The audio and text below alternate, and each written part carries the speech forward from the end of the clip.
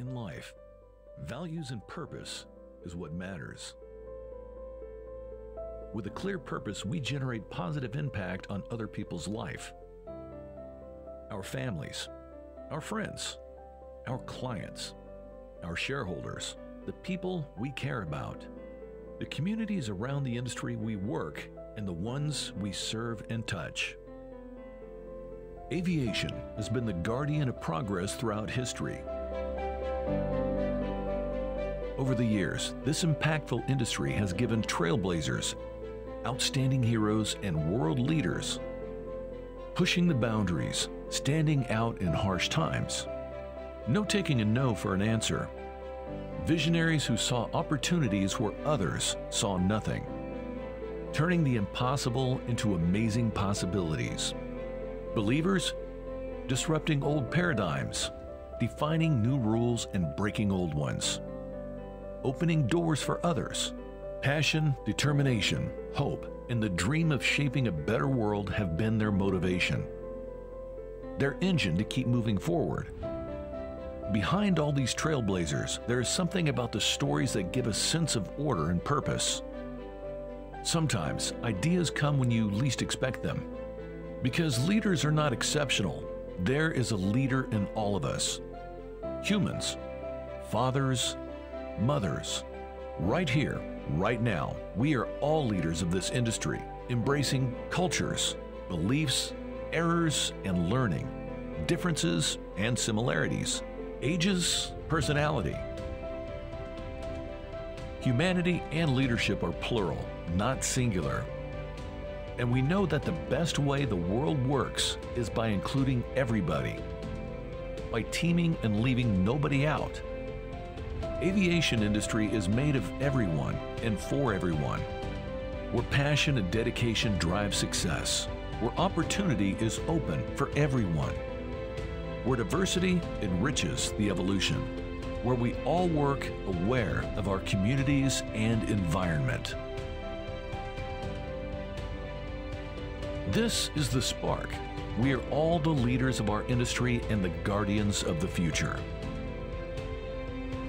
We are the ones creating new friendly environmental technologies and finding solutions to reduce emissions, so that our footprint is a legacy of responsibility. We are part of something bigger than us. We are the leaders of the aviation industry. ALTA, the Aviation Industry Association.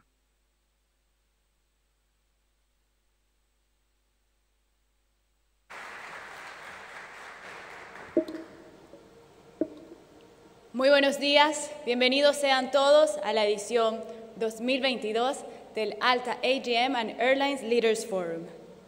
Mi nombre es Mercy Correa, directora de Relaciones con la Industria de ALTA, y quien los acompañará como maestra de ceremonias durante la conferencia.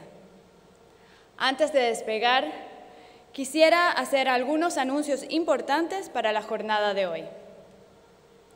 Ante todo, contamos con traducción simultánea para inglés y español durante todas las sesiones del día. We have simultaneous translation available for English and Spanish during all the sessions of the day. Por otra parte, les recuerdo que tenemos disponible el servicio de Wi-Fi. La red es Hilton Meeting y la clave es Hilton 2022. Y la seguridad es prioridad en nuestra industria. Las salidas de emergencia de este salón están debidamente señalizadas y podrán ubicarlas en la parte de atrás. Les recuerdo también que tenemos disponible en iOS y Android la aplicación del evento. Los invito a descargarla para que tengan acceso a toda la programación de la conferencia, así como la lista de participantes, patrocinadores e información útil durante estos días. También les recordamos que tenemos nuestra área de exhibición, donde encontrarán 15 expositores y por supuesto que los invitamos a todos a visitarlas. Por razones de seguridad, les recordamos que es muy importante que lleven su credencial en todo momento y en todas las áreas de la conferencia. Los invitamos también a seguirnos en nuestras redes sociales, en LinkedIn como ALTA-Latin American and Caribbean Air Transport Association y en Twitter como ALTA-Aero. y los animamos a compartir su experiencia en este vuelo utilizando el hashtag AltaForum. Además, estamos de lanzamiento y también podrán encontrarnos en Instagram, nuestra nueva cuenta alta_aero.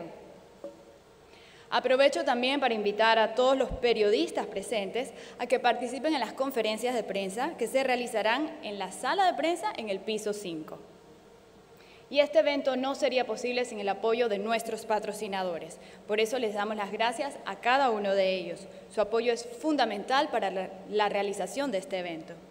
Y por último, pero no menos importante, invitamos a los asistentes a poner en modo silencio sus teléfonos celulares o cualquier otro equipo de comunicación que pueda interferir con el desarrollo de la conferencia.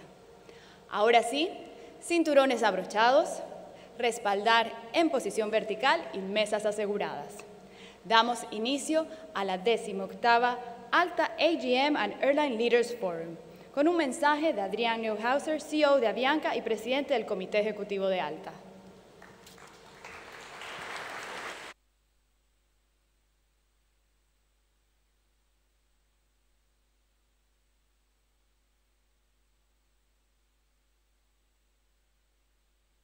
Hola, buenos días. Gracias a todos por estar acá, por recibirnos. Gracias especialmente al Ministro de Turismo y Deportes, señor Matías Lamens, al Secretario de Gestión de Transporte, señor Diego Giuliano, y a la Administradora Nacional de Aviación, la señora Paola Tamburelli, por recibirnos acá en esta hermosa ciudad. Y qué placer vernos todos aquí en persona, estar juntos de nuevo, ¿verdad?, haciendo lo que hacemos como industria para el AGM número 18 de ALTA. Como presidente del Comité Ejecutivo entrante, tengo el honor de darles un pequeño esbozo de los temas que vemos críticos para la industria hoy día, especialmente en nuestra región. Y en eso quizás partir con una mezcla de buenas noticias y retos que tenemos por delante, ¿verdad? Buenas noticias: Latinoamérica, como muchos de ustedes todos quizás saben, ha liderado la recuperación mundial en aviación, ¿verdad? Países que ya están sobre el 100% de los volúmenes que teníamos originalmente, otros países que vienen al 60, 70, 80%, pero niveles muy altos, niveles que quizás eran inimaginables cuando estábamos en los niveles de cero, ¿verdad?, o muy bajo, ¿verdad?, que vimos a principios de la pandemia, donde algunos países simplemente cerraron la aviación comercial, ¿verdad? Entonces, grandes noticias en la velocidad de recuperación acá y un reflejo de lo necesaria y demandada que es nuestra industria en esta región. En el tema de recuperación, ¿verdad?, el tráfico doméstico ha liderado el tráfico internacional y eso tiene varias razones de ser, ¿verdad? Sin duda es un tráfico más esencial que nos conecta dentro de nuestros países, es un tráfico más económico, son pasajes más baratos y más fáciles de recuperar, pero también creemos es un tema que ha sido sujeto a menos restricciones. Y aquí quizás un reflejo bastante sencillo, que es un gráfico que nos ayudó a preparar ALTA, que muestra la velocidad de reapertura de las restricciones de los distintos países y al mismo tiempo entonces cuán rápido se ha recuperado el tráfico. Y lo que vemos es una correlación bastante clara entre la velocidad de reapertura de las restricciones y de las fronteras y la recuperación. Los países que nunca cerraron o que cerraron menos o que reabrieron antes se han recuperado más rápido. Y eso nuevamente una señal de la demanda que hay subyacente y de la voluntad de las personas de viajar cuando las restricciones se eliminan y se les permite hacerlo. Pero aquí el reto es, al final, recuperarnos al 100% de lo que éramos antes no es suficiente. Latinoamérica sigue siendo una región con pocos viajes por habitante. Sigue siendo una región donde es difícil viajar, sigue siendo una región donde es caro viajar, sigue siendo una región pobre, donde mucha gente no tiene presupuesto para viajar, ¿verdad? Entonces estamos en una región con 0,6 viajes por habitante, comparado con 2,5 en regiones desarrolladas, ¿verdad? Mucho por crecer. Y aquí los retos para crecer, ¿verdad? Porque si uno dice que viajar ya no es un lujo, que viajar es esencial, que viajar es parte de lo que necesita hacer la población general en el día a día y no simplemente una experiencia y una oportunidad que nos podemos dar, entonces la pregunta es cómo lo logramos y cómo logramos que sea más asequible viajar en nuestra región, nuevamente una región pobre, donde hay retos de costos, retos de inflación, retos de infraestructura, retos de marco legal, ¿verdad? Marcos legales que al final lo que buscan es proteger al consumidor, pero lo que muchas veces logran es desestimular inversión en el sector. Retos de impuestos, donde gran parte de lo que hoy día nuestros clientes pagan por viajar, al final no es recaudo de las líneas aéreas que hacemos la inversión, sino de las autoridades de impuestos. Y el reto grande que nos toca a todos como industria y a todas las industrias, ¿verdad?, que son utilizadoras de energía en el mundo, que son los retos ambientales que se nos vienen como mundo, como población mundial en los años que vienen. Los retos inmediatos no son menores. El costo del petróleo sigue alto para niveles históricos, ¿verdad? En promedio más de 20% de lo que pagamos el año pasado y más de 50% de lo que estábamos pagando a principios de este año, con una volatilidad muy grande además entre lo que es el costo del petróleo en sí y los costos de refinamiento. Y que además hacen, la expansión de los costos de refinamiento hacen más difícil para los consumidores entender el porqué de los pasajes caros, porque lo que ellos ven muchas veces, el titular es el costo del barril. El costo del barril sí ha retrocedido significativamente, pero gran parte de eso recapturado en crack spreads que nos están haciendo daño a todos. Y eso, por las razones, por el ambiente geopolítico que estamos viviendo, es algo que no vemos retrocediendo en el futuro cercano, ¿verdad? Y un reto que sigue para la industria. Otros retos incrementales que también afectan nuestros costos, ¿verdad? Inflación en toda la región, el 25% más o menos del presupuesto familiar va a canasta básica. La canasta básica en la región con inflación de cerca del 15% en el año, niveles que no se habían visto en décadas, y con obviamente mucha dispersión entre países, ¿verdad? Argentina con situaciones complicadas, Colombia, Chile también muy difíciles, costos muy caros, y también con una volatilidad de tipo de cambio que nos está afectando a nosotros como industria, que somos una industria que tiene mucho costo en moneda internacional, mucho ingreso en moneda nacional, ¿verdad? Otros problemas que nacen de la pandemia que también nos siguen afectando, todos los problemas de supply chain que nos afectan, el conseguir partes, el poder pagar las partes de manera costo efectiva y nuestro rol en reconstruir eso. Y por último, el costo de capital, que subiendo también nos va a impactar a todos como industria. Somos una industria que consume mucho capital. Y no dejar de lado también que ahora se nos viene un reto desde el lado del recurso humano, ¿verdad? Escasez de pilotos en el mundo, que nos quita gran parte del recurso que nosotros sí tenemos en Latinoamérica, que se genera una demanda global por recursos de pilotos, de técnicos, que vamos a tener que hacerle frente. Entonces, frente a esos retos, que son retos que nosotros no podemos controlar, que son externos a nosotros, además nacen retos que sí son controlables y retos que nos autoimponemos como sociedad y como industria, que nos hacen aún más difícil el tema. Y aquí solo dos casos ejemplares de lo difícil que está siendo dentro de los marcos regulatorios manejar las situaciones con los clientes y cosas que nos están generando costos incrementales que son únicos en nuestra región. Lo primero es el caso de la judicialización de las disputas con pasajeros en Brasil, ¿verdad? Las estadísticas en Brasil de juicios por número de pasajeros están totalmente descolocadas versus cualquier otro mercado del mundo, ¿verdad? Un juicio por cada 227 pasajeros en Brasil versus un juicio cada 1.3 millones en Estados Unidos, ¿verdad? Un juicio por cada 1,8 vuelos en Brasil versus un juicio por cada 13.000 vuelos en Estados Unidos, ¿verdad? Al final, cada uno de esos juicios cuesta el equivalente de 17 pasajes, o visto de otra manera, 10 de los tiquetes de cada vuelo se van en costos de juicio, ¿verdad? Es una cosa de locos y es un número que solo está creciendo, judicialización. Es un tema que necesitamos como industria ver cómo lo manejamos, cómo lo administramos, cómo hacemos trabajo conjunto con las autoridades para mejor regulación que impida la judicialización constante de los temas de los viajeros. Otro ejemplo, que quizás va en la otra dirección, es cómo defendemos los intereses de la industria y la seguridad de nuestros pasajeros. Esto es un tema que es muy contingente en Colombia en particular, donde no nos han permitido la creación de listas negras de viajeros, ¿verdad? Y donde estamos viendo el tema de pasajeros disruptivos a tasas de 2 y 3 y 4 veces lo que ha sido históricamente, sin ninguna penalización, sin ninguna habilidad nuestra de bloquear a esos pasajeros de seguir viajando, ¿verdad? Y donde le hemos pedido a la autoridad encarecidamente que regule esto para que nosotros podamos, como industria, defender nuestra operación y la seguridad de nuestros pasajeros. Y sin embargo, nuevamente volvemos a temas donde hay mala regulación, hay retos regulatorios que nos frenan nuestra propia capacidad como industria a seguir invirtiendo.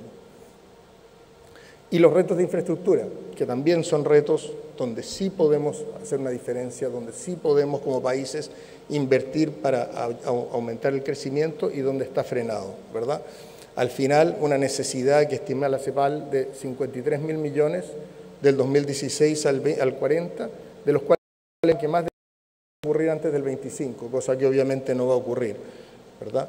Eso significa que hay pasajeros, hay en realidad dos grupos de pasajeros, ¿verdad? Pasajeros que están con mucha distancia de un pasajero, de un aeropuerto que los pueda servir, o pasajeros que hoy día tienen aeropuertos cerca, pero que tienen que depender de infraestructura deficiente, donde simplemente las colas son largas, las esperas son largas, los retrasos de los aviones, la falta de gates, los problemas en inmigración hacen mucho más difícil, más complicado, más inseguro, más caro viajar de lo que podría ser con infraestructura adecuada.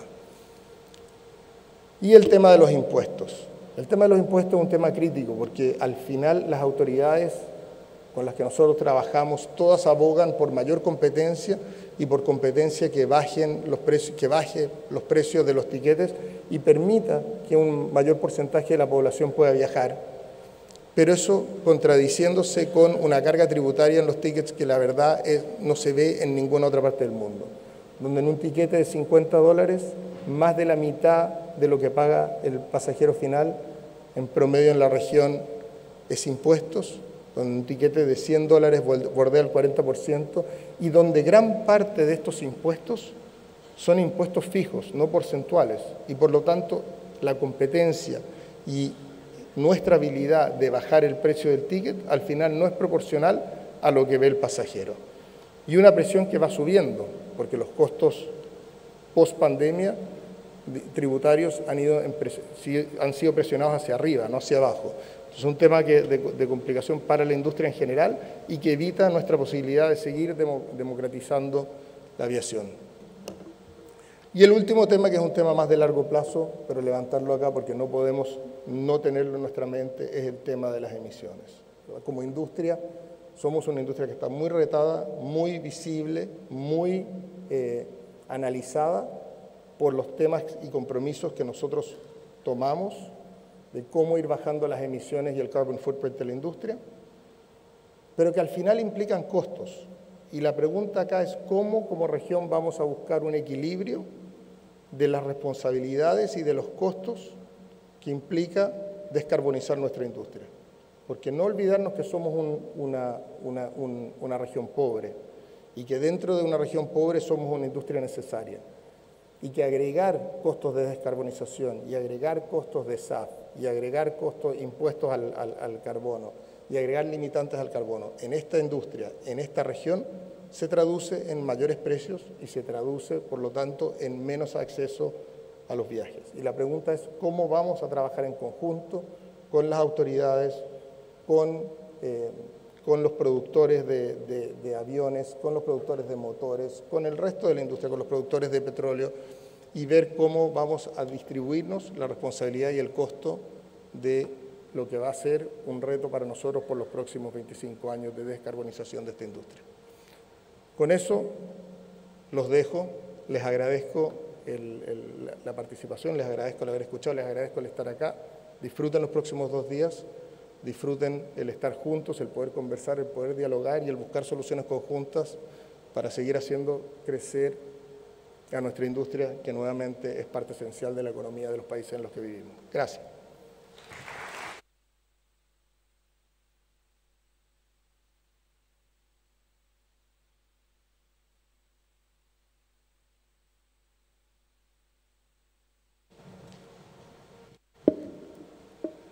Muchas gracias, Adrián. Y a continuación, invitamos al escenario al secretario de Transporte de la Argentina, el señor Diego Giuliano. 。 .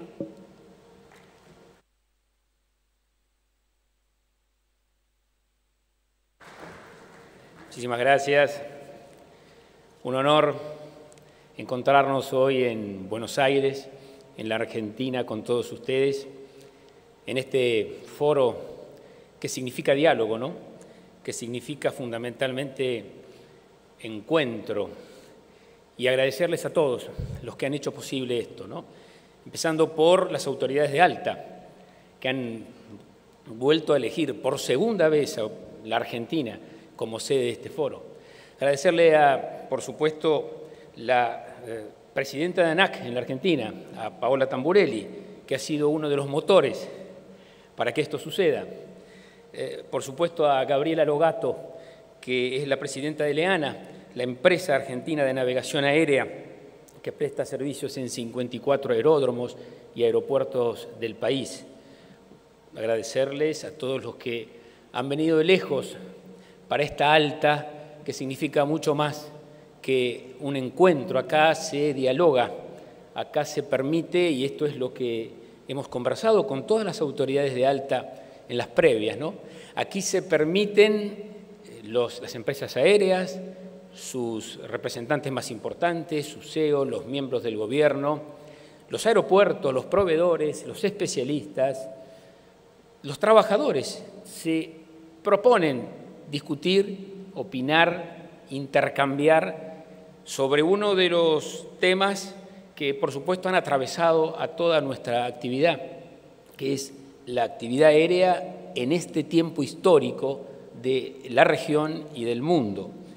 Por eso, tener aquí un foro internacional como el que ustedes representan para nosotros es muy importante, porque además tiene la finalidad de llevar a cabo acciones concretas para lograr una aviación que sea más segura, que sea más eficiente, que sea más sostenible y sobre todo con mayor accesibilidad al mayor número posible de ciudadanos y ciudadanas, como recién decía las autoridades de ALTA. Por eso para nosotros, para el ministro Alexis Guerrera, es un verdadero honor que esta organización, que nuclea más de 35 aerolíneas, que en su conjunto representa más del 90% del tráfico aéreo de la región, estén aquí en este momento. Agradecemos también a los directivos del ORSNA, del organismo regulador del Sistema Nacional de Aeropuertos, Carlos Lugones, Fernando Muriel, y por supuesto al presidente de Aerolíneas Argentinas, Pablo Seriani, y todo su equipo de trabajo que han cooperado para fomentar este diálogo. Nuestra generación, como ustedes saben, fue desafiada por la pandemia y por la guerra. Si ustedes seguían lo que pasaba antes del 2020, los expertos hablaban de que era el fin de las guerras, el fin de las pestes, el fin de las hambrunas. Si bien había hambre en el mundo, había guerras focalizadas, había, por supuesto, enfermedades, no se daban estas condiciones.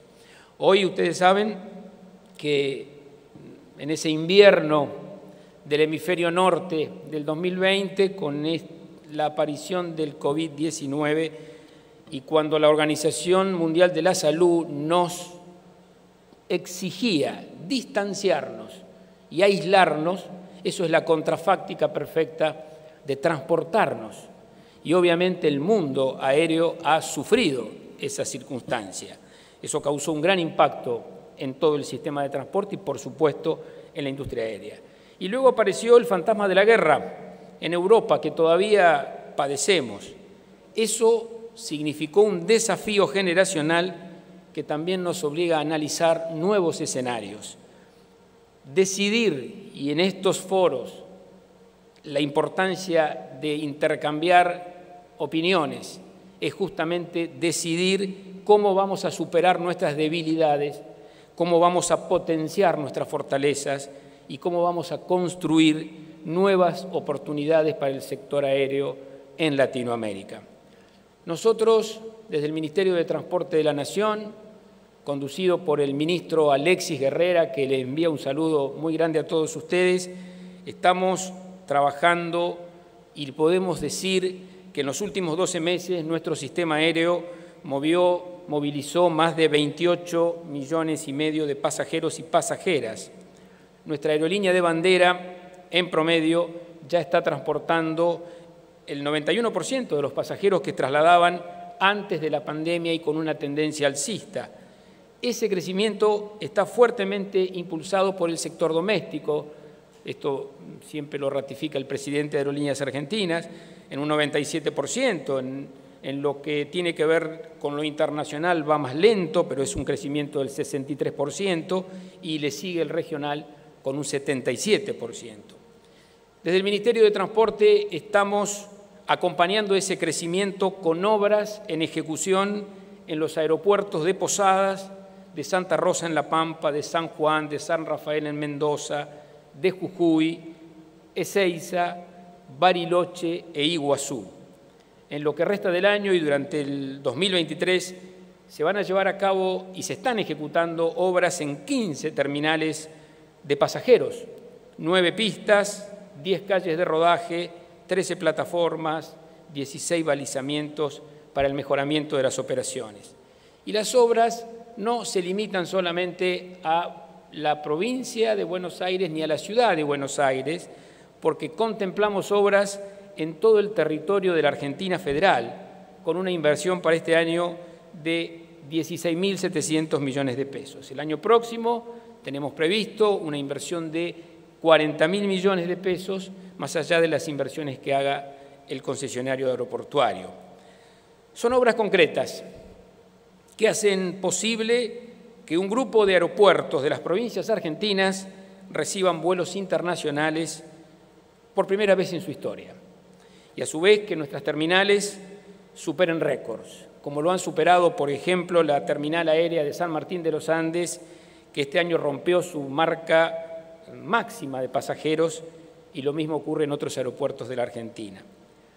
Hemos retomado obras importantísimas, como la nueva terminal de partidas del aeropuerto de Ezeiza, una obra que había sido clausurada en septiembre del año 2019, y concretamos el mayor hito del sector aeroportuario en los últimos 50 años en la Argentina, porque duplicamos la capacidad operativa de la terminal internacional del aeropuerto o el aeroparque Jorge Newbery, como lo conocemos. Construimos una nueva pista y lo integramos con la región como nunca antes. Y esto es muy importante para las empresas aéreas, porque hoy Aeroparque está conectado con países limítrofes, pero también vincula con destinos como Lima y Bogotá, y esa política de volver a darle esta visión, esta expansión internacional a Aeroparque ha sido muy importante para el turismo. Aquí está nuestro ministro de Turismo, Matías Lamen, que seguramente va a abundar en esto, pero por supuesto que el turismo, en función del impacto que tiene en el Producto Bruto Interno argentino, y si contemplamos actividades conexas más aún, no se puede ni se debe imaginar sin un sistema aéreo robusto y pujante como es el que se plantea. En cuanto a la sostenibilidad, a la cual se ha hecho referencia al inicio del evento, el sistema aéreo, el modo aéreo, ha sido incluido dentro del Plan Nacional del Transporte Sustentable que el ministro Guerrera ha anunciado hace 2 semanas. El ORSNA, que es el organismo regulador del Sistema Nacional de Aeropuertos, aprobó recientemente un procedimiento para que los aeropuertos informen sus consumos energéticos para elaborar lo que se llama un inventario de emisiones y establecer métodos y mecanismos de reducción, ejecutando políticas muy concretas en este sentido. Aplicamos criterios sostenibles en la obra de Aeroparque, donde se instaló un nuevo balizamiento con tecnología LED y se construyeron salidas rápidas para las aeronaves que reducen el consumo de combustible de una manera muy importante. Finalmente, para agradecer la presencia de todos ustedes acá, ustedes saben que estas políticas impactan en forma positiva en todas las compañías aéreas que operan en el país, en las tradicionales y en las denominadas low cost, que vienen creciendo tanto en cantidad de pasajeros como de aviones que incorporan a su flota. Durante estos 9 meses tuvieron un 167% de incremento con respecto al mismo periodo del año pasado. Tanto Flybondi como JetSmart en estos días van a incorporar su 8º avión y nos parece importante también seguir este crecimiento en todas las perspectivas de la aeronavegación. Nuestra apuesta ha sido la infraestructura, desde el Ministerio de Transporte. Nuestra apuesta fue la previsibilidad y fundamentalmente construir un sistema aerocomercial sostenible, duradero, racional, con una visión a largo plazo. Queremos acompañar al sector para que siga creciendo y para que mantenga el acompañamiento al turismo y al desarrollo del país.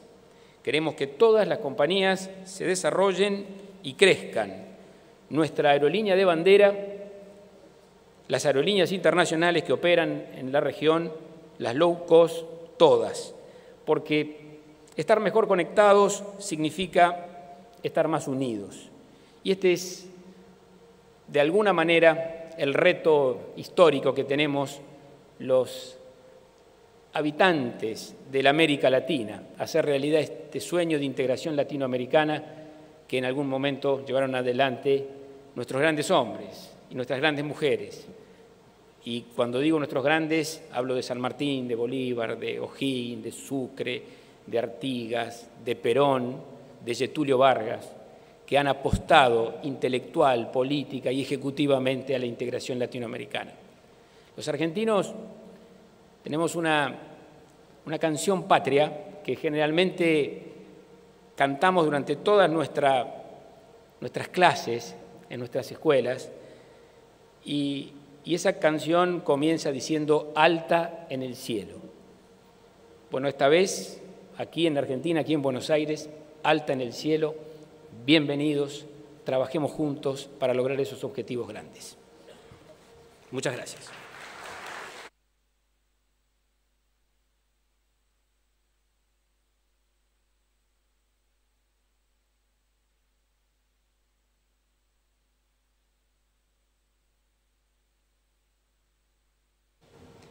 Muchísimas gracias, secretario. Y a continuación le cedo la palabra al ministro de Turismo y Deportes de Argentina, Matías Lammens.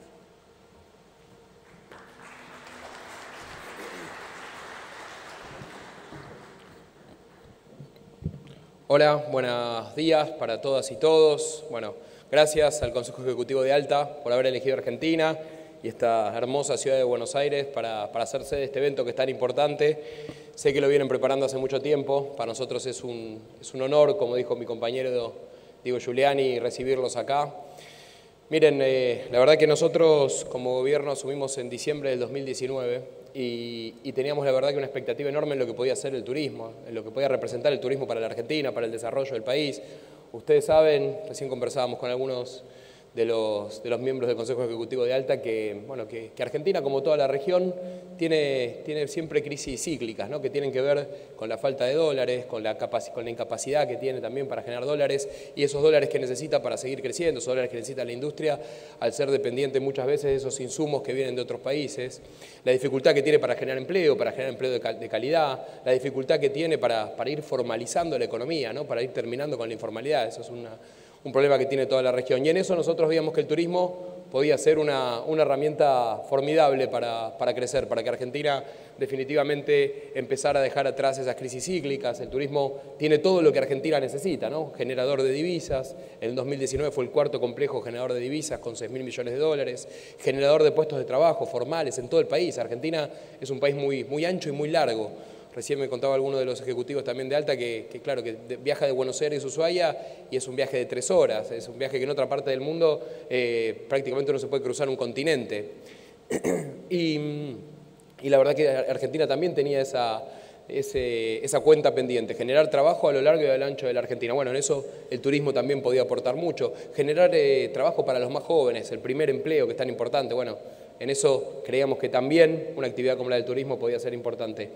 En el 2019, en diciembre del 2019, nos toca asumir con una expectativa muy grande de lo que podía ser el turismo para la Argentina y en marzo del 2022 se bajó la persiana y quedamos todos mirando cómo nuestras empresas, nuestras pequeñas y medianas empresas y cómo también todas las grandes aerolíneas de la Argentina y del mundo quedaban a facturación cero. Bueno, imagínense lo que fue ese momento. Por eso yo siempre cuando hablamos de la pandemia, que ya por suerte la estamos dejando atrás, me parece que es bueno hacer una pequeña reflexión y ahora les cuento por qué y por qué para mí viene a un paso posterior, que es cómo actúa el Estado de una manera inteligente, de una manera virtuosa. El Estado Nacional Argentino, en el peor momento de la pandemia, pagó los sueldos de los miles y miles de trabajadores de todos los sectores, pero también del sector turismo, también de las líneas aéreas que estaban en Argentina. Y eso fue lo que sostuvo la actividad, lo que hizo que muchas empresas llegaran al otro lado. Lo mismo pasó en otras partes del mundo, ¿no? En Europa mismo hay estados nacionales que salieron a rescatar a las compañías aéreas. Por eso el rol del Estado, y después también con lo que pasó con las vacunas, me parece que es importante tenerlo, bueno, ponerlo en un lugar, ponerlo ahí en un paréntesis y hablar de la importancia que tienen los estados nacionales. Pero nosotros decíamos cuando nos tocaba atravesar la pandemia en 2020, de uno de los sectores, recién Diego decía la importancia que tiene para el Producto Bruto Interno de la Argentina el turismo. Son casi 10 puntos del PBI, son más de 1 millón de puestos de trabajo. O sea que estamos hablando de, sin duda, una de las industrias más importantes de la Argentina desde todo punto de vista. Y en marzo del 2020, bueno, la verdad que tuvimos que salir a apagar el incendio de alguna manera. Bueno, surgieron estos planes en los cuales se le pagaba la mitad del salario a cada uno de los trabajadores de las compañías. Tuvimos financiamiento internacional también a través del Banco Interamericano de Desarrollo para planes de salvataje a empresas, hoteles, restaurantes, agencias de viaje. Llegamos en ese momento a más de 7.000 empresas. Pero sabíamos que teníamos que hacer un poco más, que el Estado presente era importante, que el Estado pudiera auxiliar a esas compañías para que llegaran al otro lado del río, como decimos siempre metafóricamente.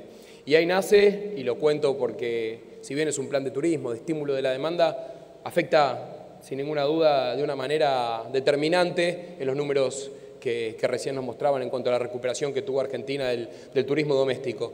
Nace Previaje. Previaje es un plan del gobierno argentino que ya está en la 3ª edición, por el cual el Estado Nacional le devuelve el 50% del total de lo que gasta un turista para viajar por nuestro país. Este plan, que bueno, en su momento parecía una locura, ¿no? Porque además tenía toda la complejidad de mover un Estado burocrático. Ustedes saben que los Estados nacionales, las burocracias son difíciles de mover y había que hacer que un Estado nacional lograra llegar con una tarjeta de crédito que le llegaba a ese turista con la devolución del 50% para que pueda volver a gastar en turismo. Bueno, el programa, les cuento que fue un éxito. Participaron 6 millones de personas, más de 35.000 empresas de todo el país, y fue en gran medida lo que hizo que se recupere la industria como se recuperó.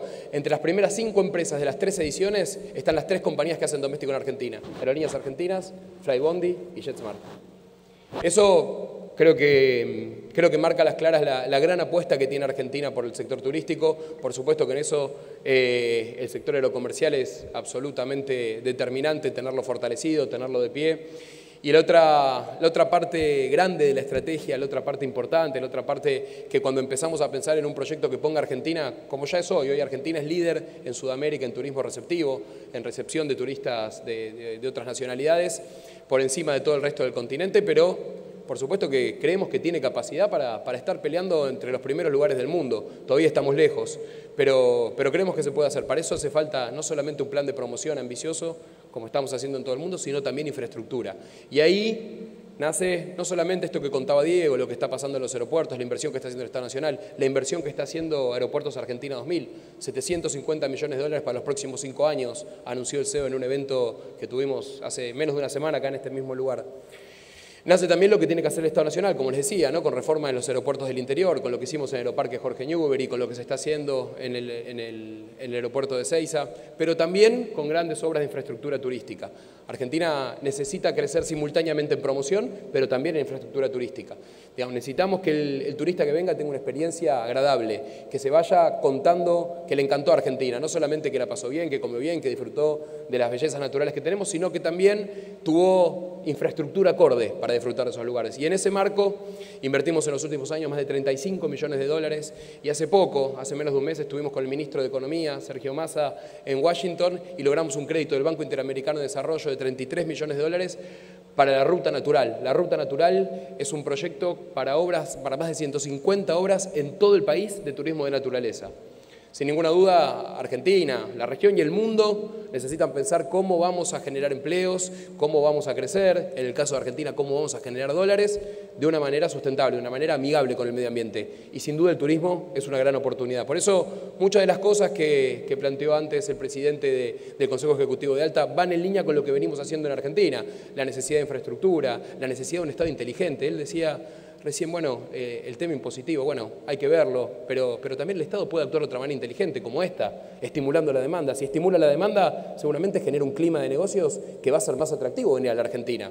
Y si no, miren lo que pasó con las compañías. Cuando asumió este gobierno se decía que íbamos a castigar a las compañías low cost, que veníamos a sacarlas, que venía Aerolíneas a quedarse con todo el mercado. Bueno, hoy no solamente tienen el mismo porcentaje que tenían antes, sin una compañía que ya no vuela más, pero con el mismo porcentaje que tenían antes en cantidad de vuelos, el 30%, sino que además siguen incrementando sus frecuencias, siguen trayendo aeronaves, y eso no es casualidad, eso tiene que ver con la convicción que tenemos nosotros de que vengan todos los inversores de todas partes del mundo a apostar por este proyecto que tenemos de que el turismo sea para Argentina definitivamente uno de los grandes sectores que empuja el crecimiento de la Argentina. Argentina tiene grandes posibilidades para desarrollarse de esta manera, tiene grandes posibilidades para no volver a caer en crisis cíclicas. Bueno, sin duda los alimentos, sin duda la energía, sin duda la industria del conocimiento, pero sin ninguna duda el turismo.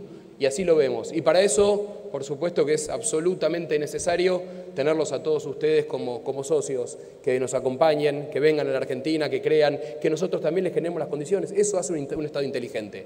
Un Estado inteligente crea las condiciones para que ustedes vengan e inviertan. Y por supuesto que ganen dinero, pero que lo vuelvan a invertir en la Argentina, que vuelvan a generar trabajo, que estén contentos de trabajar en la Argentina, que tengan un Estado que los ayuda, que tengan un Estado que, como decíamos antes, que genera las condiciones, que genera el clima. Bueno, todo eso aún con la pandemia en Argentina pasó. Y creo que los datos son elocuentes. Recién hablábamos también con el presidente del Consejo Ejecutivo.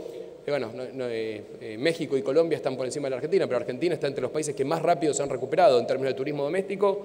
Estamos cerca del 90%, estuvimos en el 90% de septiembre, vamos a estar terminando octubre, noviembre y diciembre ya arriba del 100% en cantidad de pasajeros transportados. Estamos estimando terminar también en arriba del 100% del gasto de los turistas extranjeros que visitan la Argentina, en algunos casos como el turismo de corta distancia, el turismo de países limítrofes, superando los niveles de 2019, por supuesto que, como ustedes saben, la recuperación del turismo de larga distancia es un poco más lenta, eso está pasando en todo el mundo, pero tenemos una expectativa enorme, creo que tenemos todas las condiciones para que eso suceda y sin ninguna duda me animo a decir que Argentina es la primera vez que tiene un proyecto en este sentido de mediano y de largo plazo, ¿no? Que es una cuestión de Estado, que hay acuerdo entre todos los sectores políticos, de la importancia que tiene el turismo para la Argentina, que tiene estas tres patas grandes, ¿no? Una que tiene que ver con el estímulo de la demanda, con la promoción, con que Argentina, como con el previaje, ¿no? Estimule la demanda, haga que la gente recorra nuestro país, haga que se vendan más pasajes de avión, haga que todos los destinos turísticos estén como están ahora. Argentina este año prácticamente no va a tener temporada baja. Eso es un caso que yo creo que va a ser de estudio. Argentina no va a tener temporada baja este año. El Estado tuvo una intervención inteligente y en los momentos de baja ocupación, en los momentos de baja actividad, intervino para sostener la demanda, para que esas empresas de todo el país que generan tanto trabajo tengan un determinado nivel de facturación, un determinado nivel de actividad que les permita previsibilidad, que les permita invertir, que les permita saber con qué se van a encontrar y, como decíamos antes, por supuesto, que les permita ganar dinero para así volver a invertirlo, para seguir creciendo. Salimos con una política también de créditos a tasa subsidiada. Sabemos que necesitan las empresas capital para invertir, capital en el caso de la infraestructura para remodelación, para ampliación. Y todo eso tiene que ver, como les decía, con un plan de mediano y largo plazo, que tiene estas tres patas. Por un lado la promoción, como les dije, por otro lado el desarrollo en infraestructura, más de 35 millones de dólares que se suman a los 33 del BID, más todas las obras que contó recién mi compañero de gabinete, Diego Giuliani, que tienen que ver con los aeropuertos. La industria aerocomercial para nosotros es una socia absolutamente estratégica en este proyecto. Y la tercera pata, que es una pata que a mí además de gustarme, de entusiasmarme, me conmueve, porque Argentina tiene en términos de recursos humanos un gran diferencial con respecto al resto de los países. Argentina ha sostenido durante años sus colegios secundarios, sus universidades públicas y gratuitas y de excelencia académica. Argentina tiene todavía, al día de hoy, un gran diferencial en términos de recursos humanos que tiene que poner al servicio de la industria, tiene que poner para que Argentina siga creciendo. Bueno, en esa capacitación hemos trabajado también durante la pandemia, hemos formado entre forma virtual y presencial a más de 400.000 trabajadores de la industria. 400.000 personas, hombres y mujeres, se formaron en diferentes oficios, idiomas, cuestiones vinculadas con la hotelería, cuestiones vinculadas con la gastronomía, bueno, todo lo que involucra a la gestión del turismo. Así que ese es el plan que tiene la Argentina. Nosotros estamos convencidos de la oportunidad que tenemos, pero claro, para eso estar hoy acá con ustedes, para nosotros, como decía recién Diego, es muy importante porque ustedes son unos socios imprescindibles para que Argentina siga creciendo en términos de turismo. Muchas aerolíneas no solamente han retomado sus vuelos, sino que tenemos algunas aerolíneas nuevas que han venido a la Argentina después de la pandemia, así que lo agradecemos y por supuesto que estamos abiertos para generar las reuniones que sean necesarias, las condiciones que sean necesarias. Esa es la vocación que tenemos, de construir del turismo uno de los grandes motores de la recuperación y del crecimiento sostenido de la Argentina. Muchas gracias, buenos días.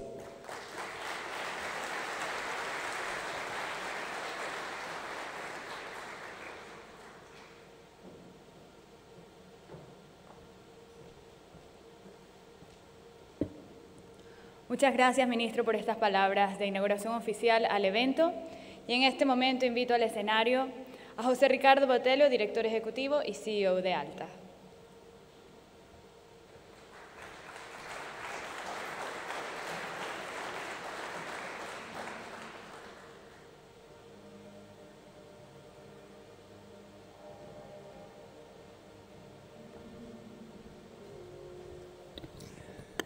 Buenos días a todos, buenos días líderes de aviación. Un gusto estar aquí con ustedes hoy para ALTA. Nosotros ya escuchamos muchas cosas, escuchamos los datos presentados por el presidente del Comité Ejecutivo de ALTA, pero ahora es el momento de tratar con ustedes, aquellos que son miembros, no miembros y que pueden tornarse miembros, para decir que hemos hecho durante este año en toda América Latina, en toda esta región, en Latinoamérica y Caribe, hay mucho por hacer y esta es la razón de existir de ALTA. Nosotros, como ustedes saben, nosotros somos una agencia, una asociación regional y tenemos muchas cosas porque, como ya mencionamos aquí, como todos ustedes saben, el potencial de Latinoamérica y Caribe es un potencial fenomenal. Quiero, más que nada, agradecer a todas las autoridades que en estos 2 años, en verdad, durante no solo el periodo de la pandemia, pero el momento en que nosotros reanudamos, que abrieron las puertas para que esta asociación pudiera sentar y explicar la razón de una industria que quiere a todo momento y siempre que posible hacer una agencia, no una agenda privada o una agenda pública, sino una agenda de Estado. ¿Por qué? Porque donde está la aviación está el desarrollo. Miren, yo siempre comento esto, no hay un solo lugar en todo el planeta donde esta industria está que no tengamos desarrollo de infraestructura, empleos, generación de empleos directos e indirectos.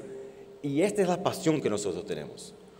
¿Por qué no apoyar de una manera incondicional con las regulaciones, sacando las regulaciones innecesarias, las leyes necesarias como algunos países hicieron aquí en nuestra región, para que aprovecharmos el momento, este momento que vivimos, donde hay el famoso turismo de revenge, donde las personas quieren volar? ¿Por qué no conectar aún más nuestra región de Latinoamérica y Caribe? Y aquí yo paso por algunos puntos que nosotros hemos ya mencionado, algunos en la asamblea, algunos aquí, como mencionara Adrián, pero allí estaban los datos vivos, los datos que están en nuestro Traffic Report, que nosotros presentamos a todos ustedes, pero aquí hablaremos del trabajo que nosotros hemos hecho en conjunto. ¿Dónde estamos, ALTA? ¿Dónde impactamos aquí? Para que ustedes tengan una idea, impactamos en casi toda América, Europa, incluso África. ¿De qué manera? Y Asia, ¿de qué manera? Con parcerias, con trabajo conjunto, buscando un benchmark, buscando traer, no solo para presentar los datos a nuestra junta directiva, sino también para los miembros, buscando traer para decir, mira, este punto, o para una autoridad, este punto, ya hay un país que lo hace. ¿Por qué no buscamos aquí las buenas prácticas? Ahora, para hacer esto, nosotros contamos con la ayuda de todos ustedes y queremos dar la bienvenida a nuestros nuevos miembros que logramos este año. Y con estos números de los nuevos miembros, nosotros logramos llegar a 154 miembros. De aerolíneas, nosotros ya tenemos en muchos países casi 100% de todas las aerolíneas del país. De una manera regional, casi 90% de todo el tráfico que hay en Latinoamérica y Caribe. ¿Y por qué esto es importante decir? Porque queremos invitar a todos ustedes que participen de la asociación. No queremos en ALTA los miembros que son apenas parte de eso. Ustedes tienen que estar involucrados porque estamos aquí para ustedes, por ustedes, para toda esta industria. Entonces, queremos que participen y para nosotros es un gusto cuando vemos no solo aerolíneas, sino toda la cadena involucrada completamente con los comités y con los temas súper importantes que tenemos en esta región. Me gustaría agradecer porque sería imposible hacer alguna cosa solo. Yo solo decir que nadie logra nada si no tienen un equipo. Y este es el equipo que trabaja con ustedes. Algunas veces cuando me preguntan, cuando el comité ejecutivo me pregunta, mira, ¿cuántos nosotros somos? Yo solo decir, mira, 450 personas. En verdad, aquí está el equipo que cuida de todos los temas de la aviación, que busca entrar en contacto con ustedes, que busca informar a la prensa de una manera técnica, de una manera importante, que es la manera sin emociones. Dejemos los otros temas para otros plenarios. Busquemos los temas técnicos, los temas que dicen por qué sí, por qué no, esto funciona aquí, por qué no podría funcionar en Latinoamérica y Caribe. Y aquí, ¿dónde estamos nosotros? Para que ustedes sepan, nosotros, es importante, hace un año, por decisión del Consejo Ejecutivo, nosotros cerramos todas las oficinas de ALTA. ¿Cuál es la razón para esto? Como asociación, no queremos que los miembros vengan a nuestra oficina, porque en nuestra oficina no hay nada. Como asociación, tenemos que estar con ustedes. La razón de cerrar todo esto es que, más que nunca, pasamos casi todo el año buscando a los miembros donde están, encontrando los problemas para solucionarlos on the field, ahí donde están ustedes.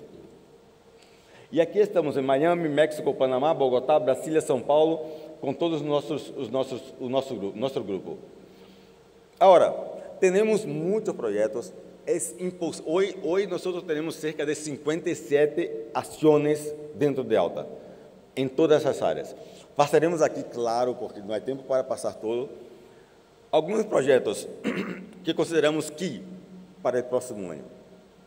No podemos olvidar que, mientras tengamos la sensación de que ya salimos de la pandemia, como persona, sí, ya tenemos vacuna, ya tenemos proyectos de vacuna, ya tenemos protocolos, pero como industria, no.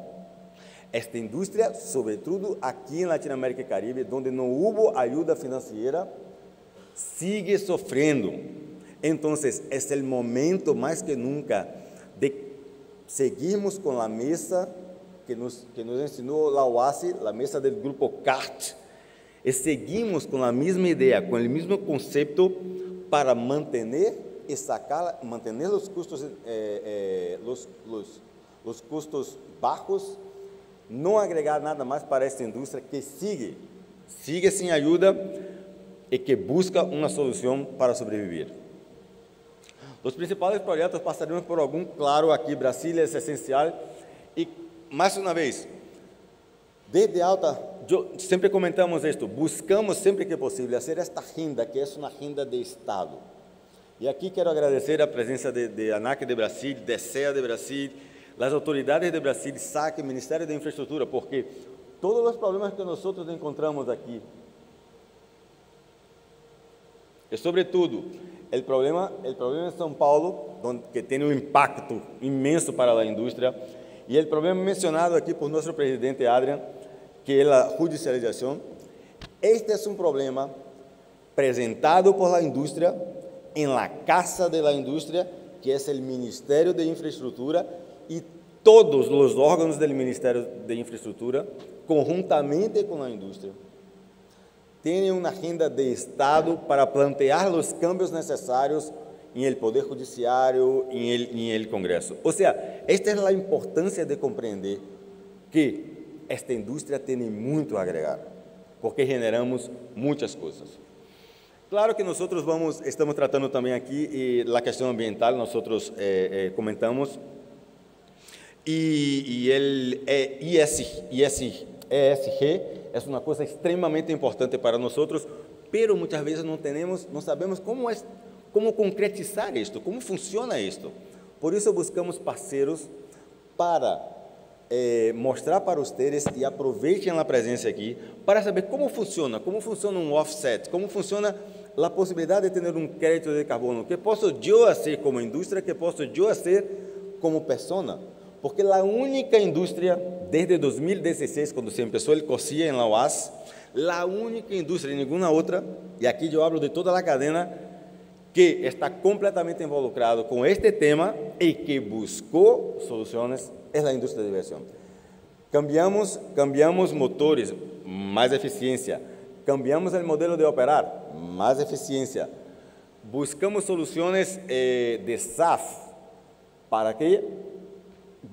Para proteger nuestro futuro.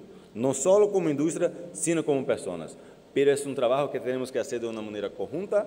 Hay detalles que nosotros no conocemos todavía, que estamos estudiando y queremos manejar con las autoridades, todas ellas, de una manera que tengamos la posibilidad de no perder la competitividad que hay en América Latina y Caribe con decisiones equivocadas.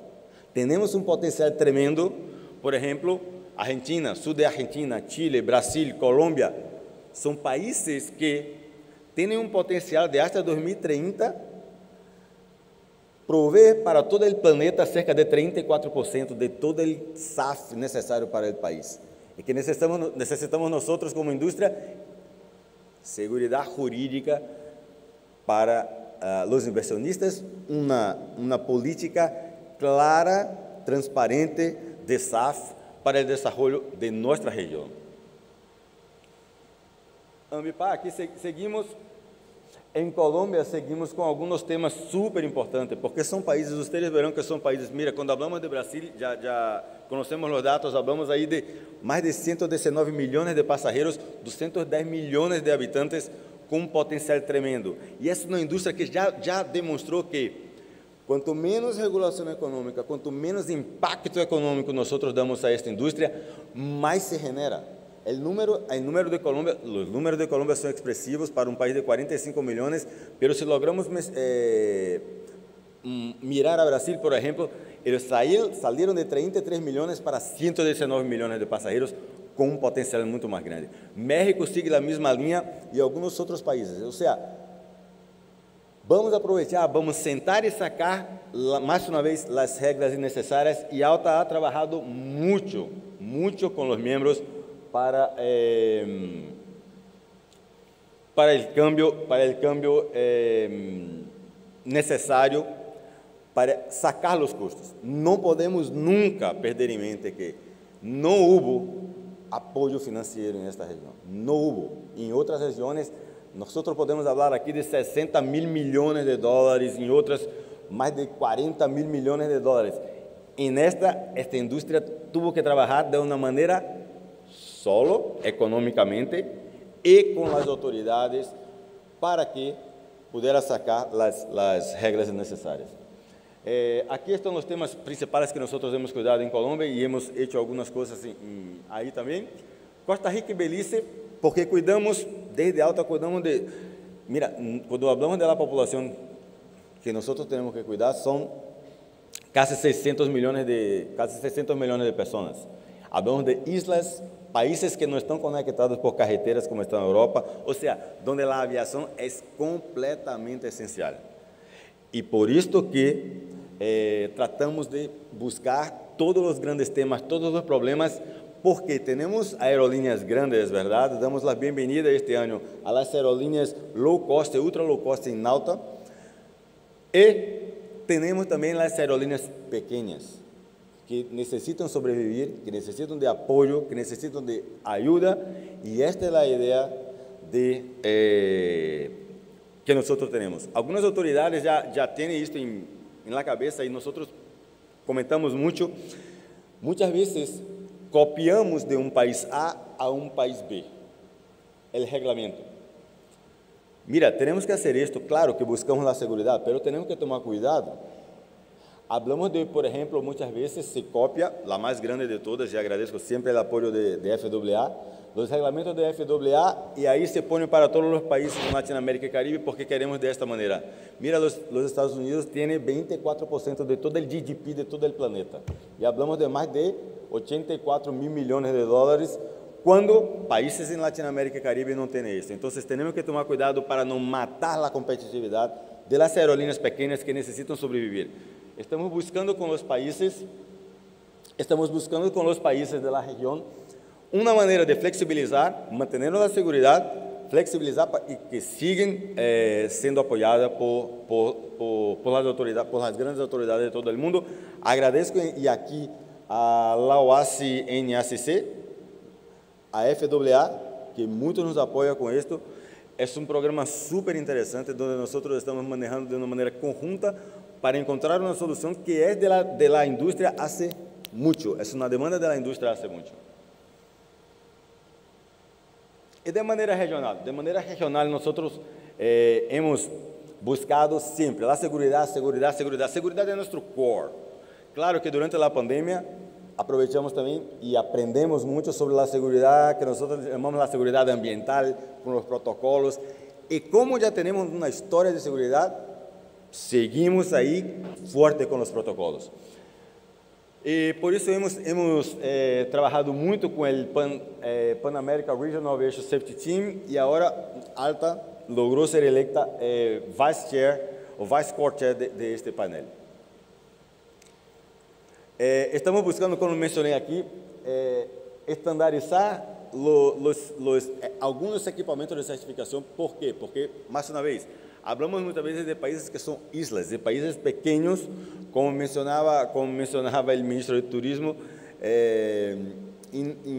con 3 horas de vuelo en Argentina, o en Brasil, o tal vez en Colombia, nosotros logramos pasar por toda Centroamérica. O sea, es una cosa brutal, es muy grande. Entonces, buscando estandarizar algunas cosas, creemos que vamos a lograr esto, más una vez con el apoyo de la OASI y con el apoyo de FAA y también de la ANAC de Brasil, porque hizo algunas estandarizaciones que funcionan para las aerolíneas pequeñas.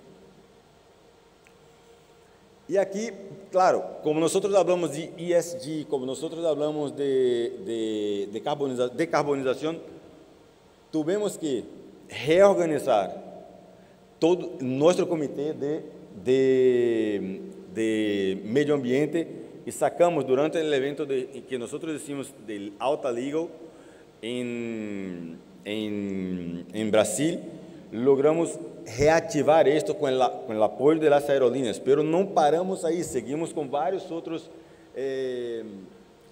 temas dentro de este comité.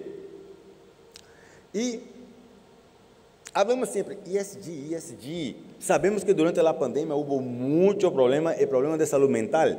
Y durante, por ejemplo, el evento de ALTA en nuestro ALTA Safety Summit, ¿qué percebemos nosotros? Había un panel donde se mostraba extremadamente necesario cuidar de las personas que están en esta industria. No solo para mantenerlas con entrenamiento, pero sino también para que sepan, para que tengamos la tranquilidad de cómo funciona la mente humana.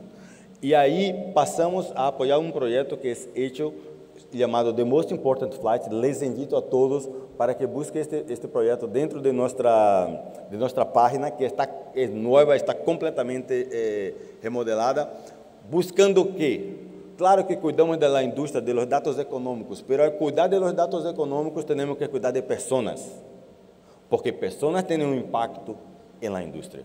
Y a las personas que trabajan con nosotros, si ahí no pueden trabajar, tienen un impacto en la industria. Y aquí hicimos este programa que les invito a todos a conocer. Seguimos aquí un poco más con los nuestros proyectos de safety que nosotros lanzamos. A pedido de la industria, nosotros lanzamos este comité de Cybertech Committee, extremadamente nuevo. Les invito también a participar ahí, porque hay muchos temas. Es el momento donde este tema es extremadamente importante, que busquen el comité, que busquen saber dónde está el head de esto, para que podamos participar, para que puedan participar. Y lanzamos también, claro, ALTA Training. ¿Por qué? ¿Qué pasaba en nuestra industria? ¿Qué percebemos nosotros? Uno quiere hacer un curso. ¿Dónde busco? ¿Con quién hablo? ¿En qué país? ¿Pago? ¿Es gratis? ¿Cómo funciona esto?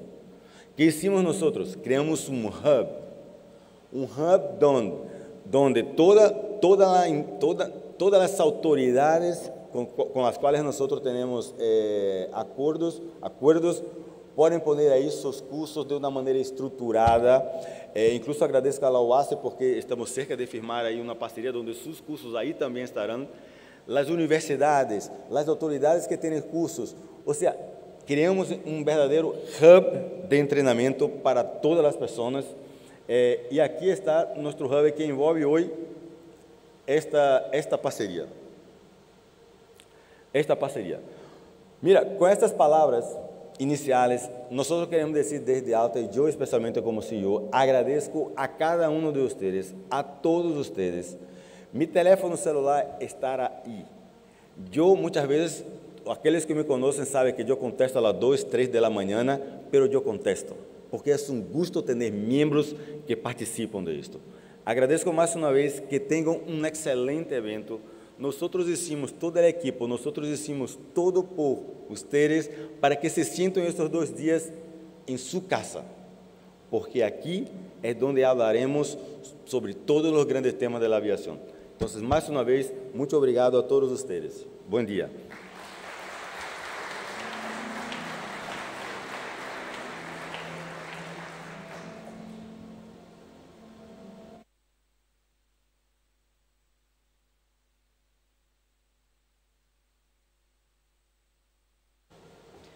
Muchas gracias, José Ricardo. Y ahora comenzamos con nuestra agenda académica con un mensaje de Juan Carlos Salazar, secretario general de la Aviación Internacional y Aviación Civil, OASI.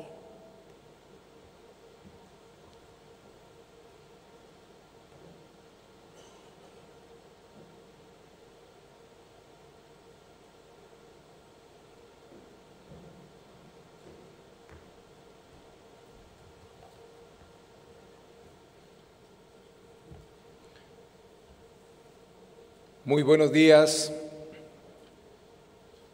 para nuestro país anfitrión, las autoridades del país anfitrión, el ministro de Turismo, el secretario de Transporte, la ANAC, por supuesto, con Paola, gran colega y amiga. Quisiera, en primer lugar, expresar nuestro reconocimiento y la gratitud al Comité Ejecutivo de ALTA y especialmente al director ejecutivo, a nuestro amigo José Ricardo, por esta invitación para dirigir unas palabras en este ALTA Leaders Forum. Muchas gracias. La Organización de Aviación Civil Internacional, que es el organismo especializado de Naciones Unidas en aviación, desde su origen en 1944 se ha ocupado por estandarizar la aviación mundial. Y la pandemia nos ha servido para reflexionar precisamente sobre la importancia de los estándares en la construcción de la conectividad y la confianza de los viajeros. Y es que muchos de ustedes se han referido hoy a cómo nos ha afectado la pandemia. Y solo para poner el tema en perspectiva, la pandemia habrá afectado unos 50 estándares de los más de 12.500 estándares que gobiernan hoy en día la aviación mundial. ¿Cómo puede ser de disruptivo cuando perdemos precisamente esa unidad y esa homogeneidad que facilita el transporte aéreo a nivel mundial. Y es que precisamente la aviación y la OASI en sí se encuentran en una encrucijada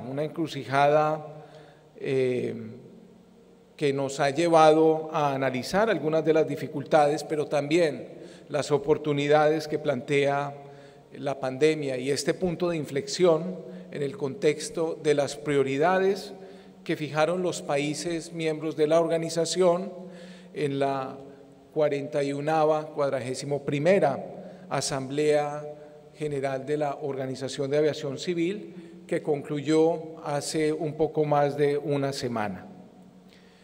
En primer lugar, siguiente slide por favor, los Estados miembros de la organización acaban de adoptar un objetivo muy ambicioso, un objetivo de largo plazo para reducir a cero las emisiones netas de carbono para el año 2050.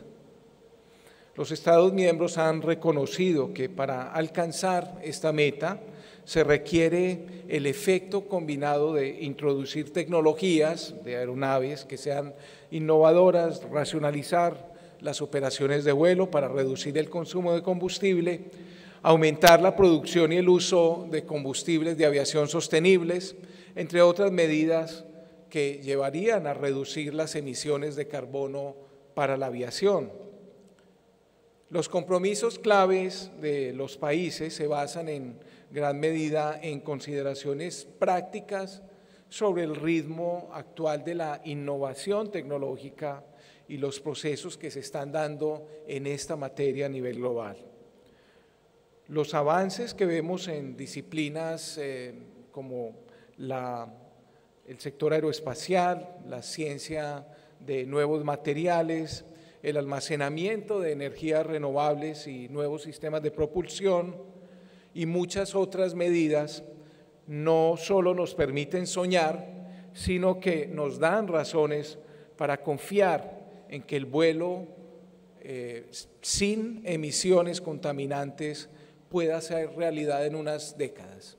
Y esto precisamente va de la mano con metas como un turismo sostenible, que nos hablaba el ministro de Turismo de la Argentina. Un turismo que sea amigable con el medio ambiente necesita unos turistas que puedan llegar a sus destinos en vuelos que no generen emisiones y que garantice así la continuidad y el crecimiento de la conectividad aérea mundial. Esto plantea desafíos a quienes diseñan y fabrican aeronaves, pero también pone de relieve que las expectativas en las que se basan las estrategias de gestión en la flota de las aerolíneas en las próximas décadas tendrá una enorme incidencia en las posibilidades de alcanzar este objetivo ambicioso de reducir las emisiones a cero.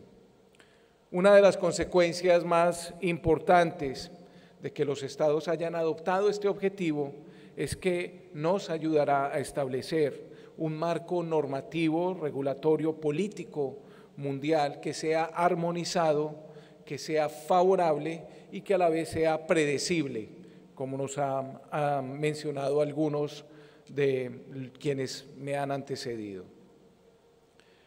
A la par de lo que hemos venido planificando y trabajando juntos para lograr el objetivo a largo plazo, nuestros objetivos a corto y mediano plazo dependen críticamente de la compensación de emisiones a partir del Plan de Compensación y Reducción de Carbono para la Aviación Civil Internacional, que es más conocido como el sistema o el esquema CORSIA, y del uso creciente de combustibles de aviación sostenibles, una gran oportunidad para esta región. La Asamblea de la OASI finalizó la primera revisión periódica del CORSIA, tras lo cual los países definieron una nueva base de referencia para el plan a partir del año 2024, que es el 85% de las emisiones de carbono registradas en el año 2019. En igual sentido, la Asamblea ha destacado la importancia del nuevo programa ACT-SAF de asistencia, de mejorar la capacidad y la instrucción que puede ofrecerse internacionalmente en materia de combustibles de aviación sostenibles. Y para ello la OASI juega un papel central y está abierto a colaborar con todos los actores privados. Ayer tenía una discusión bien interesante con el CEO de la TAM y nos hablaban de cómo la TAM está promoviendo el uso de SAF y cómo están promoviendo algunos estudios. Yo invité y hago acá una invitación pública a todos y cada uno de ustedes a que la TAM se incorpore y otros actores de la región que promueven el tema al esquema de ACT-SAF. Por esto quisiera subrayar que Suramérica, Latinoamérica y el Caribe reúnen las condiciones que son especialmente favorables, que dan una gran oportunidad para convertirnos en líderes mundiales en la producción de combustibles de aviación sostenibles. Y por esto animo a todos los asistentes, a gobiernos, a industria y a otras partes interesadas en incorporarse al programa ACT-SAF de la OASI para ayudar a crear las parcerías, como nos decía José Ricardo, y los marcos regulatorios necesarios para facilitar el despliegue de los combustibles de aviación sostenibles. Siguiente slide, por favor. La resiliencia del sistema de transporte aéreo tras la pandemia del COVID-19 fue uno de los temas más importantes que fueron tratados en la asamblea de este año. Los resultados de la conferencia de alto nivel del COVID-19, que fue convocada por la OASI en el año 2021, fueron un factor muy importante que alimentó las decisiones que tomaron los estados en nuestra última asamblea. Por ejemplo, sobre las necesidades de que los procesos digitales que eviten el contacto físico con el público viajero se incorporen en las nuevas disposiciones sanitarias o en los nuevos estándares que en esta materia tiene la OASI.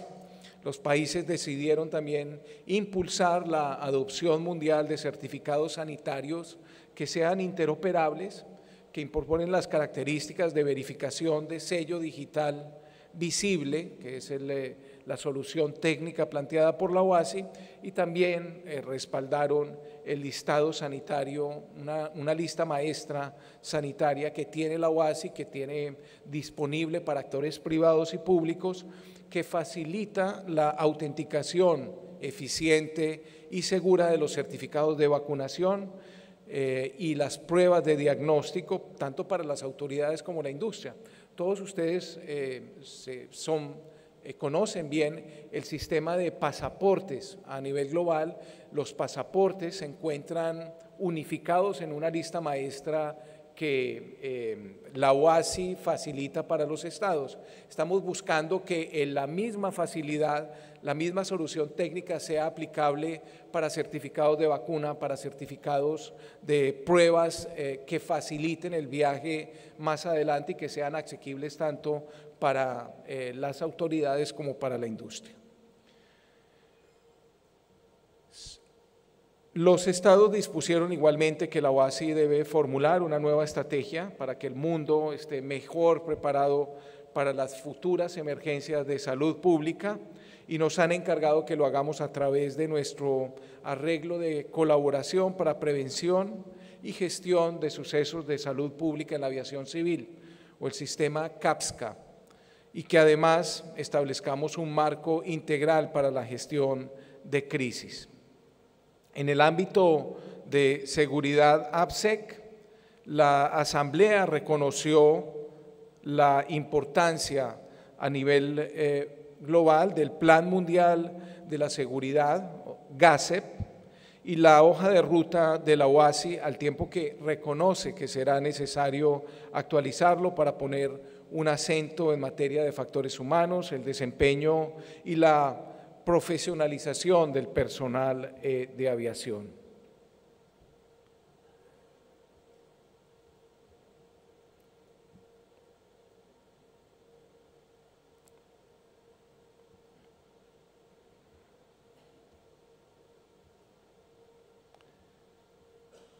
Siguiente. Asimismo, en materia de los objetivos sobre seguridad operacional y el Plan Mundial de Navegación Aérea, la Asamblea adoptó las últimas actualizaciones del Plan Global de Seguridad Operacional y el Plan Global de Navegación Aérea. Esta mañana escuchábamos cómo algunos de estos elementos han sido incorporados a partir precisamente de las contribuciones que ha hecho la industria, particularmente a través del CANSO, para la actualización del Plan Global de Seguridad Operacional y el Plan Global de Navegación Aérea. Siguiente, por favor. La conferencia de alto nivel de la OASI sobre COVID-19 también formuló una serie de recomendaciones sobre seguridad operacional que fueron adoptadas por la Asamblea.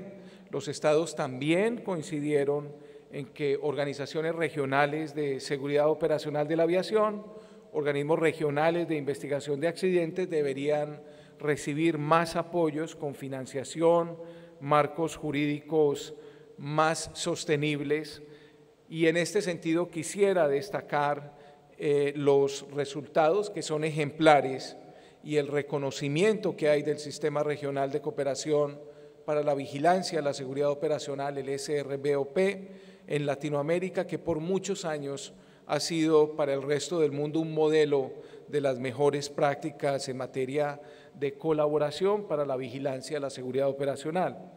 De igual manera, quisiera puntualizar la importancia crítica de aplicación armonizada del Reglamento Aeronáutico Latinoamericano, los Latin American Regulations, los LAR, por parte del mecanismo regional de investigación de accidentes que existe en Sudamérica, el ARCM, el cual Argentina ha sido un gran promotor y líder, nos ha ayudado a comprender la utilidad de contar con un marco de colaboración cuando no se dispone de una estructura nacional permanente en investigación de accidentes o no se justifica su existencia en el corto plazo.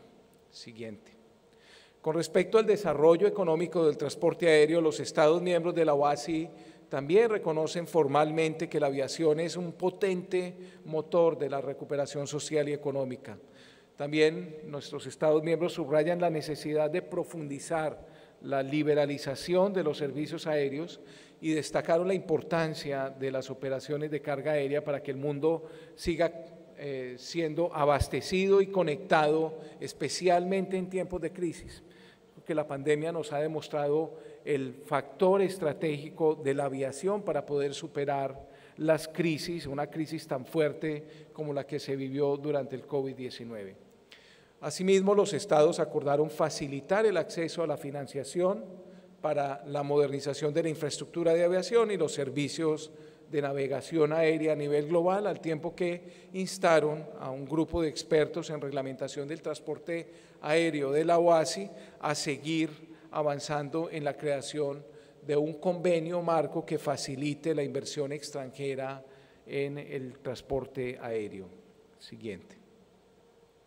Además de las decisiones relativas a los objetivos estratégicos básicos que persigue la OASI, los países que conforman la Asamblea le dieron un respaldo a una nueva política de apoyo a la implementación, de asistencia técnica.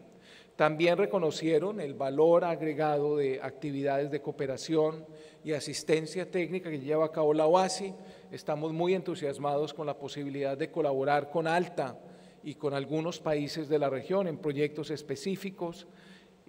Tenemos una cartera de productos y servicios que contribuyen a la recuperación, a la resiliencia y al desarrollo sostenible de la aviación internacional. Y esto incluye la valiosa ayuda que reciben Estados miembros a través de actividades y programas de instrucción que tenemos a nivel global. Y en este sentido, los Estados nos han pedido convocar a una conferencia este trienio para evaluar integralmente los perfiles de competencias que requieren a hoy y para el futuro la aviación mundial y las necesidades en formación. La asociación con ALTA es definitiva para el éxito y en nuestra última asamblea precisamente ALTA expresó el apoyo y el compromiso con esta iniciativa de la OASI para formar una nueva generación de profesionales de la aviación, ofreciéndose a publicar nuestro catálogo de cursos de instrucción a nivel mundial en aviación en el sitio web, como bien lo anunció José Ricardo, para que las entidades afiliadas a ALTA puedan patrocinar becas específicas para formar una nueva generación, abriendo puertas a futuros puestos de trabajo. No solo necesitamos más jóvenes, sino que necesitamos más equidad de género y para ello necesitamos invertir en capacitación. Siguiente. La Asamblea también tomó decisiones que le permiten a la OASI avanzar en su labor en materia jurídica y para alinear los programas y las prioridades con las necesidades de los estados y los esfuerzos para aportar a los 17 objetivos de la Agenda 2030 para el Desarrollo Sostenible de Naciones Unidas.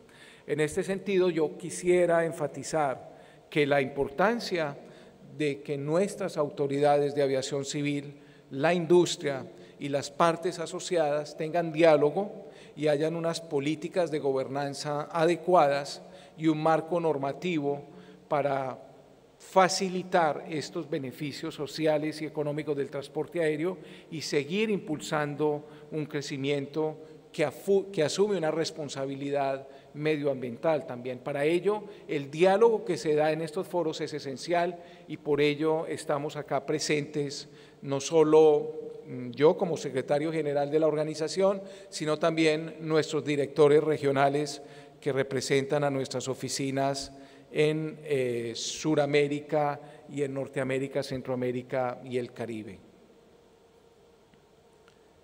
Bueno, y adicionalmente también hablar sobre la innovación y lo que representa precisamente la innovación como oportunidades, grandes oportunidades que se dan para el sector aeronáutico. Hicimos antes de nuestra asamblea un foro sobre innovación que nos permitió precisamente discutir cuáles son estas nuevas oportunidades que se generan.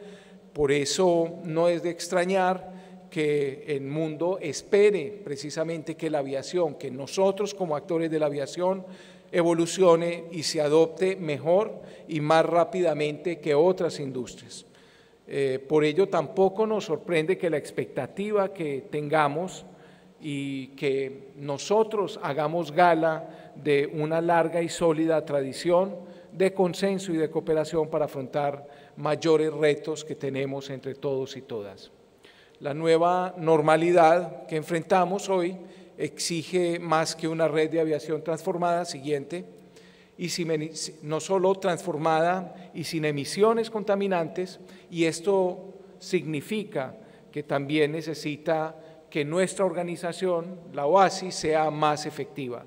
Y es por esto que me he comprometido con una agenda de transformación de la Secretaría de la OASI para que se convierta en una proveedora de soluciones multilaterales más ágil, receptiva y que trabajemos más estrechamente con los estados y con la industria en diferentes regiones a lo largo de este proceso, para así estar a la altura de los retos y las oportunidades que plantea este futuro apasionante que tenemos por delante en el mundo de la aviación. Para terminar, quiero desearle a todos y a todas una reunión, una ALTA Leaders Forum muy interesante y productiva, y anticipo los deseos de trabajar estrechamente con ALTA y con todos y cada uno de ustedes para ayudar a lograr los objetivos de este encuentro. Muchas gracias.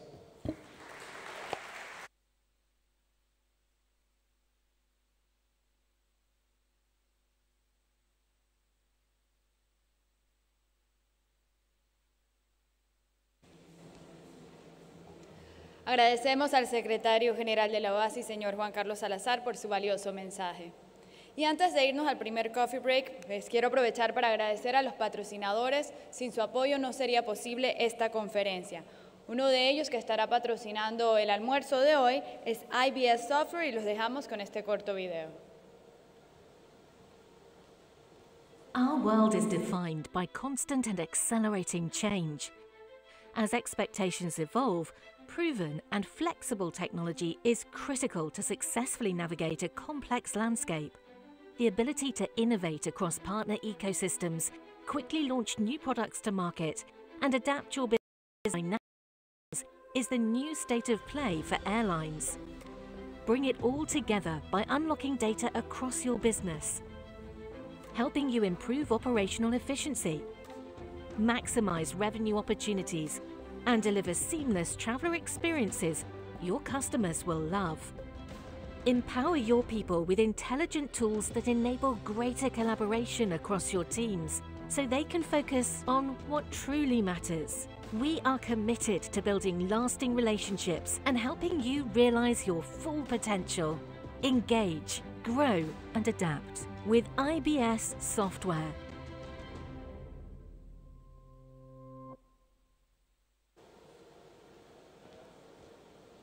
Gracias nuevamente a IBS Software. Estaremos atentos al almuerzo y a las sorpresas que tendrán preparadas para nosotros. Ahora sí, nos vamos al primer coffee break de la jornada, patrocinado por Continuum Commerce.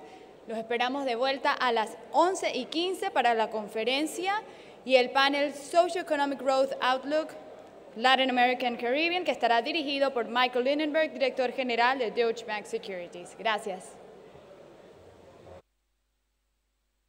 This is loud. Well, I want to thank Jose Ricardo Botello of ALTA, the CEO, for inviting me again to provide my views on the industry, as well as Roberto Alvo, the president of the executive committee of ALTA. It's always great to be back here to spend some time with you and give you an update on what we're seeing in the marketplace.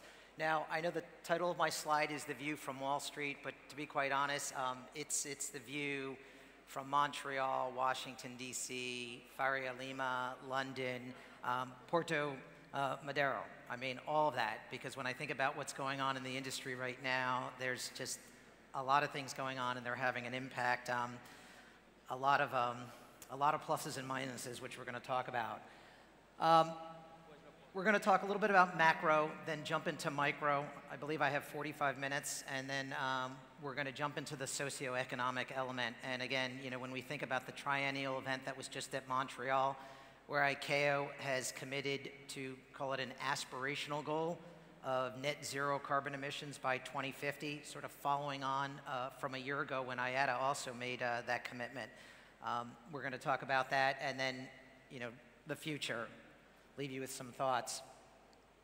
So this slide here, and I realize some of these numbers are hard to see. My slides are available, so if you're interested, ALTA will have them. They will make them available because some of the numbers are small. But this is last year. This was last year in Bogota, October of 2021. The prior year, the conference was actually canceled because of COVID. And you can see a lot of red, a little bit of yellow, a little bit of green there on the screen. Mexico and China were the green spots. Now, if we think back to October 2021, that was 1 month before Omicron. Nobody had heard of Omicron at that point in time, unless you were a student of the Greek alphabet. That was, you can look at globally in December of 2021, we thought capacity was going to be down 26% on a year-over-2-year basis versus 2019. So the industry was going to be 74% recovered, and we were just starting to see some green shoots. Fast forward a year, and there is a lot of green. And this is, to us, this is, you know, a very positive sort of view on what we're seeing. Now, that last slide, the monthly totals went from January of 21 to December of 2021. This slide goes from April of 2022 to March of 2023. So you have to realize the last 5 or 6 columns are a forecast. And that is subject to change, like what we saw a year ago.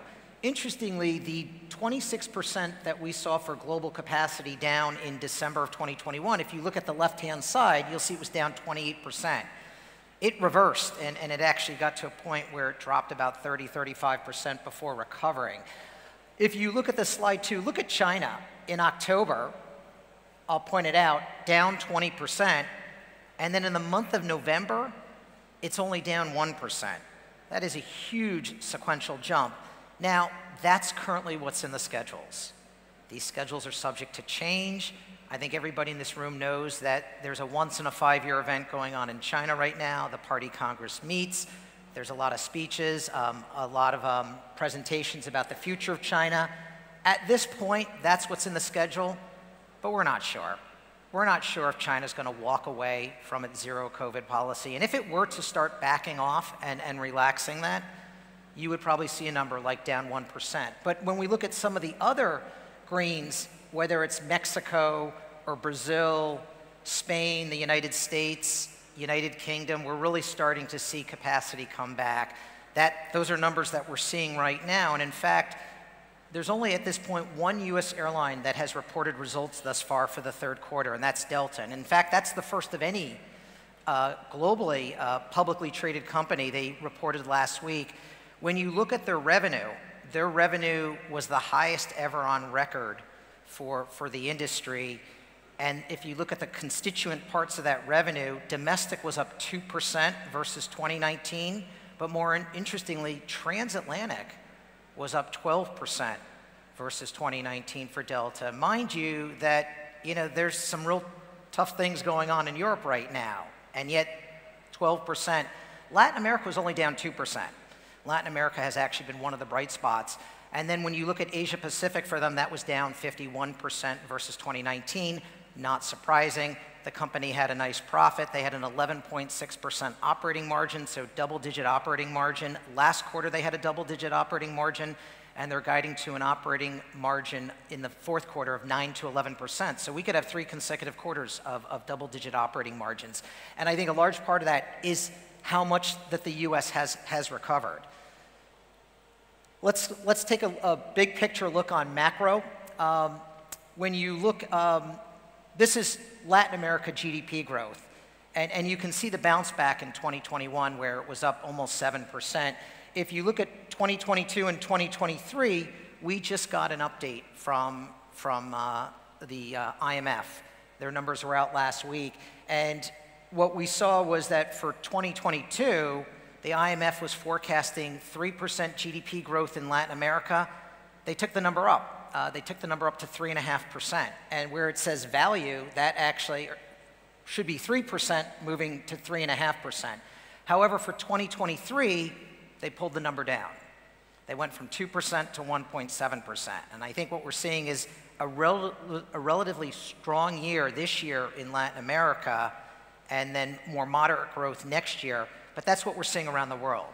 The IMF brought down GDP growth rates for the rest of the world. And I will tell you the house view at Deutsche Bank is that the US economy will go into a recession in the second half of 2023. Full year GDP growth for the US is about 0.5%, but contracting about 0.5% in the second half of the year. And then for Europe, the house view is that Europe will contract 1.6% next year. Our numbers, or I should say the Deutsche Bank economist view, is a little bit more conservative than the IMF. The other point that I want to make about 2022 is that jump from 3 to 3.5% was largely driven by Brazil. Brazil, under the old forecast, was expected to grow just over 1%. The IMF actually boosted that number to 2.8%. Mexico came down a little bit. It went from 2.4% to 2.1%. And then if we look at 2023, the IMF has Brazil and Mexico not going into recession, but growing in the sort of 1 to 1.2% range. This, I think, is such an important topic. In fact, we get, historically, it's all about fuel prices and GDP. But I think interest rates and inflation are going to take front and center over the next few years. And I'm going to say the next few years because when you have central banks around the world raising rates, and I think at this point there's probably 60 to 65 central banks that are pushing up interest rates, there's one objective there, and that is to crush inflation. But in order to crush inflation, consumers and corporations are going to have to feel some pain. And so what I did was I looked at the US Treasury curve at the end of 2021, so 10 months ago, and I looked at it on, I believe this is Friday. And when you look at the 2-year, which is probably the closest approximation to where the Fed will raise rates, sort of what we call, the terminal rate, you'll see that it's just under 4.5%. That's up about 400 basis points. So if you look across the curve, you'll see anywhere from about a 300 to 400 basis point increase in treasuries. That's a $25 trillion market, and that's the benchmark where interest rates are set around the world. So we're looking at 300 to 400 basis points, but then anybody in this room who has a company or an airline that borrows, there is a spread. Those spread to treasuries has widened. So we're seeing airlines around the world that when they have to borrow on an unsecured basis, we're probably looking at double-digit rates of borrowing, unless you're an investment-grade credit, and there's not a lot of investment-grade rated airlines around the world. So that is a near-term concern. If you look at the curve, though, you do see rates start to come down. The thinking is that the Fed and central banks around the world will be successful in breaking inflation. One other point I want to highlight about raising rates and tightening cycles. So the hope in the US is that the Federal Reserve is able to execute a soft landing. Now the success rate of that is only about 20%. So if you look at the last 10 tightening cycles, the Fed has only been successful, well, I should say actually the last 14 tightening cycles, the Fed has only been successful 3 times in executing a soft landing. And that was 1984, 1994, and the 2015 through 2018-19 timeframe before we got hit with COVID. But at that point in time, the US was on a path to a soft landing. Now, if you think back in those periods when the Fed was successful in executing a soft landing, what happened in Latin America in the late 80s and the late 90s and in the 2015-2016 timeframe? Well, the US was successful at executing a soft landing. Latin America got hit pretty badly. And so, I kind of look at that chart and I'm not sure if I want the US to execute a soft landing or not. Maybe the failure would be that Latin America actually fares more favorably. This was a chart that we showed last year that looked at equity assets. This is adding up all the global stock exchanges around the world and looking at the total value. And when I was here in October, I remember pointing to 120 trillion and saying, well, let's hope that it keeps going up. Good things do come to an end. And you can see one of the consequences of higher interest rates is that it starts to bring down asset values. And in this case, you're seeing the impact that it's having on equity values. We've seen the stock market go from 120 trillion to 90 trillion. So there's been a $30 trillion loss in equity values around the world. Now, one of the things that we track closely is a concept called the wealth effect. The wealth effect has about a 6-month to 9-month lag that, as people feel less wealthy, whether it's their stock portfolios or the value of their home is worth less today than what it was 6 months ago, they start to change their purchase decisions. So on one hand, we have the wealth effect, which is about a 6-month lag, and then we look at the lag effect to monetary policy, which is about 18 months. That's about a year and a half. So right now we're in this period where we're between these two effects, trying to assess what the impact that is going to have on air travel demand.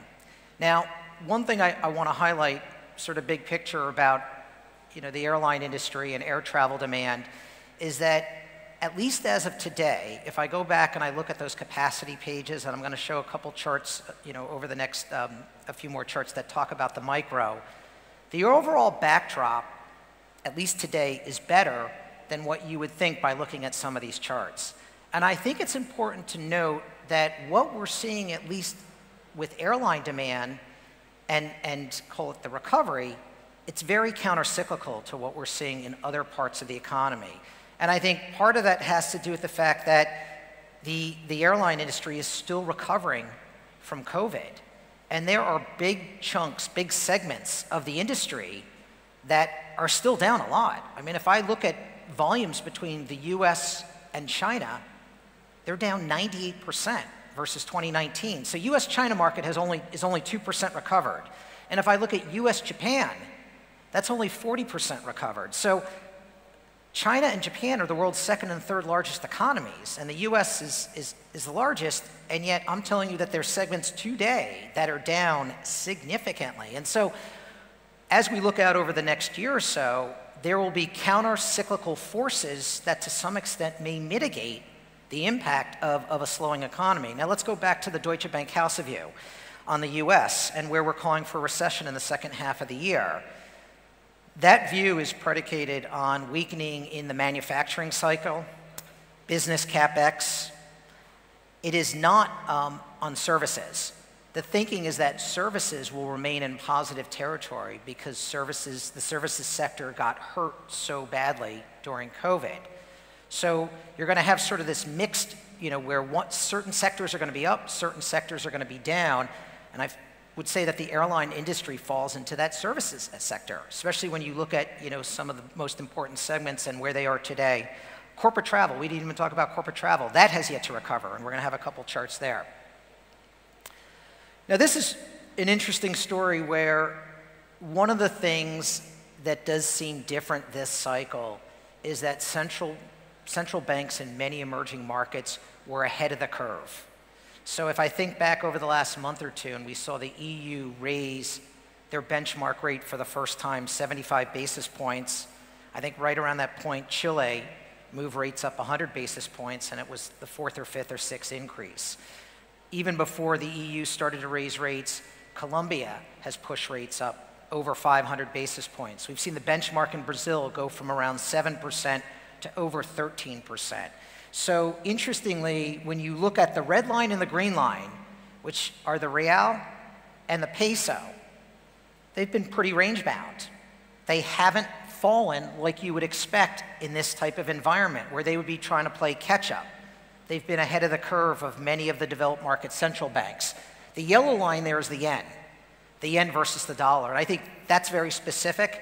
Inflation's 2% in Japan. There's no reason to raise rates. So what you've seen is a massive outflow of money seeking higher investment returns, higher yields, and as a result, the Japanese yen has suffered versus the US dollar. And I should mention that these are all rates to the US dollar, and they're indexed back to December 31st of 2020.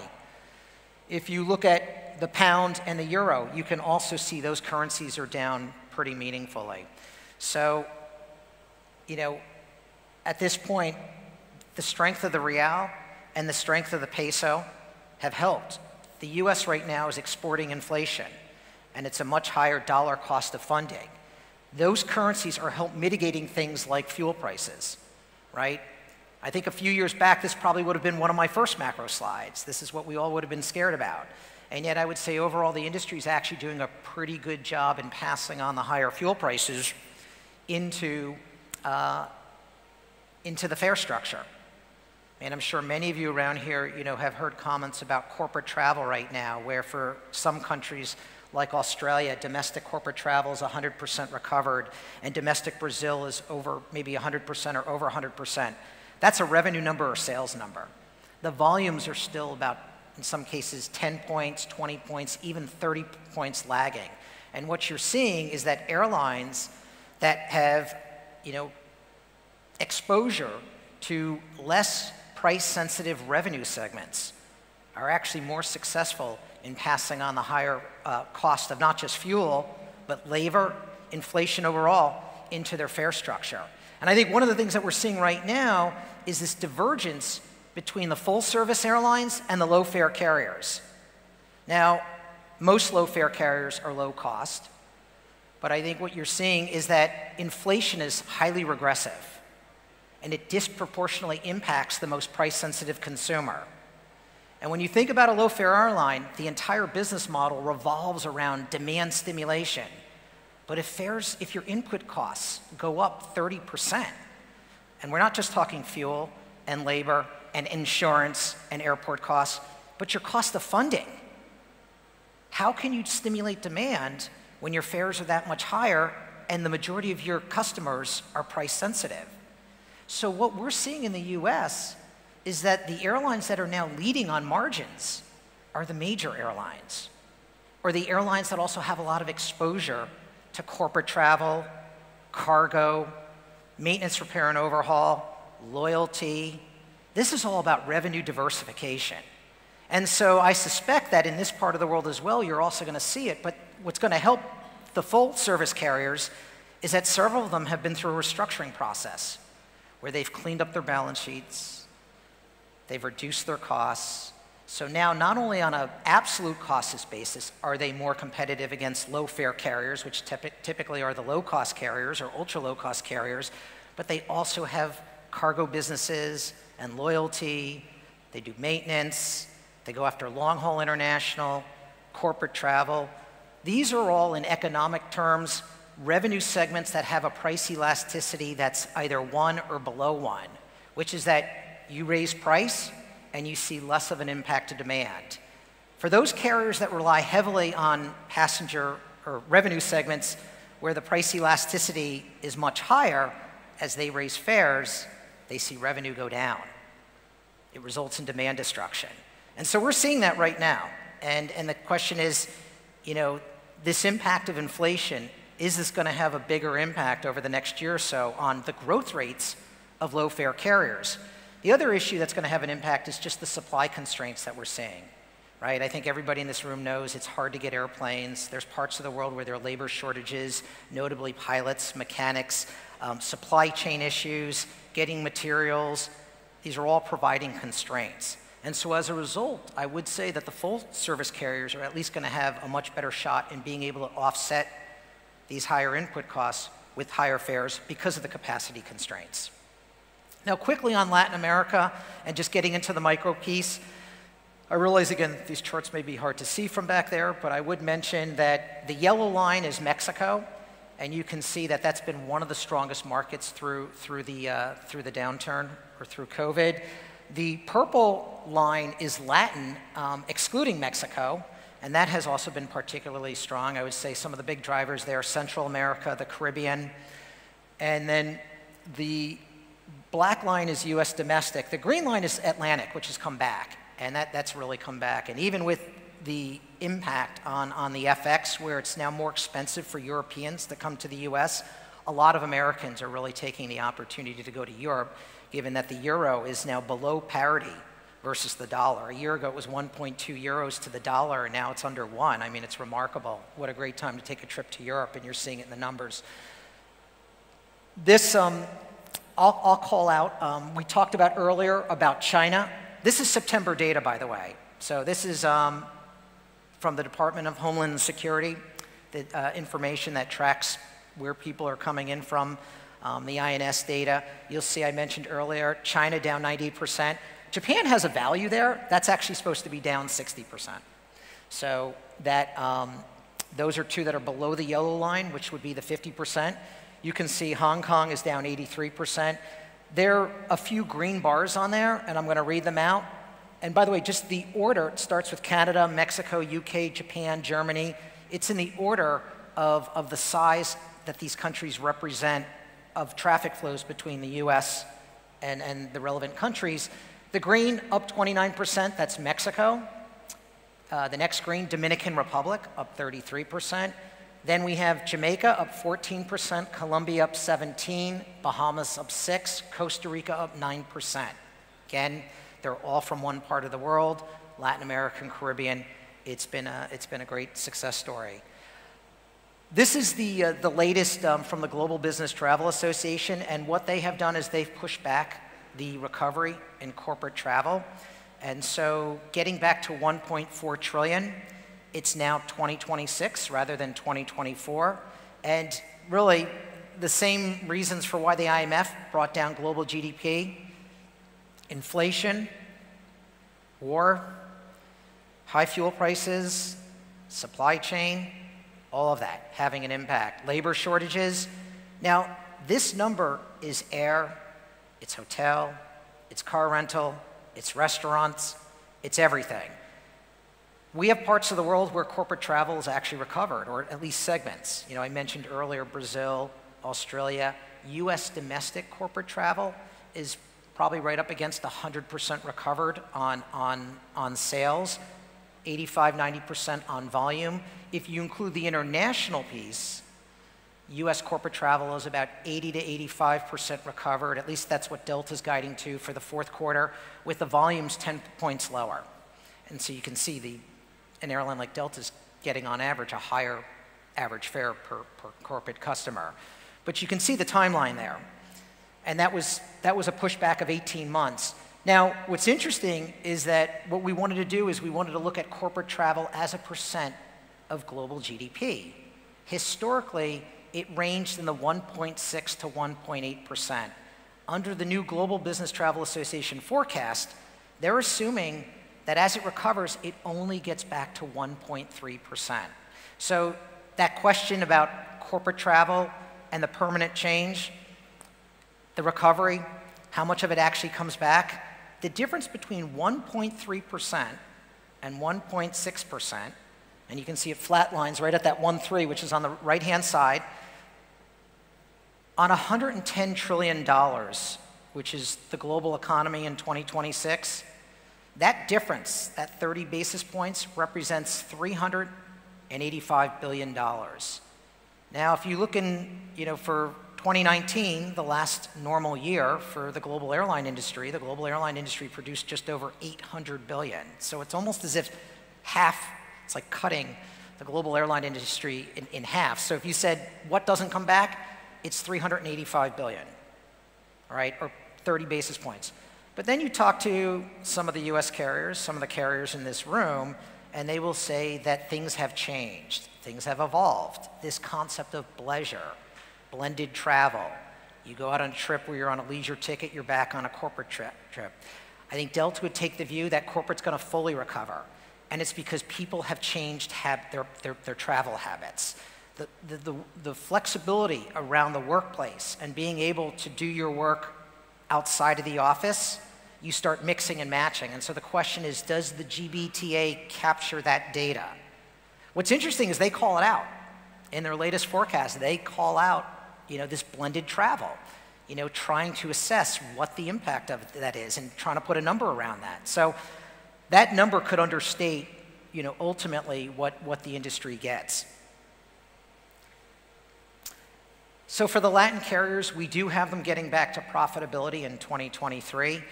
Usually for the airline industry, a Goldilocks scenario is, slightly, call it GDP growth in positive territory, declining inflation, and stable fuel prices. And I do think that with central banks being very aggressive on raising rates and trying to break inflation, that you're probably going to get a break in fuel prices. And you think about where supply and demand are, and also the restructurings that we've seen across the industry in this region, that the carriers that come out of it should actually be in pretty good fighting form. So in that regard, we do have the Latin carriers putting up a just over 2% operating margin. You can see the blue line just going into positive territory, and an operating profit in aggregate that's about $700–800 million. The 2022 number is an IATA forecast. The 2023 is a Deutsche Bank forecast. When you look at how Latin America stacks up versus the rest of the industry, these are IATA numbers. We have them through 2021. That's the latest forecast. They'll put out, or I should say 2022. They will update with 2023 at the end of this year. So the US industry moves into positive territory in 2022, just above 2%. You have Latin carriers right on top of Europe, where it's just under negative 2%. And you can see actually the worst performing is Asia Pacific. A lot of that based or a function of what's going on in China and the lockdown there. The last part, I wanted to sort of move over what I referred to as socioeconomic and existential about the industry. And I'm sure many of these slides or this concept everybody's been talking about, it is the topic du jour, but there are challenges. I think just to set the stage is that the industry is under the microscope and is constantly, in the press about being a big polluter. And it's not as if the industry has been standing still. I think it's important to note that over the last 30 years, you've had nice improvement in fuel efficiency. And here we have the CO2 per passenger kilometer has dropped 55% over the last, from 1990 to 2020, so really over the last 30 years. So there's been, good improvement there. And just, I think everybody in this room knows, but a lot of times you always have to stress this to, the outside observer and the pundits. It's in this industry's best interest to be as efficient as possible. Anything that helps bring down costs and improves profit margins is what this industry, is a primary objective. So here's the challenge. And this, you can see, we basically have where the metric tons, millions of metric tons of CO2 emissions. In 2019, that was the peak year. It was just over 900 million. It dropped to about 450 in 2020 in the depths of the pandemic. It bounced up to about 550 in 2021. And this year, you're going to see the industry produce about 800 million metric tons of carbon. The red line, if you go out to 2050, and that's assuming nothing gets done other than just sort of what the airline industry is doing today, where they're constantly upgrading their fleet and growing 3% plus per annum, you would get to 1.8 billion metric tons or 1.8 gigatons of carbon emissions. This chart 2 years ago, it was at 2 billion. So it's dropped from 2 billion to 1.8 billion, not because the industry has done great things, it's because the baseline took a hit because of COVID. So that's where we are now, but let's go back to 2019, when the industry generated just over 900 million metric tons. The global number is about 43, 44 billion. So you do the math on that, the global airline industry represents 2.1% of CO2 emissions. But what does the industry represent on a GDP basis? So if we look at it, the industry represents on a GDP basis, call it approximately $3.5 trillion on both a direct and indirect basis. That's just over 4%. So 2% of emissions, but 4% of GDP and 90 million jobs. Okay, so at that point, again, it's an industry that's under the microscope, but I would argue that it's punching above its weight class when you think about contribution, social, macro, just the contribution to society as a whole relative to emissions, it's outperforming. However, when we get out to that 1.8 billion gigatons, or 1.8 gigatons, not billion gigatons, that would be crazy, 1.8 gigatons, you're looking at a rate or a percentage of about 10%. And that's just not acceptable to go from 2% to 10%. So there is a challenge there, and you can see it on that chart. I mentioned earlier Montreal and the triennial ICAO meeting last week, this aspirational goal of getting to carbon, net carbon zero by 2050. Most countries are on board. We know that China and Saudi Arabia are out there saying 2060. India is saying 2070. At the end of the day, I think everybody's going to try to do what they need to do to try to get there, but there's a cost, and we're going to talk about that. What I did here was just kind of show the impact of each of the countries, or I should say regions. Latin America's in red. It's a relatively small piece, but it also sizes sort of proportionately with the size of the Latin market. You can actually see that Asia Pacific is the biggest in 2019, then Europe, and then North America. And again, these I believe are IATA numbers. Now this is how the industry hopes to get to net carbon zero by 2050. I like this category name, fill in the blank. What is that? I think most people in this room know it's SAF, Sustainable Aviation Fuel. That is the hope that the industry can get there. Hydrogen's kind of an interesting one. Somebody made a funny comment about it recently. It sort of said when engineers and economists don't talk to each other, you get hydrogen as a solution. And I'm not here to debate that. That's for very smart people to talk about, but I thought that was interesting. That represents 13%. But it does seem like that the biggest piece there is SAF. And I think the message here is that the industry can't do it on its own. IATA has publicly come out and said that it's going to cost upwards of $2 trillion to get to this 65%, where this is kind of where they want to go. We're looking at, I have it in liters here, but if we did it in gallons, we could do gallons or liters. We have 449 billion liters, or call it just over 100, million gallons or so in 2050. That's the number. 2030 is sort of the first spot. The goal then is to get to what would be, looks like around 23 billion liters. That's about 6 billion gallons. We know that the US recently came out, public-private partnership. The goal is to produce 3 billion gallons of SAF by 2030. So that would represent, roughly half of what IATA is hoping that the world is able to produce and use. So the US view is to get there, 10% of all fuel consumption. That is at SAF in 2030, with the view that by 2050, 100% of fuel consumption is SAF. Now, there are things like tax credits and this recent legislation, the Inflation Reduction Act. Not only did it include some tax credits for sustainable aviation fuel, but it also included some support for the production of green hydrogen. There was also some support for carbon capture. And so when you go back to this chart, we have carbon capture 11%, the hydrogen piece is 13%.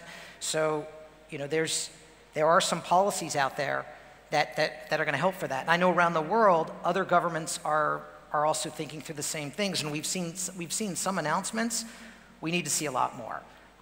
And I think, the 2030, SAF production is feasible, but even then, beyond that, you see a big step up. Where do you get the feedstock? And that's one of the bigger concerns. Feedstock availability and the fact that you're also competing. So if the prices of feedstock are going to push up, things like agricultural waste and biomass is going to start to get bid up when every airline around the world is going to be going after trying to increase their consumption of sustainable aviation fuel, and the production costs may increase. But on top of that, you're competing against things like renewable diesel, right? The trucking industry, they're facing the same issues. So it's not just airlines and airlines around the world all targeting sustainable aviation fuel. At the same time, you sort of have to pull it away from the production of other efficient fuels, other green fuels. So, I'm not going to say it's, I think they said aspirational. Aspirational, inspirational. The goal is to get to, 65% by 2050. And this gets us just kind of the last piece. I sort of highlight big picture. I'm going to really focus on the last one. We've talked about, some of the constraints like supply chain, infrastructure, inflation plus moderating economic growth. The third bullet down, that's stagflation. I figured it'd be nicer to just call it moderating economic growth. The concern is that you have high inflation and you have negative growth. You have contraction. I mean, that's true stagflation, and that's a difficult environment for everybody. Restructuring, consolidation, and new entrants. Just a minute on that. When we think about the formation of ABRA, and we look at the recent announcement where the Department of Transportation blessed the antitrust immunized JV with Delta and LATAM, and we've seen the restructuring of big carriers in this region. LATAM is hopefully going to come out of the restructuring process. I shouldn't say hopefully. It's November 3rd. I mean, the release was out a few days ago. So you have Avianca and Aeromexico, cleaner balance sheets, lower costs. So there's some really nice tailwinds coming from restructuring, consolidation. And then you have new entrants in the marketplace. Even though the big are potentially getting bigger, it doesn't mean that new entrants can't emerge on the scene. And so I'm thinking about new carriers, new entrants either in Chile or Colombia or even the Dominican Republic. And maybe in that regard, on that last piece, the road to net zero carbon 2050 and who bears the costs. And just to reiterate what Willie Walsh of IATA said, that it's going to cost somewhere between $1.5 and $2 trillion. Let's pick a country like Dominican Republic. You think about global warming and you think about rising seas. That's an existential issue for an island nation like Dominican Republic. When you think about increased hurricanes and flooding and higher sea levels, and maybe it has an impact on fishermen and their ability to fish in the region because the warmer ocean has an impact on the feedstock. But when you think about Dominican Republic, and I was just looking at the data, yesterday, 16% of that country's GDP is tied to tourism. 500,000 jobs are tied to tourism. 10 billion of that country's GDP is that will grow as more flights come in and out of that country.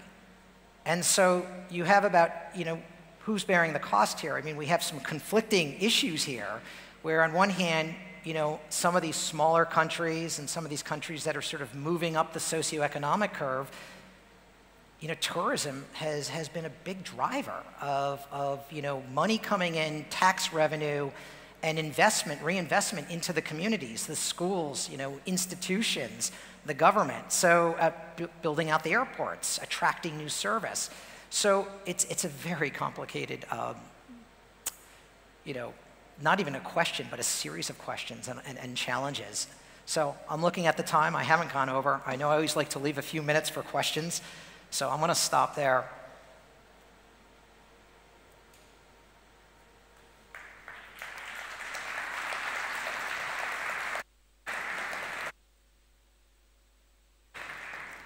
Thank you.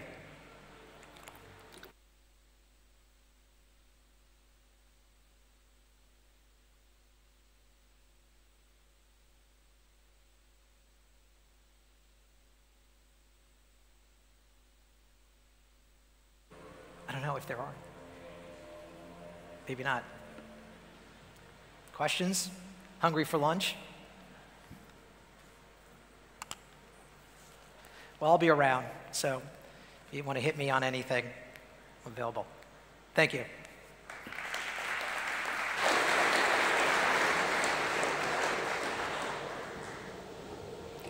Thank you, Michael. Y aprovecho este espacio para agradecer nuevamente a Continuum Commerce, patrocinador del Coffee Break anterior, y los invitamos a todos a leer el case study que compartieron con nosotros en las bolsas que fueron entregadas al momento de registrarse. Y teniendo en cuenta la estrecha vinculación de la industria de aviación con la industria de viajes y turismo, ALTA busca promocionar los destinos sedes de sus conferencias.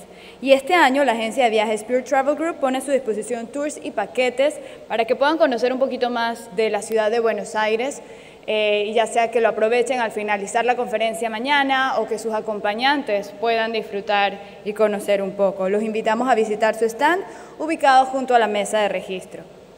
A continuación, los invitamos a pasar al almuerzo cortesía de IBS, que será servido en el Salón Atlántico, ubicado en el segundo subsuelo. Retomaremos la agenda académica del día de hoy a las 1:30 en este mismo salón. Muchas gracias y buen provecho.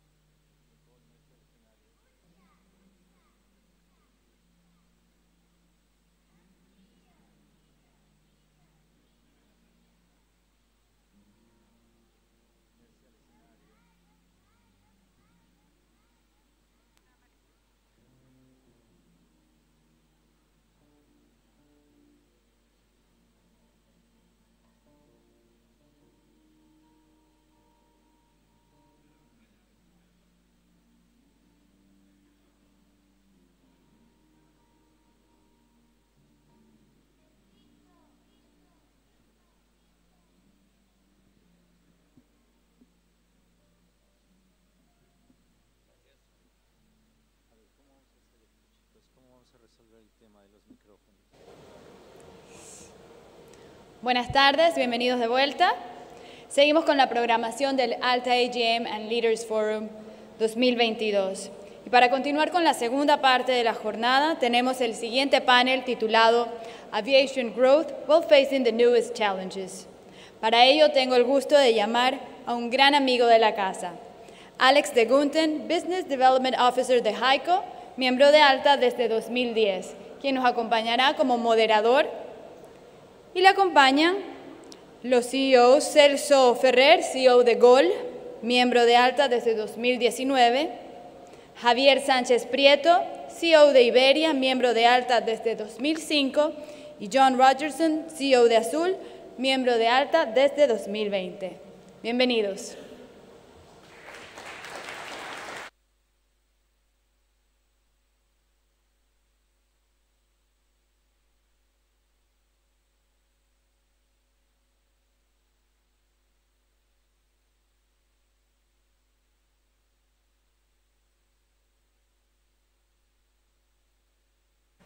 Ahí, ups, parece que el micrófono está encendido ya.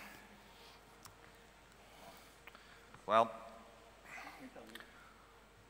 muchísimas gracias, Mercy. Quiero dar las gracias a todos.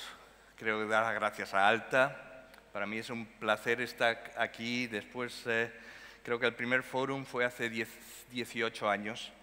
Y es impresionante el ver, aunque hay que verlo, tenemos muchas luces, pero la participación que tenemos, sobre todo teniendo en cuenta que es justo después del almuerzo. Con que felicidades a todos por estar con nosotros. Quiero dar las gracias también, obviamente, a José Ricardo, a los CEOs de ALTA y a todos por recibirme. Es impresionante cómo está creciendo este bebé. And I'll switch here to English. If anybody wants translation, I believe there is instantaneous translation into Spanish, but I'll be doing the moderation in English. So, for those of you for those who I have not had the pleasure of meeting yet, I just wanted to do a very quick summary. I've been 35 years in the industry, 15 years in the airline side in LATAM, which is a competitor of some of you, and in Air Canada. 10 years in a small association, leading a small association that has become, under the leadership of Jose Ricardo, this great association, and 15 years on the supplier side, with almost 10 years with a great company called HAICO that provides alternate parts, PMAs, for aviation, basically partnering with the airlines. And I mentioned this because I've been on the three sides, I think, of what we're going to be talking about today. So for me, aviation is in my heart. And I know it does not add up to 35 years, but for anybody who works in the industry, you know that if you work here for a year, it's worth 2 years in any other industry. So. Also, I want to apologize in advance if I'm not politically correct. I've learned with age, you lose certain filters. So I hope not to embarrass ALTA or Jose Ricardo, but, and I will also, I find very interesting the questions from the audience. So I will give some time at the end for questions for the audience. I will try to keep this gentleman focused until then, but please be ready for that if you have some interesting questions that haven't been answered yet. And for those of you who have been here through the day, we've heard some great presentations and some great information about what's happening in the industry, the growth forecast, some of the challenges in there. And, you know, we hear that, for 2023, we should be back to a profitable, at least certain regions and certain countries right now. I think the only profitable region in the world is the US, and most of the rest of us are trying to get there, so big challenge in there. The other thing that I think we should, and we're not going to be touching on it right now, but I think it's something that should be highlighted and recognized in terms of what the industry has done, is the safety record. Latin America, I remember 18 years ago, was at the level of Africa in terms of safety record. the airlines, through ALTA, all of you have done an incredible job to bring the industry to where it should be. And that's the basis for any kind of sustainable and good business. So again, congratulations to all of you. But apart from all of that, we still have significant threats out there. We heard about, well, we all know about what's happening geopolitically in Europe, inflation, US dollar strength, fuel costs keep going up, supply chain costs keep going up even higher than fuel costs, supply chain shortages, labor shortages, and I'm sure some of these things will come up during the discussion. So those are the realities. So let's hear now from the leaders, the ones who have to steer us through this interesting industry, and hear what they have to say and what are their focus and challenges. And to start, I wasn't sure which way to start it, so I thought I would do it in order of age. However, I'm not going to embarrass them. I'm not going to ask them to say their age out loud. I'll do it in order of age of the airline. Okay? I'm fine either way. So obviously, we're going to start with Iberia. So Javier, congratulations. And you took over recently from in the position September 2020, I believe? Yeah. What did your family say when you decided to become president of an airline when all the airplanes are grounded and in the middle of a pandemic? They were aware before, because at that time, prior to that, I was running Vueling, and we also had all the Vueling's planes grounded. We were living in the UK at that time, and well, you all know that was not a very pleasant situation for the industry, for all of us. The good thing, I think, that we need to acknowledge is that we turned the page and we're back. Yeah. And that's great news. Well, the floor is yours. Can you tell us a little bit what's happening? How is Iberia doing? What is the growth forecast and some of your challenges? Okay, thank you. Well, first of all, thank you for having me today. I think it's a good opportunity to exchange some thoughts with some of my colleagues, and later we'll have also opportunities to see very interesting panels and speakers here. So again, thank you for having me today. When thinking about Iberia and thinking about the industry, the first thing I will highlight is that we are living in a situation where the demand is back, and that's great news. I mean, it's we thought, and we still think maybe, that this is pent-up demand, but I tend to think that this is a bit more than that.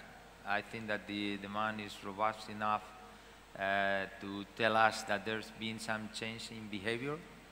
Of course, I'm not going to say that aviation or traveling is more important than before, but little by little we are seeing some of that.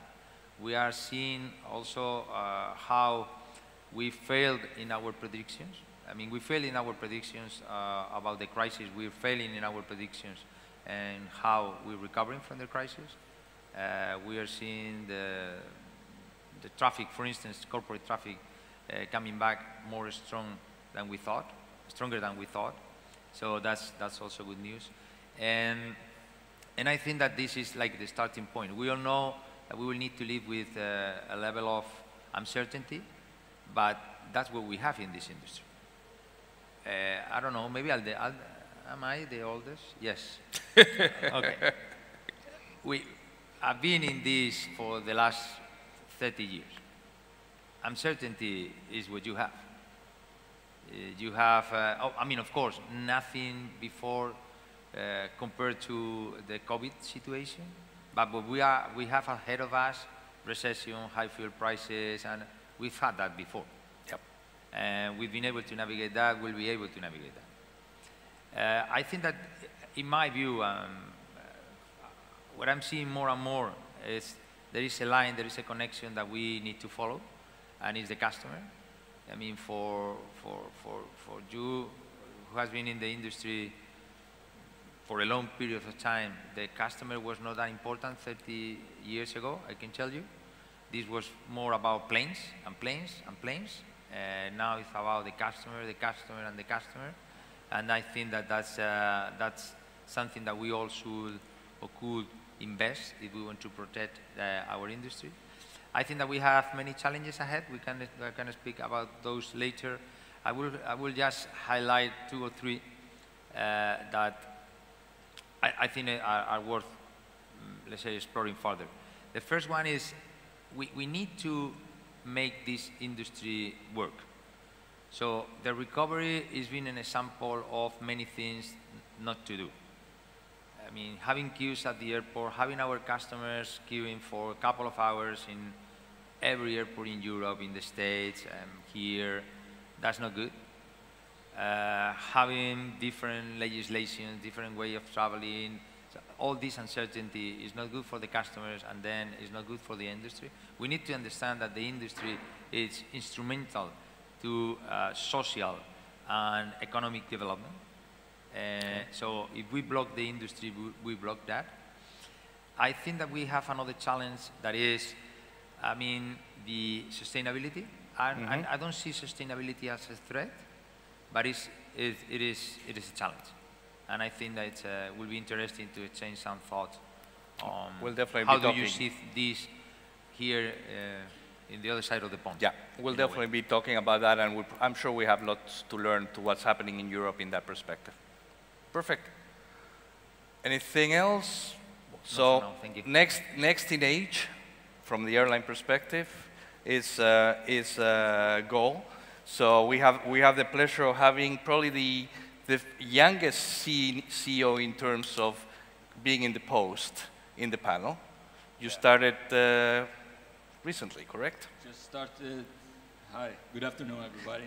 And I just started in July as a CEO. I've been on the company for 18 years now, out of the 21. We are now 21 years old, Go. So really happy that we, not like Javier, that just started in the middle of the crisis. I mean, the first months of the crisis, by the way, the first part of the crisis. Now I'm seeing a better outlook for sure from the window.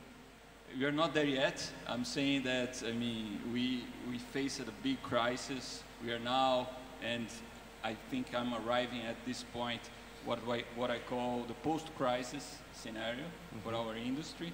But we are not on a business as usual scenario anyway. I saw that Roberto Alvo yesterday mentioned that it's going to take at least 2 years for us. I agree. I think it's going to take, especially because all the challenges we are facing regarding the fuel, regarding supply chain, but it's going to take 2 years for, I mean, reduce the drag of the industry, but at least we are flying, we are bringing back the network. So my mission on this post-crisis is exactly making sure that the choices that we made in the beginning of the pandemic are going to be in the way we thought. And we had a lot of options in front of us in March, and we decided to stay as we were. I mean, we believe in our model. We believe in our single fleet type model. We believe in the low-cost model in Brazil, that this is Go. And if there is going to be South America, it's going to be Brazil, it's going to be Go. We just don't know for how long the crisis would stay. And what I'm doing right now is really getting back to the basics, where we should bring back all the planes to operation. And it's not easy. It's not easy. I mean, we reduce the network from 800 departures per day to 50 departures per day. We have been managed during the crisis really on the day-by-day cash management, really, really tight. And now, on the post-crisis is where we can combine a long-term view with a medium-term view, which is where we are now. So we're now planning 2023 in a real budget exercise that we just forgot how to make it in the last couple of years. We were like managing week by week, and this is really good. Even though we have fuel prices like we have today, we see less volatility, which is also good. So we are increasing fares, we are adjusting our booking curve to be able to stimulate at the same time, have a better average fare, and also bring back the growth to the company. So now we are flying 90% of what we used to fly pre-pandemic, going to 100% by December this year, and this is how we're going to enter in 2023. One of the big challenge for us during the pandemic was to keep the eye on the future. So we did at least three big things during the pandemic that were crucial for us. One, and the most important one, was the integration of our frequent flyer, and we are leveraging a lot this. The frequent flyer actually is growing much faster than the airline. So passengers want to travel. They are earning more miles than ever, in everything they can, and they want to travel. So this is a good sign for the industry, because I mean we should have seats for them to burn their miles. This is why we are growing again. The second thing was to renew the fleet. I mean, and that was really tough, because you're cutting capacity at the same time receiving planes. In our case, we took delivery of more than 35 MAXs in 18 months. So it was a big program. Fortunately, we are going to finish this year with the number of MAXs that we had planned before the grounding. So we had the grounding, the pandemic, and we are going to finish this year really catching up the original plan.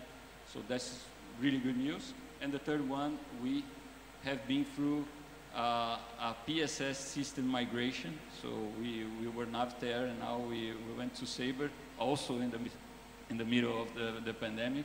So now we have the new platform. I agree with Javier when he said it's everything about customers, everything about digital experience right now, and it's where we are gonna focus from now on, simplifying the experience, simplifying the model, and bringing back the utilization. Great, thank you. And John, you're the youngest airline, but the one that's been growing the fastest. I understand you're now the largest airline in Brazil from a departures perspective. Congratulations on that. Can you keep it up? Can you keep growing? What is your forecast, your challenges? Yeah, so I just want to say it was a lot more fun when Celso had aircraft grounded. That was a lot more fun for us. We enjoyed that. It was a good time in Brazil. No, I kind of want to go back to the pandemic and everything that our airline went through, and a lot of the airlines in Latin America. I went to our board in January of this year, right after Omicron, when we had a third of our flights canceled because of lack of crew, and I said to them, nothing can possibly get worse. And then the Ukraine war started, right? And so I think this industry has been through a lot of tests, but I think it's really kudos to the Latin American airlines, because I like to, here in Latin America, a lot of times, subsidies are talked about, but all U.S. carriers are subsidized airlines today. Many European carriers are subsidized airlines today.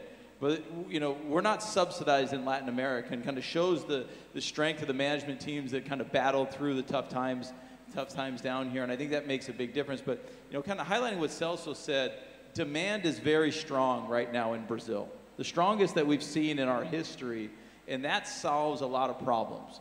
But we have to keep in mind that, our currency devalued about 30% from 2018, 2019. Fuel is more than double. But, we have many of our stakeholders here in the room, whether they're OEMs or aircraft suppliers, software providers. It's amazing what happened during the pandemic and how many people in the world depend on Azul, right? How many software providers, how many aircraft lessors, how many of our customers depend on Azul? It was really interesting, and I was on I don't like to say this, but I flew Gol down here. It was actually a good experience, Celso, and I was in their lounge, and I was trying to eat as much food as I can to drive their costs up in the lounge, and I was seen by a customer, and he said, "Aren't you the CEO of Azul?" And I was like, "Oh, geez, this is embarrassing." I'm in Gol's lounge, and he said, "Where are you going?" I said, "I'm going to Argentina." And he said, "Well, guess what? I live next to the Campinas airport. When are you going to put your flight back, right?" And so, I think that demand and the ability to put flights back in is really important, and that solves a lot of the problems. And so we can get through the war in Ukraine, we can get through COVID, we can get through all of that as long as demand remains strong. And so, the Brazilian government did not give airlines money. I just want to be very, very clear. But the regulators met with us on a weekly basis on having an essential air network, what they can do to support us. Because there were some days when we went negative in terms of sales because people were calling asking for reimbursements, and so they put a provisional measure in place. And so there was a lot of things that the governments can do to ensure the airlines are healthy. And I think that when you transport vaccines for the country and you do all these different types of things, people understand how essential air service is to the economy, how essential it is to the more than 13,000 people that just work for Azul alone, right? And then those are direct jobs. And then what about the indirect jobs, the people around the airport? What about the aircraft manufacturers? And this industry drives so much value to tourism and everything that I think it's really important that we constantly look at ways. So again, we're not subsidized like the US carriers, but we should be looking at ways to become more and more efficient.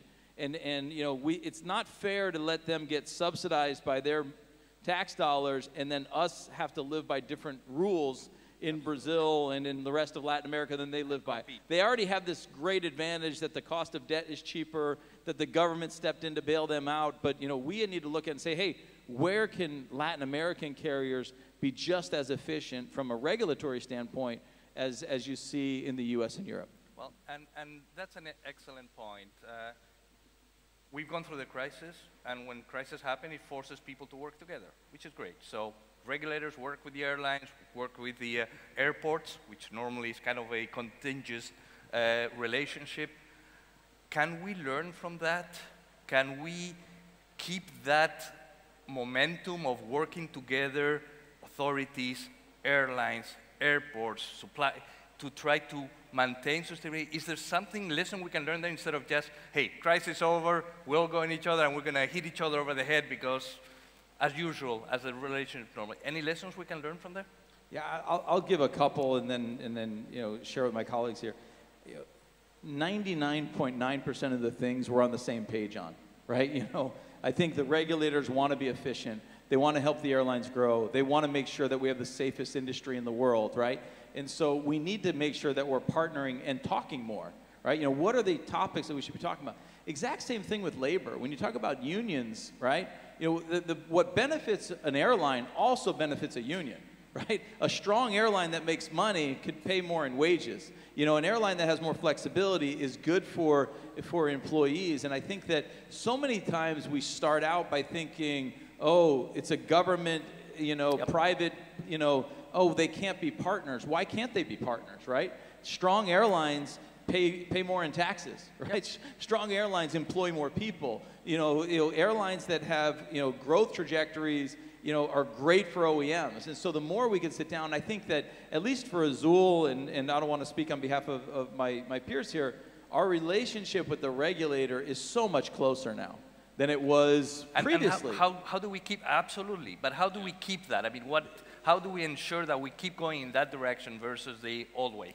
I think there needs to be a constant agenda of what works for both, right? And we need to say, hey, what can we do better, right? And how can they help us? And we need to bring, we need to be protagonists and constantly kind of pushing, the regulator and say, these are the things that need change, right? We talked about, the legal claims here in Brazil, yep. So every single senator and deputado in Brazil complains about high airfares.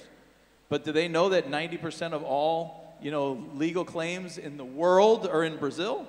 That's a reason why, fares are higher. Absolutely. So they know that fuel is 40% more expensive in Brazil than it is elsewhere in the world. So it's easy to kind of, point your finger at something, but what we need to do is figure out how do we solve these problems together. I often, I joke that every bag we lose has a wedding dress in it, right? Because we get sued as if it was the woman's wedding dress. You're paying the whole wedding. And so it's 50,000 reais because it's a wedding dress that was in there. So I think that, I think you need to have a constant agenda between the airlines and the regulators, a constant agenda between the airlines and the unions, a constant agenda between everybody. Yeah, No, I totally agree, John. I think what we had for the first time was the incentives were really aligned, and the view of the importance of the air transportation was the same. So when we were talking about the essential network, to stay close, we were together, ANAC, all the airlines saying like, what are you going to do? And we decided to keep the essential network. For me, that was the clear message that our country needs our industry. Our countries really need our industry. Unions were on board. And again, you're absolutely right, Alex, when you say that the challenge is how to keep these incentives aligned. So we have now sustainability. Let's try to do an align on incentives to do this. Let's keep talking with the unions. Let's keep talking with the authorities like on a weekly basis to make sure we are going to find these common incentives from now on. And at least in Brazil, for the first time, we became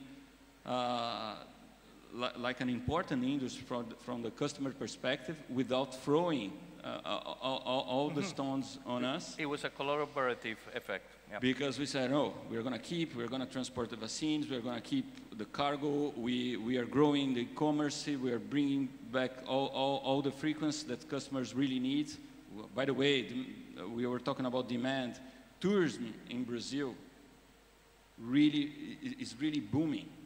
I mean, of course, because of all the restrictions we have in international, finally, Brazilians discover destinations like Jericoacoara, Fernando de Noronha, in Maceió, places where we used to have a flight per week, we are flying 3 times per day. And this is completely new for Brazilians, and that will stay. So how can we bring infrastructure? How can we bring incentives for the tourism in Brazil? How can we connect to the whole chain? So that's what we're going to do now.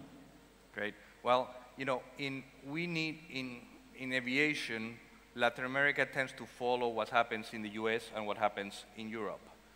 Can we learn anything from how Iberia works with the authorities or how the authorities treat the airlines in Europe? Is it something we should copy or stay away? I mean, is there some benefit? No, I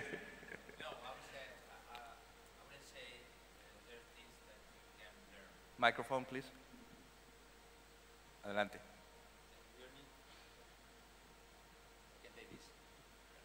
Can you hear me now? Okay. Yeah. No, I wouldn't say there's many things that you can learn from us. What I would say is on reflection on what you were saying. I think that there have been good things and bad things over the pandemic, over that period of time. I think that was not an example of coordination among the different countries. So if you think about the number of regulations and the changes and all that, was a mess for everybody.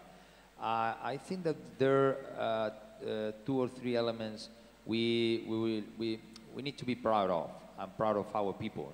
I mean, if in those moments we were united, we put our industry to keep connectivity. We transport vaccines, medical equipment. So we did that, and I think something we should be proud of. I think that there are 2 elements that, to me, we realized during the pandemic that we cannot do, at least in Europe. The first one is, when talking about sustainability or regulations, it's you cannot apply certain regulation for some part of the world and not apply to the rest, because what you create is an imbalance in the way you compete.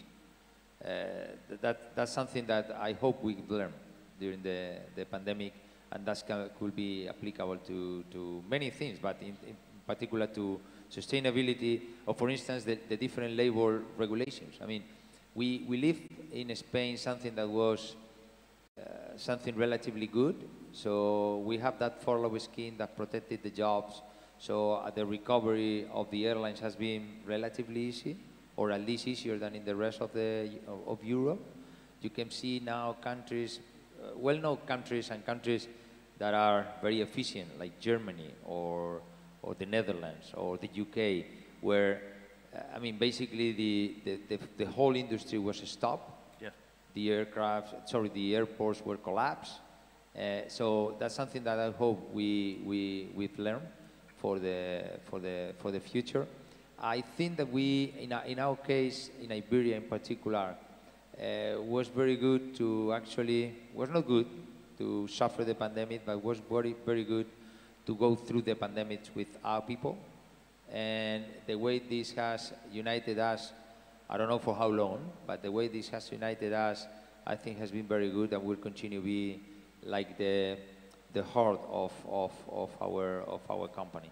And the last thing I will say is, when talking about the regulators, it is true that we worked together with them on a very detailed way, trying to find out ways to shortcut somehow the regulation.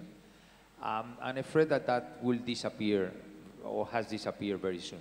I mean, it's we've come back to the street and the things that you cannot do instead of looking for ways of doing what we need to do. That actually is transport people from A to B.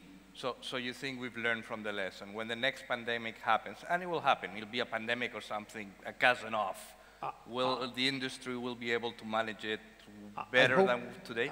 I hope we don't need another pandemic, to be honest. I think that this is, in some of those examples, for instance, to have a common regulation. We are hearing more and more voices in Europe saying, guys, it is good that we take the lead in sustainability. We cannot shoot our foot because at the end of the day, you're going to compete with the rest of the world.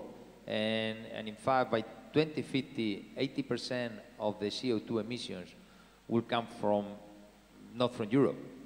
So there's very little you will, I mean, what you do won't move the needle, yes, in a way. Yeah. So I'm not optimistic about what we've learned. It is true that there are some voices saying we need to protect, as John was saying, the industry, because the industry is very important. That's something that we all as industry, I don't think that we're doing a good job in trying to transmit how important the industry is, not only for the economic development, but also the social development. What an industry like, I was involved in a low cost before in Vueling, and the way we have democratized that system, the transport, is amazing. It's amazing. Where you can travel now, where you can go, where you can visit, is something that we should keep. And I think that we have not been very good at, let's say, sharing with everybody what the industry is actually doing. And you can tell we do a very poor job of selling the industry to the young people, to the young generation. Absolutely. You see the people, young people, they're going to all kinds of, they consider high-tech or more fun industry or more exciting, but it's hard to get them to go into aviation in general. So we definitely have a strong job to still do there. Let me go to another item that we wanted to talk about is capacity, supply chain. You're all planning now you're back at 2019 levels. Do you have constraints in that area? Are you able to have access to the aircraft that you need in order to continue growing, or what's the headaches there, if there are any? You choose. Whoever wants to I can start. I mean, I think we are left behind a very critical moment for the industry. In our case, without, let's say, without taking finance from the government, it was we were supported by all the stakeholders, including suppliers, and we are definitely seeing more interaction among our teams to really understand the need of parts that we need for that specific month. I mean, we are doing micromanagement of the parts, we are doing micromanagement of the shop visits, and this is new. It's new because the suppliers didn't have the capacity. We didn't have, we didn't knew the demand at that time, so we were like really close to then manage, let's say, part by part almost. And now, again, like, because we are growing, because then we're able also to find out how to solve their problems with labor and some of the components that got us stuck in the logistic crisis that we faced. Now I can see that we are starting to see a path towards, let's say, medium-term planning, more credit, and that is now a big relief for the airlines. That will support the growth for now. Yeah. I think it's funny, I'm going to pick up my friends at the OEMs. You're making the assumptions that they weren't late before the pandemic, right? it's so, you know, I think there was always supply chain problems, whether it was on the engines or whatever it is, but I think the amazing thing about OEMs is, you know, they struggle to deliver all year, but in December it's magical. They can deliver a bunch of aircraft always in December. they can always, it's like a record every year in December, so somehow they solve the problem. But you know, I think it's an issue, but I think it's an issue that the OEMs are working together with the airlines on, and well, you know, it'll get solved, and everybody's interests are aligned. They want to deliver aircraft, and I think we want more fuel-efficient aircraft to come into our fleets. But isn't it an issue that the airlines in some way have gotten themselves into, in the fact that you only have single sourcing for most parts? So when you get into that situation, you're, you know, at the hands of one source versus, I mean, did we learn anything from the crisis in terms of trying to have dual sourcing and multiple sourcing for certain parts, components? Would that be an option? Yeah, I think maybe a little bit, but I think it's a larger global problem that's affecting it, and so if you were dual sourced as opposed to single sourced, I'm not sure that it would solve the problem. Okay. Javier, no, I will. Oh, now it's working. So I will add something that maybe we haven't brought into the conversation that I think will help the industry. That is the consolidation. So yes. In some of this discussion about finding the right balance between the different elements of the chain, I think that the consolidation should play a role. And also during the pandemic, what we saw in Europe was, for instance, that as John was saying, all the different airlines, but Ryanair and IAG, they needed to go to have some help from the government, because they didn't have access to the funds, to the markets. The markets were closed. We needed to ask for some money to our investors, to our shareholders, because the markets were also closed for us. But and I think that this should be a trend. And again, at least in Europe, and I don't know if it's a lesson learned, antitrust. Don't get me wrong. I mean, it is of course something that we need to protect. But if you protect that to the extreme that there is no consolidation possible, then you have is a very fragmented and a very weak industry that cannot protect against the other elements of the change, cannot protect against any crisis, and it's in short a very weak industry that cannot develop. An interesting point, and actually I think it's a great segue for Celso telling us a little bit of what's happening with Abra. Anything you can share with us and how you see that developing? I agree with Javier that consolidation is a trend. It is because, I mean, we are all facing the same scenario, especially with the fuel prices like we are seeing today. On our case, we believe that we should keep, let's say, the company's business model as it is. So what we think about the Abra concept and was like, okay, each airline had their strength, their local ability to deal with the local geography, and Latin American, it can be really different going through every country. Brazil is really different from Argentina, from Colombia, and that's the beauty of the concept that we are thinking, because we want to keep the best of each airline. So this is a new model.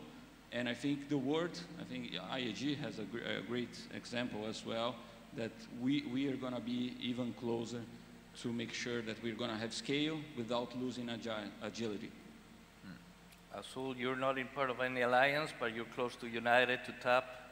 No, I think we're independent, and you know, I think just a couple things. I think the pandemic was so tough on the airlines that nobody even had time to think about that stuff, right? It was like, hey, how do I survive from point A to point B? And I think as you now wake up on the other side of the pandemic, I think those type of relationships and consolidation are taking place. I think Gol's a great example, you know, with Avianca, that's taking place. And I think that's healthy for the industry. And I think as you take a look at Latin America specifically, in Brazil, you know, the borders are open. Anybody can start an airline in Brazil today, right? And so the same cost of capital that's subsidized by the US government can come into Brazil tomorrow and start a new airline, right? And so should you allow for consolidation in Brazil? Yeah, of course you should allow for it, because you know, we're competing in a global stage today. And I think people need to keep that in mind. And so, you know, assets in an airline literally fly, right? And so when you're in a consolidated industry, if one country's not doing that well, you can move it to other places. And I think that, you know, I think that's an advantage. And I think you need to take a look at what is impacting kind of Latin American carriers specifically. And, you know, Iberia's cost of debt is significantly lower than our cost of debt, right? And so, you know, there's advantages that they have when they go to an OEM because of their cost of debt, because of their size, because of those things. And so, you know, as we want to make stronger airlines in Latin America that create jobs and pay taxes and do all those things that we talked about, you know, I think it's a natural path. Will it happen? I don't know. I think it's complex and it's difficult, and you know, but I think it's obviously healthy for the industry to see that happen. And you know, it's interesting. You saw in the United States, consolidation happened, and then growth happened thereafter. Yep. Right? It wasn't that consolidation happened and there was contraction. There was consolidation that led to growth. Same thing in Europe. Consolidation led to growth, right? As IAG was formed, you know, consolidation led to growth. And so I think because you get costs that are in line, and you know, I think if you've got consolidation that leads to growth, I think that's good for everybody across the board. Excellent. Well, before I open it to the audience, I wanted to ask one last question, and we touched on it. Javier just started talking a little bit about sustainability, the environment. Let's focus on that. I mean, there's obviously lots of areas there, but are we ready for the challenges that we're going to have? You're experiencing in Europe. Europe is way ahead of the rest of the world in this. How do you see what's happening in Europe? And I'd like to hear also what we see happening in Latin America, and will we be ready for SAF, etc.? Yeah. Okay, well, maybe 2 or 3 ideas. The first one is, I think that we need to educate people about what really the industry represents. As I was saying, not only the role we play in society, in economy. When talking about sustainability, the CO2 emissions of the industry worldwide are 2.4%. It's 2.4. Whereas we are part of the dialogue, like if we were, I don't know, 20, 30. That's one of the things. I mean, we need to educate people about what the impact is. Because it's not, the second idea I will bring is we can take bad decisions. We see, don't get me wrong, maybe I'm biased, but we see governments taking bad decisions because they go and run and ban some flights.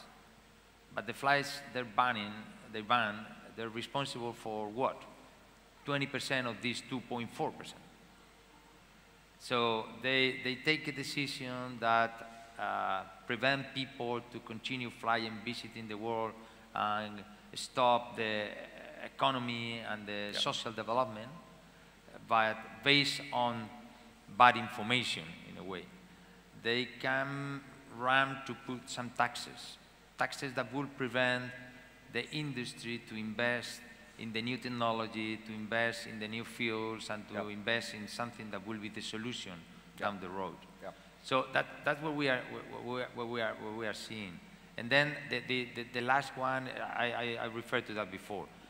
The only way to actually deal with this problem that is a problem for the mankind, it's globally. You cannot do this region by region. That won't work. Okay.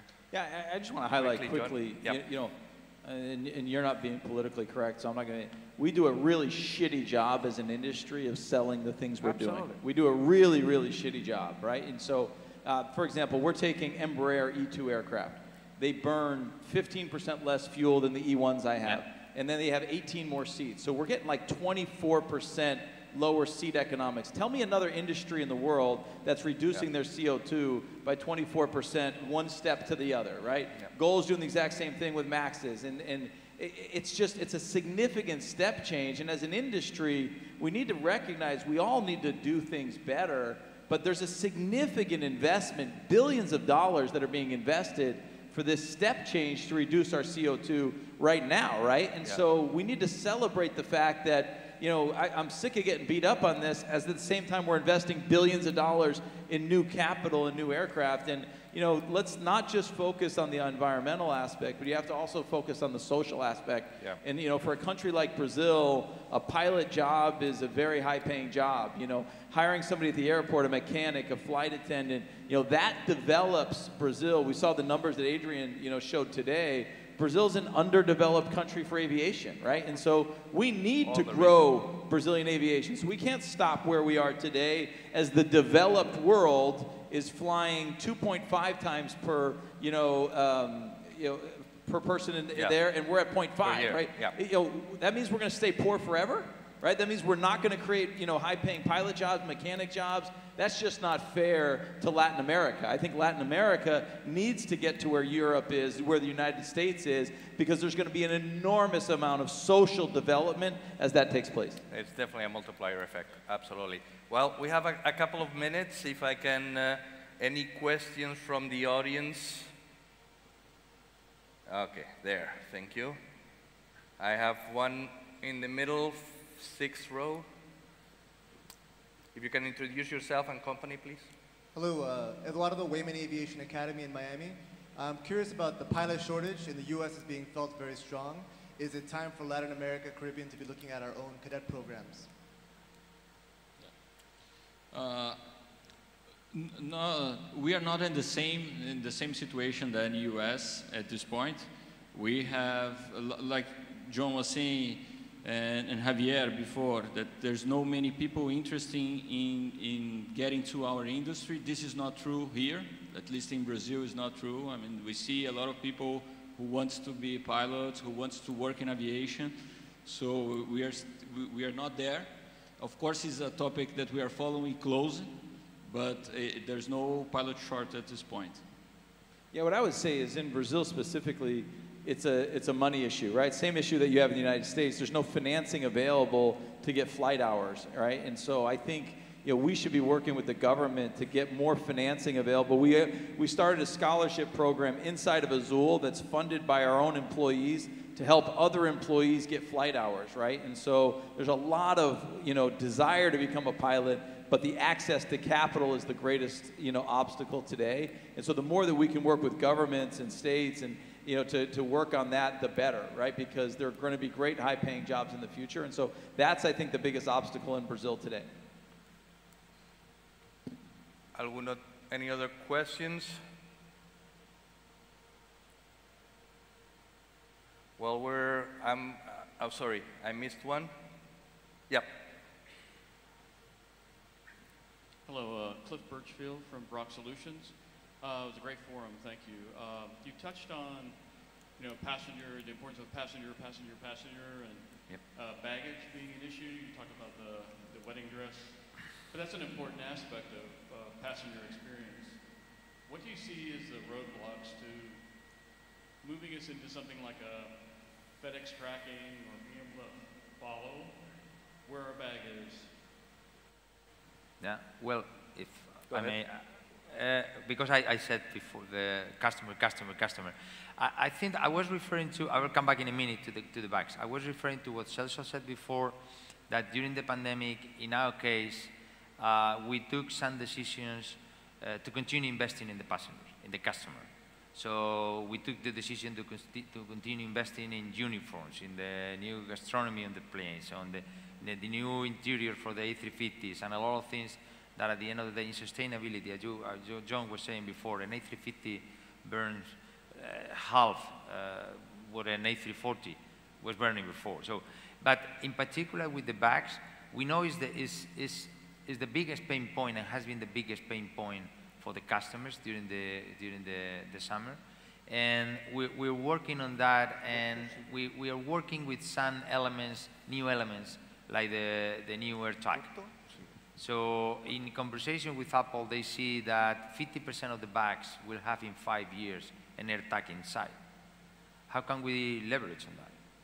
Because what we are seeing now, just within these 4 walls, is people calling, saying, where is my bag? And they say, okay, your bag is in Miami.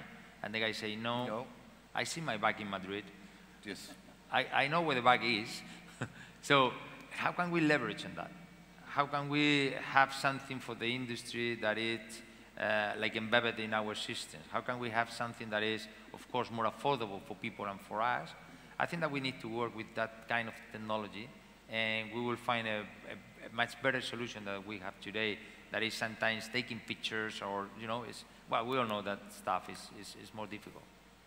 You know, it's always been a cost issue, right? But the technology has come so far along that it's no longer a cost issue, right? It's a priority issue, because I think the cost issue is kind of behind us, and so the technology exists and we can implement it, and, you know, some people are paying to, you know, for us to handle their bag, and, you know, you could put in there, you know, a tracking device fairly easily, right? And so I think that that's a great added benefit. Right. Okay. Thank you very much, and I think we're out of time. I've just been told to wrap it up. So thank you very much to all the panelists. I think it was a very interesting conversation, lots of food for thought. We'll be hearing from some of the rest of the other CEOs later today, so we'll see how it matches up, how we've done. And just to conclude, they say that every crisis brings new opportunities, and lucky or unluckily for this industry, we always know that the next opportunity is just around the corner. So enjoy, good luck, and thank you. No more crises like this. No more crises. No more crises like this. Yeah. Thank you. No more.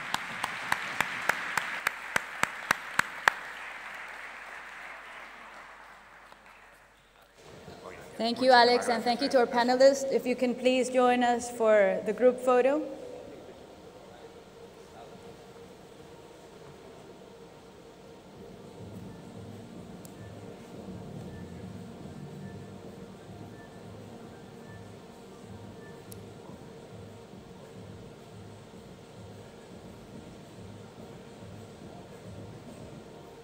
Gracias.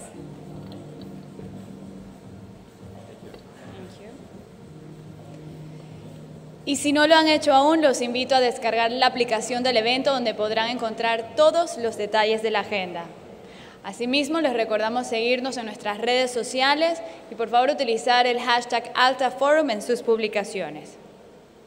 A continuación, nos adentramos en uno de los temas más importantes para la industria de nuestra región, el SAF, o combustibles sostenibles para aviación, con el panel Lack Competitiveness for SAF Development. Para ello quiero invitar al escenario a Louise Burke, Vice President de Global Aviation and Biofuels de Argus Media, miembro de ALTA desde 2018, quien será la encargada de moderar el panel.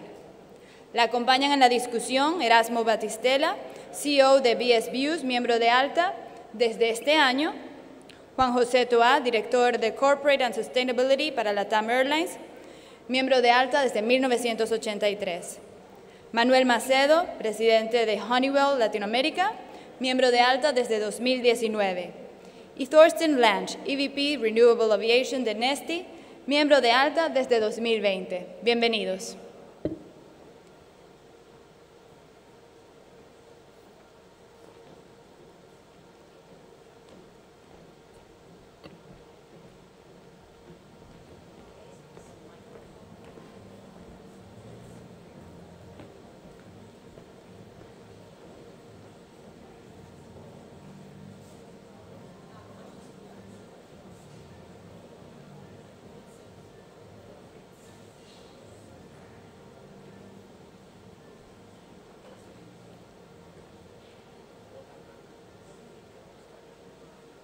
Hello? Oh, good, it's working. I think, does everyone have a microphone? This panel will be in English, but we have translation, and I think some of the responses may also be in Spanish. So this is an exciting panel. We have a great set of experts that will be here. And And I wanted to just identify why they are so critical to this industry. And then my plan, that is the great announcement. We are, of course, in a nascent industry that will really be critical going forward over the next decade or so. We'll be focusing on Latin America and what is happening in Latin America and South America, and how we can really identify the key issues that are important specifically to grow the industry in the region. So let me introduce each one of our speakers. I will then be asking some key questions that I know they have the expertise for, and then we can drill down and also have questions from the audience. Just so you know what Argus is, we are an analytical and price reporting company. We look at valuation for many commodity prices over the barrel of oil, over agriculture, metals, etc. So we produce about 20,000 assessments a day. But first I want to introduce Erasmo Battistella. And so it's been very interesting because as a key company, he's CEO of VSBOs, and you know, in the aviation industry, we probably didn't really know this company that well. But for all of you, he does lead the largest biodiesel production in Brazil. So that's very key, and he was the first company to really export biodiesel out of Brazil. And I think what's really interesting is that if anyone is following sustainable aviation fuel, one of the most important plants for South America will be built very shortly, and it's known as the Omega Green Plant. And it's sitting in Paraguay, and it's going to be able to produce both HVO or renewable diesel, depending on which continent you're on, and also produce sustainable aviation fuel. So that's very exciting. And then we also have Juan Jose Toja, who's Director of Corporate Sustainability for a very important airline, of course, in this region, LATAM Airlines. And so he has extensive experience both in sustainability strategies, and I think that's very important. How do you get to net zero by 2050? We've heard the COP26 discussion, and we all, now that we've heard the discussion, made the announcements, have to identify the practical way of actually getting there. So that's very key. Following Juan Jose, we also have Manuel Macida, who is President and CEO of Honeywell Latin America. He oversees a lot of different operating groups and speaks 5 languages, so he's very smart. And as well, I think that when we talk about transformation, we clearly need technology. And so Honeywell has the technology. He's very active also in supporting some of the strategies here in the region. And then last but not least, Thorsten Lange, who've known for many years, of course, has been in the aviation space with Lufthansa for, I think it's over 20 years, and then was obviously involved in the aviation fuels and understanding what some of the key areas are that need to be dealt with in terms of logistics and supply for aviation fuel. He then moved over to sustainable aviation fuel, which we know is the future, and is now Executive VP with Neste. And just to give a perspective right now globally, there's really only 2 main companies that do produce sustainable aviation fuel. Others do it by a system called co-processing, but standalone plants is Neste and just one other called World Energy. So I think he'll certainly have a lot to talk about in terms of how Neste has scaled up. I think that's a very exciting discussion that we're going to have. So, but let's think about what's needed here in Latin America. Do we need infrastructure? Regulations? How are we going to be competitive in this market? So I wanted to kick off the discussion by asking the panelists, and I think I'm going to start with Erasmo. So the question is, how do you see your company's role in this sector, supporting SAF development? And the second part of the question is, where do you see your operations 10 years from now? Erasmo? Buenas tardes, gracias por invitarnos a hablar aquí en esta importante conferencia. Yo estaba hablando ahí con Ricardo que Estamos muy felices de estar participando de ALTA. Gracias por nos invitar. So, it's fine. It's possible to speak Spanish. Nosotros combinamos con Manuel ahí de Latam que vamos a hablar español porque estamos en Argentina. Pero la pregunta es muy importante. Yo creo que estar en Latinoamérica haciendo un proyecto de SAFI es un gran desafío. Un proyecto de SAFI no es un gran desafío solo en Latinoamérica. Pero yo creo que el gran potencial que tenemos nosotros aquí es la materia prima. Nosotros somos gran productores de materia prima. Ese es nuestro punto fuerte. Pero sí, la parte de infraestructura y la parte para desarrollar un proyecto tan grande como estamos haciendo ahí es un desafío súper, súper importante. Un punto que nosotros tenemos defendido mucho es que creemos que Latinoamérica necesitamos de políticas públicas.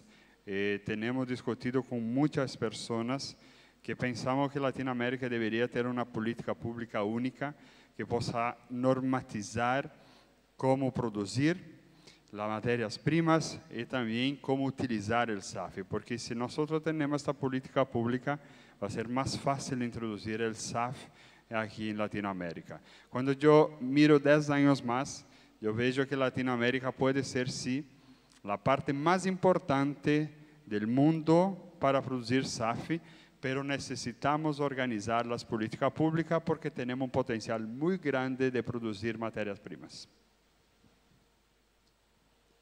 Great, thank you very much, Erasmo. I know you're very much focused on the public policy and improving the regulations within South America to incentivize this area. So thank you for that. What about you, Juan Jose? Do you find, from an airline perspective, you're international, what's your view about using SAF or perhaps carbon offsets? How do you see LATAM in the next, currently now, and where they will be in the next 10 years? Bueno, aló. Muy buenas tardes. Quisiera agradecer la invitación, la posibilidad de estar acá conversando de esto, agradecer al equipo de ALTA, a José Roberto y a todo su equipo. Me parece muy significativo que estemos compañías aéreas, productores, teniendo esta conversación. Me hace estar optimista del futuro de la industria en esta región. Respondiendo a la pregunta, LATAM adquirió en abril del 2020 el compromiso en términos de descarbonización, alineado con los compromisos de París, de ser carbono neutral el año 2050, de reducir o compensar el 50% de sus emisiones domésticas al año 2030 y se fijó un techo de sus emisiones en el año 2019 y se autopuso el desafío de compensar si se superaban esas emisiones. Y tal como se ha repetido en la mañana, este desafío no tiene una respuesta, no tiene una solución tecnológica o solamente un silver bullet que nos permita resolver este desafío. Requerimos elevar los niveles de eficiencia en primer lugar, que es algo que tenemos a mano, que lo podríamos estar haciendo hoy día y hay un espacio para poder mejorar ahí. Requerimos los offsets, compensaciones, donde esta región tiene condiciones excepcionales para hacerlo, y requerimos el SAF. Ninguna de estas tres cosas por sí sola nos da esa respuesta o responde al desafío que LATAM se puso. Requerimos que estas tres cosas se generen y se generen de forma virtuosa. LATAM está trabajando en estos tres pilares. Estamos trabajando precisamente en tratar de avanzar en estas tres cosas, y en materia de SAF, nosotros asumimos, declaramos nuestra voluntad de llegar al año 2030 utilizando un 5% de SAF producido en la región. ¿Por qué hicimos este anuncio de esa manera? Porque precisamente creemos que es el rol que LATAM puede jugar, que es incentivar, dar una señal clara, tanto para las políticas públicas como para los productores, en términos de decir que hay una compañía que tiene la voluntad de avanzar en esta línea, que quiere hacer esto, pero que evidentemente requiere que exista la producción a nivel local para poder hacerlo. Yes, thank you. So local production is key that we have in the region. You raised an interesting point about LATAM has already made the statement to reach net zero. And we know there's a lot of different technologies. So I'm just going to turn it now to Manuel and ask, as you look at producing SAF, and we know, for example, in the US, there's the SAF Grand Challenge, 10% blend by 2030. We know in Europe, they have also incentive programs to continue to increase SAF.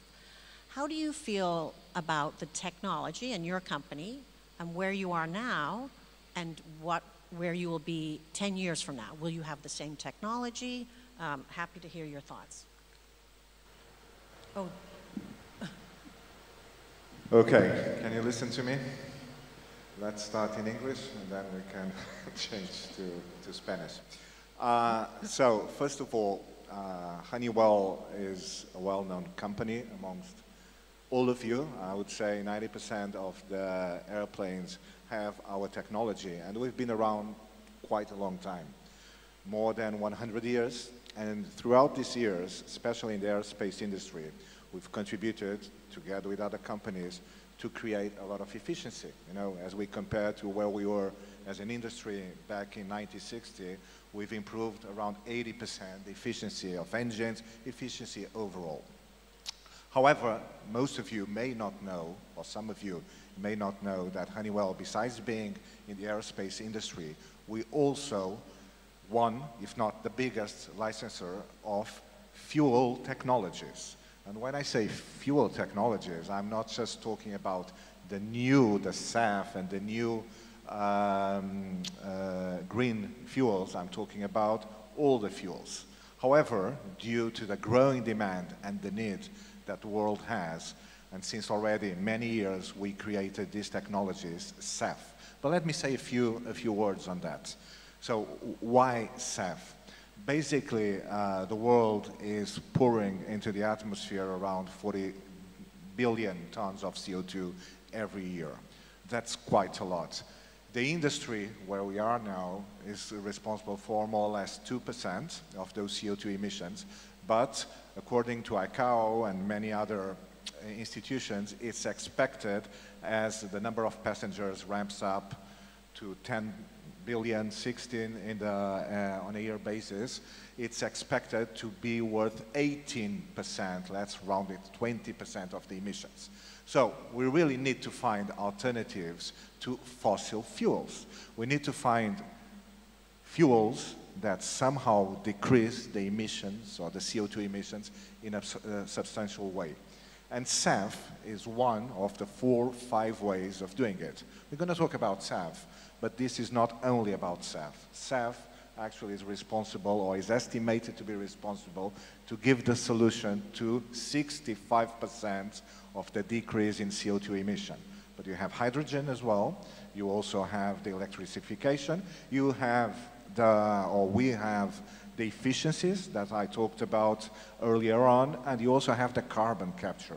All together will create by 2050 this environment that will allow that the current 300 million tons of fuel that the industry uses will be using these alternative fuels, mostly SAF. And one last point that is concerning. We all have these targets to reach the Paris Agreement, but currently, even considering that all projects worldwide materialize, by 2030 we will not be able to produce more as an output than 1% of the total fuel consumption. So we can talk about technologies, but now it's more about there is much more demand than supply. No, and that's a great point. In fact, if you look at the blend levels, and so that's the easiest way to look at how SAF demand is going to be created, and you look at jet fuel demand, conventional jet fuel demand. We were just talking about that. It's going to continue to increase. We're almost back to pre-COVID levels, and we'll see an increase perhaps of 4 to 5% a year.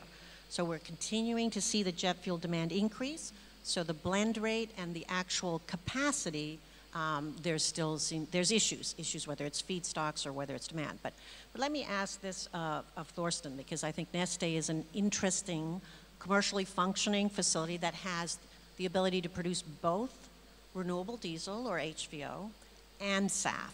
So in your view, what is Neste's position about their contribution right now to the value chain, and where do you think they'll be in 10 years?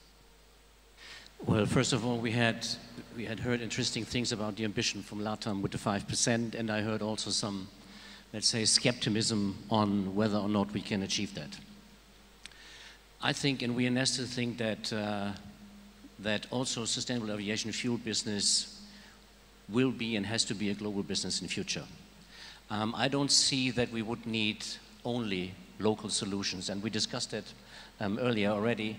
There is a portion of also generating business in the countries, because it's a huge opportunity to providing additional labor by having production in your own country.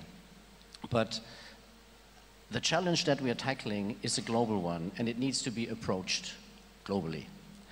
Neste started its journey already 12 years ago, and by the way, I find we missed an opportunity 10 years ago when the first trials with SAF have been run already, and then it has been put in the drawer because there was a lot of challenges in the aviation industry coming, and there was always, shall I say, an excuse not to introduce SAF.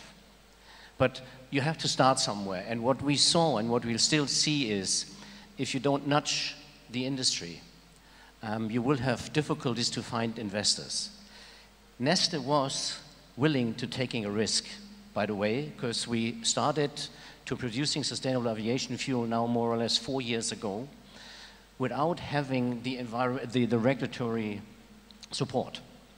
And our competitors, if I may say so, have been sitting on the fence and waiting and checking where is this journey going. And now everybody understands that it works. There is a voluntary demand, but also there is regulations, and there's different kinds of regulations. You have the incentive market in the US on the West Coast, and hopefully we have a question later coming to that, and then we have the mandated market that is kicking in 2025 in Europe. And Neste has now been building already 2 refineries, one in Singapore. Remember, I'm talking about a global business being able to produce 1 million tons from early next year on, and then another 500,000 tons in late 2023. Having said this is not enough. So I welcome the announcements of Honeywell saying we have another technology, being able to using other feedstocks, because we heard earlier today we must not wait for the silver bullet, but we have to start somewhere, and from there on we have to unleash all the feedstocks, and I see a perfect opportunity also for the South American market. 30% of the feedstock potentially in 2030 could come out of that region. Is that region able to deal with all those feedstocks? Maybe not. And this is why I'm saying let's have a global solution. Let's develop that jointly and with all the stakeholders, and regulators are clearly a part of that. Great. Thank you, Thorsten. Just to follow on that, and I'm going to ask Erasmo a question. Neste produces both renewable diesel and SAF, or HVO. So BSBOs will also be able to produce renewable diesel and SAF. How do you make your decision on which market that you want to sell into? Do you need the incentive, like Thorsten was talking about? Or do you need a mandate? So Thorsten, you can answer and then pass to Erasmo. Yeah, I mean, you're guiding me to that question, to the answer directly, and no company would run businesses that are not economically viable. And as you know, there is mandated renewable diesel markets globally. So there is a certain benefit in that market, and certainly every producer, not only Neste, every renewable diesel producer is supplying into that market. So, and now look at it from a shareholder perspective also. You need to provide returns. And what's the point in producing SAF and supplying SAF if the economics are looking worse than what you have on the diesel side? So everybody has to understand, if there's no incentives to producing SAF, the whole industry, and I'm not only talking for Neste, the whole industry will continue to produce diesel. There is demand for diesel, there is markets for diesel, and it will be sold into the diesel market.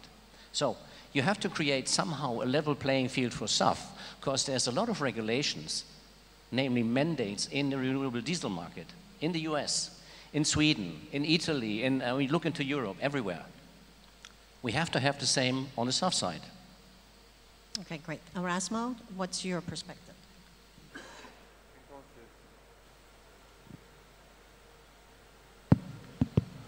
Entonces, nosotros tenemos la misma visión de Nest. Vamos a utilizar la tecnología de Honeywell para producir el SAF, pero nuestra fábrica va a ser flexible. Se puede producir solo el HBO o también solo SAF. Esto es público, entonces podemos hablar ahí. Entonces, con eso, quien va a definir para qué o qué vamos a producir va a ser el cliente.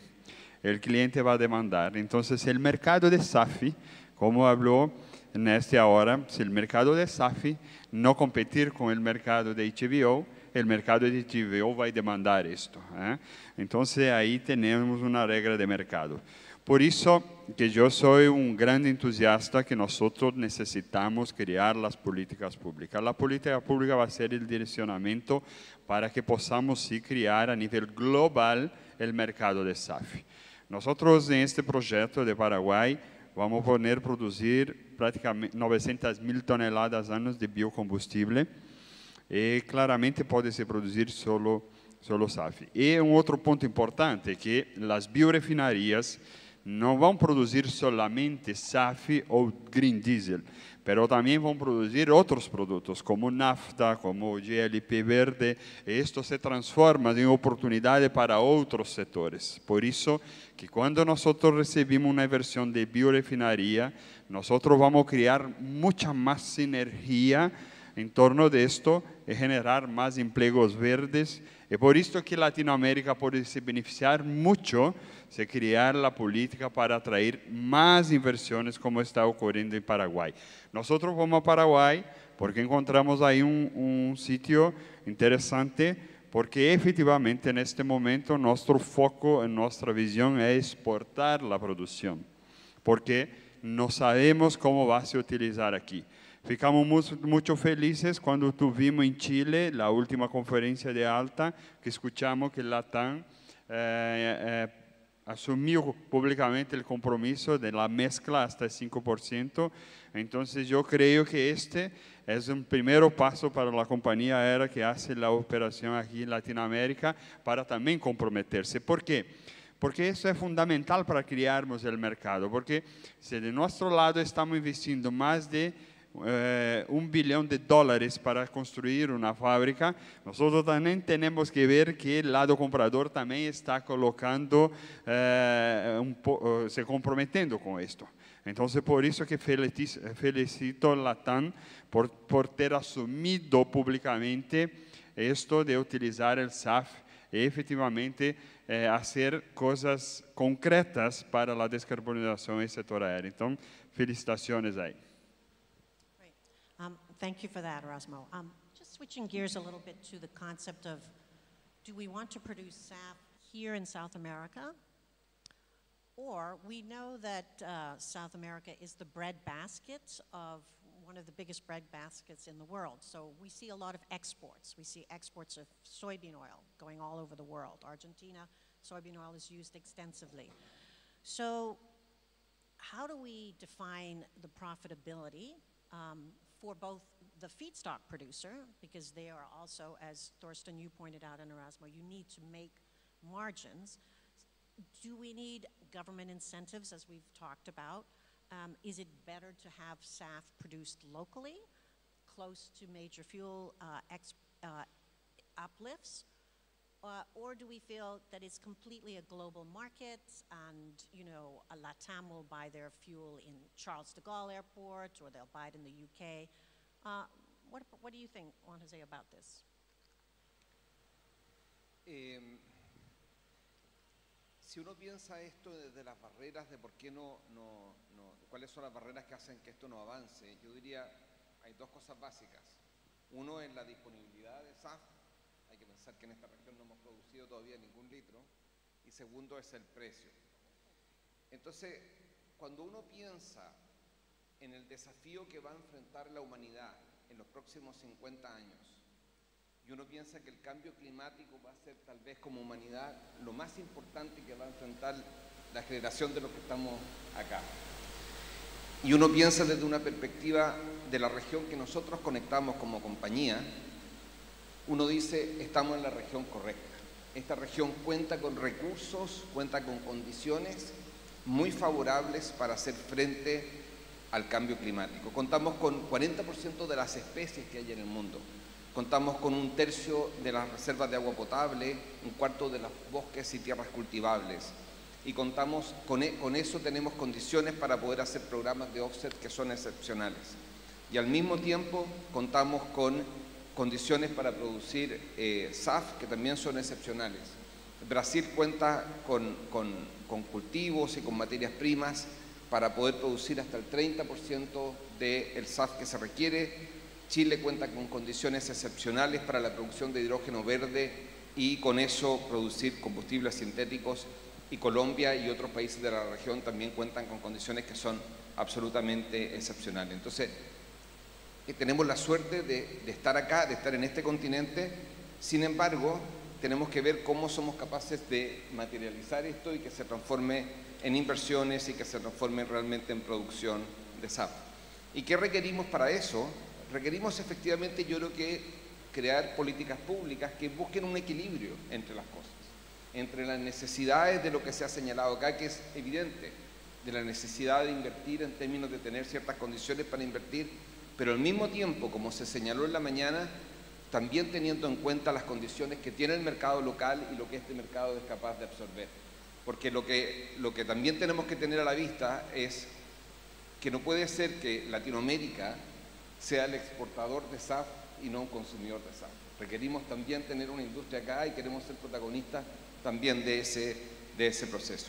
¿Qué cosas creo yo que debieran tenerse en cuenta en esto? Lo hemos dicho acá, políticas públicas claras en términos tributarios, saber cuáles van a ser las reglas para eso, y esas son reglas que no existen. Incentivos fiscales, que habrá que discutirlos cuáles son y qué modalidad tienen, y por parte de la industria, creo que lo que estamos haciendo en la TAM es la dirección correcta, en el sentido de dar señales de que tenemos interés y de que en la medida que exista producción en condiciones razonables, la TAM va a estar disponible para eso. Great. Thank you for that. Now, let me ask Thorsten, you are a large producer globally. Do you care where the SAF is produced? Would you feel that it's important from a feedstock standpoint to place your plants in an area where there is opportunity, or is it better to be closer to the airports? And is there a geographic, is there a reason to have SAF globally? As I mentioned earlier, I'm totally in favor of a balance.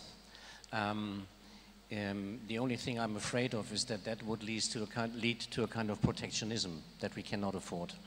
I'm still of the opinion that markets will do. And if you provide the right regulatory framework in South America, in Brazil, I mean, in Brazil from 27 on, you already have a 1% mandate, which is a step, if you ask me, into the right direction. So you need that little incentives. And I'm totally not in favor, and I mentioned earlier, we have a production in Singapore and we have one in Rotterdam, but we're making products available globally, also to South American carriers. And this market has to work in an environment where it can optimize itself. And I'm a bit struggling with seeing we have local, maybe suboptimal production. Production cost, let's say if we talk about CapEx, are the same wherever you go. So the only difference we're talking is labor cost, maybe here. So I would say let's the market decide, but provide opportunities in the market, in Brazil, in Argentina. And by the way, we are in Argentina here. Correct me if I'm wrong, but I haven't seen any regulatory efforts. And this is maybe where we have to start. Is it incentives? Is it direct incentives you provide to producing fuel, to building refineries, or to, at the end, buying the product? But I don't see such plans. And again, how would you convince an investor to do that? You won't. And again, with protection in an area, you would create suboptimal systems. That also applies to the feedstocks. I mean, Honeywell, they will be keen to using the feedstocks everywhere. You have your corn waste, you have your ethanol that you can use, and that can be used in refineries around the globe. And this is, the oil business has been run that way successfully for over 40 years.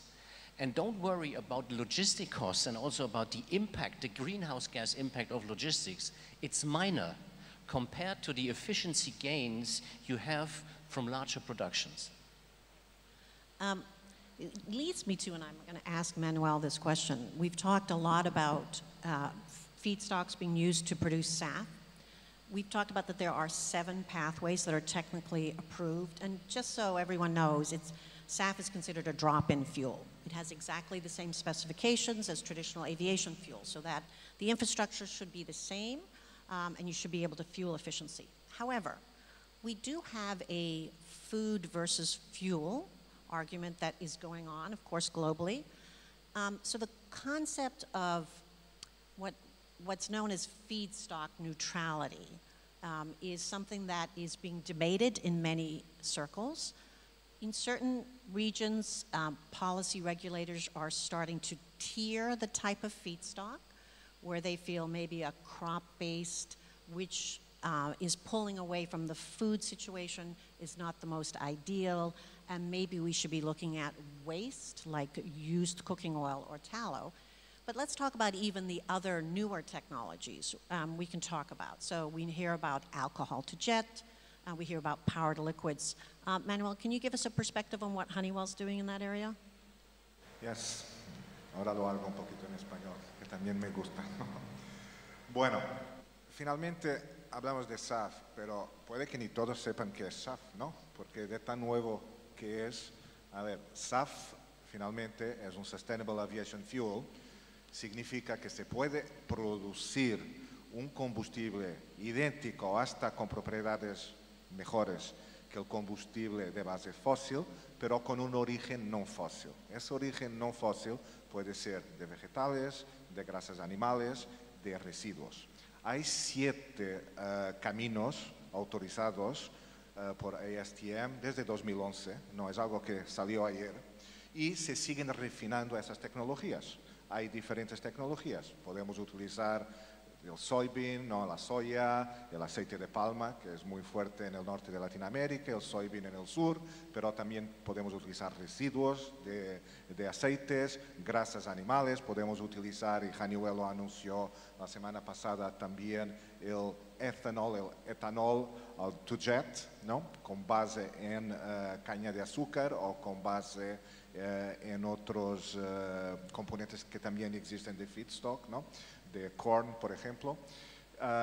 El punto aquí importante es, esto es una industria nueva, no hay otra forma de descarbonizar la industria porque no podemos crear en este momento motores nuevos, no podemos crear una infraestructura logística nueva para llevar el combustible.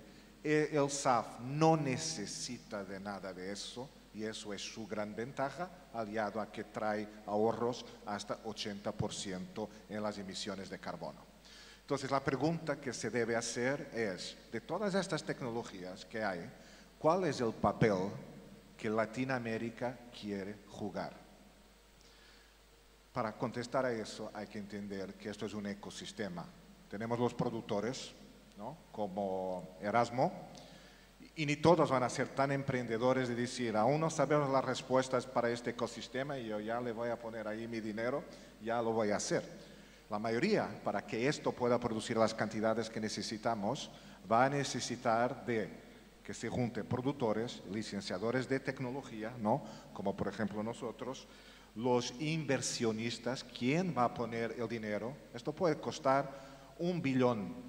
1.000 millones de dólares para producir una biorefinería nueva, 5 años, es un ciclo largo. Entre 3 años o 3 y medio es una adaptación de una refinería ya existente. El gobierno, qué políticas de incentivo, pero también macroeconómicas que permiten que toda la cadena de valor se beneficie de eso y, por supuesto, los usuarios, ustedes que están muchos aquí, las aerolíneas.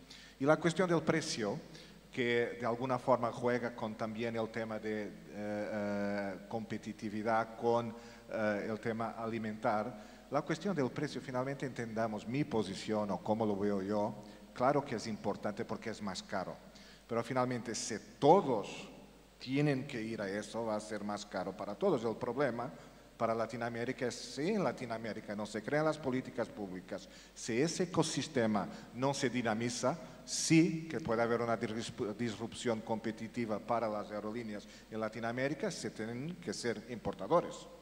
Esto sí sería el problema. Si todos tienen el mismo precio, bueno, se espera que suba hasta 16, ¿no?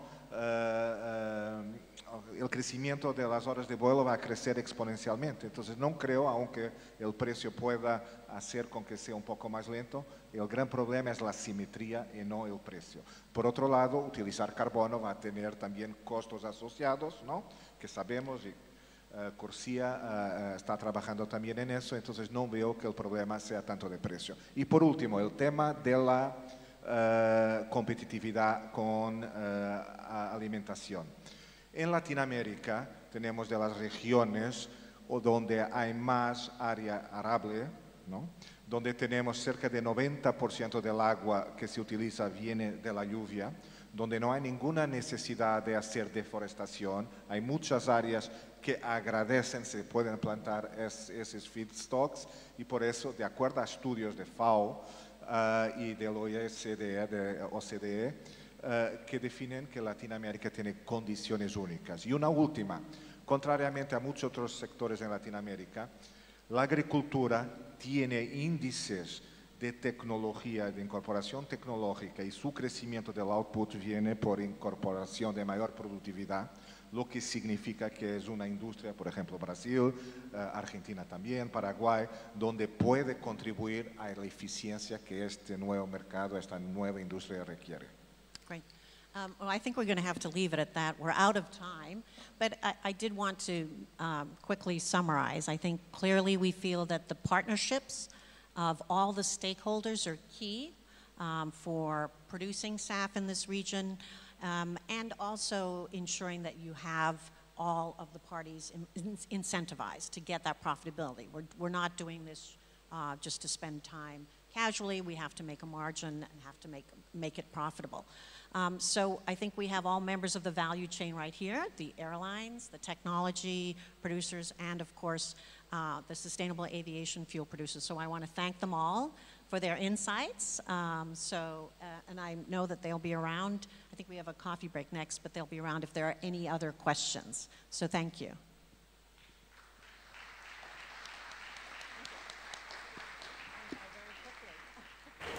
Muchas gracias. Thank you very much. If you could please step forward for the photo, please. La foto. Thank you. For the group photo, please. Sorry? The group photo, please. Oh, group photo, right here.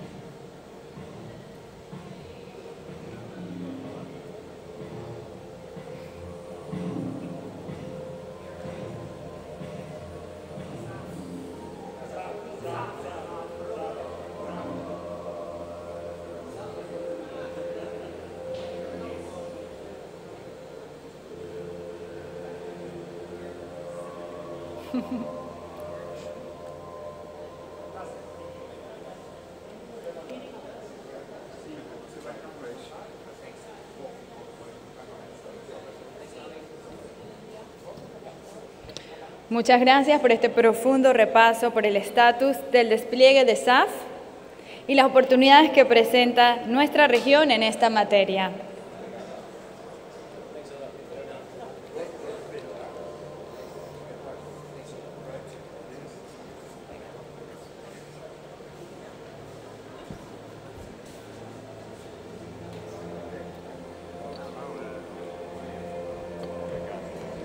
Thank you. Y si conocen la historia de nuestros más de 150 miembros de ALTA o les interesa conocerla, los invito a que revisen el anuario, el yearbook que les fue entregado en las bolsas de registro. En él podrán conocer más acerca de la historia de ALTA y de nuestros miembros actuales. Ahora los dejamos con un video de Airbus, patrocinador del siguiente Coffee Break. Y los esperamos de vuelta a las 4 de la tarde en este mismo salón. Gracias. No todos los días se diseña un nuevo avión. Y solo cuando la última tecnología surca los cielos podemos conseguir una verdadera mejora en eficiencia. Al igual que el resto de la flota Airbus de última generación, el A220 reduce el consumo de combustible y emisiones de dióxido de carbono en un 25%, disminuyendo al mismo tiempo las emisiones de óxidos de nitrógeno. El A220 disminuye también el impacto sonoro, estableciendo un nuevo estándar en contaminación acústica. Vuela el avión con el menor impacto ambiental. Vuela el A220.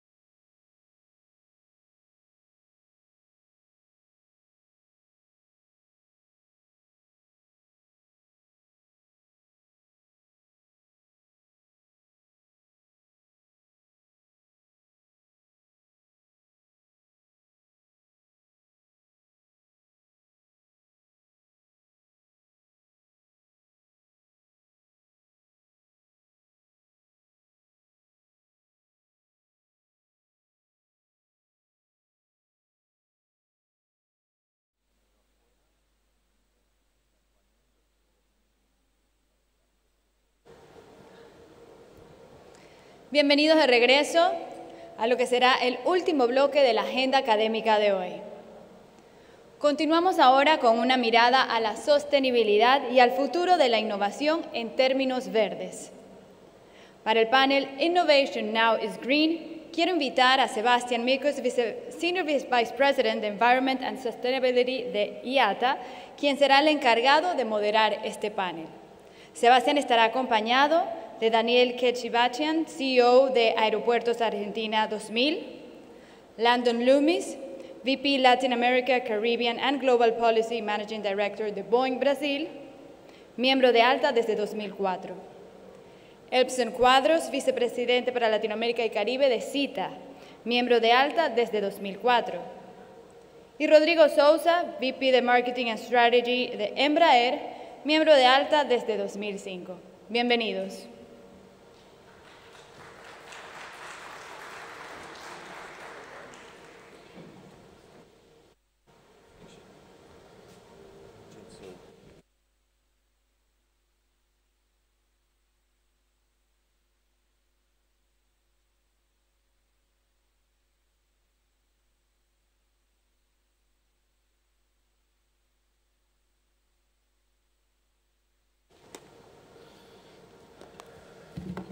ladies and gentlemen, good afternoon. José Luis, good afternoon. So I'll start in an unusual way with apologies. I promised to José Luis Botello that I'll be speaking Spanish soon, but I didn't say what soon meant. I learned it from lawyers, you know, soon, because I had the privilege of having a panel during ALTA session in Colombia, in Bogota. But now I'll make a statement. If you invite me for the next one, I'll do it in Spanish. Okay? So thanks very much for coming for this panel in the afternoon late session.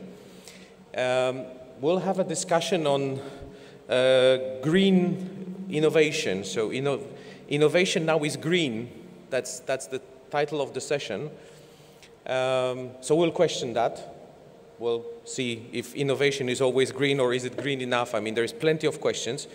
We have only 50 minutes, so that's not going to be long. We'll try to make it dynamic. But I was authorized by ALTA to open my panel with a very short, I don't want to say speech, but rather statement on the importance of what happened at ICAO with the long-term aspirational goal.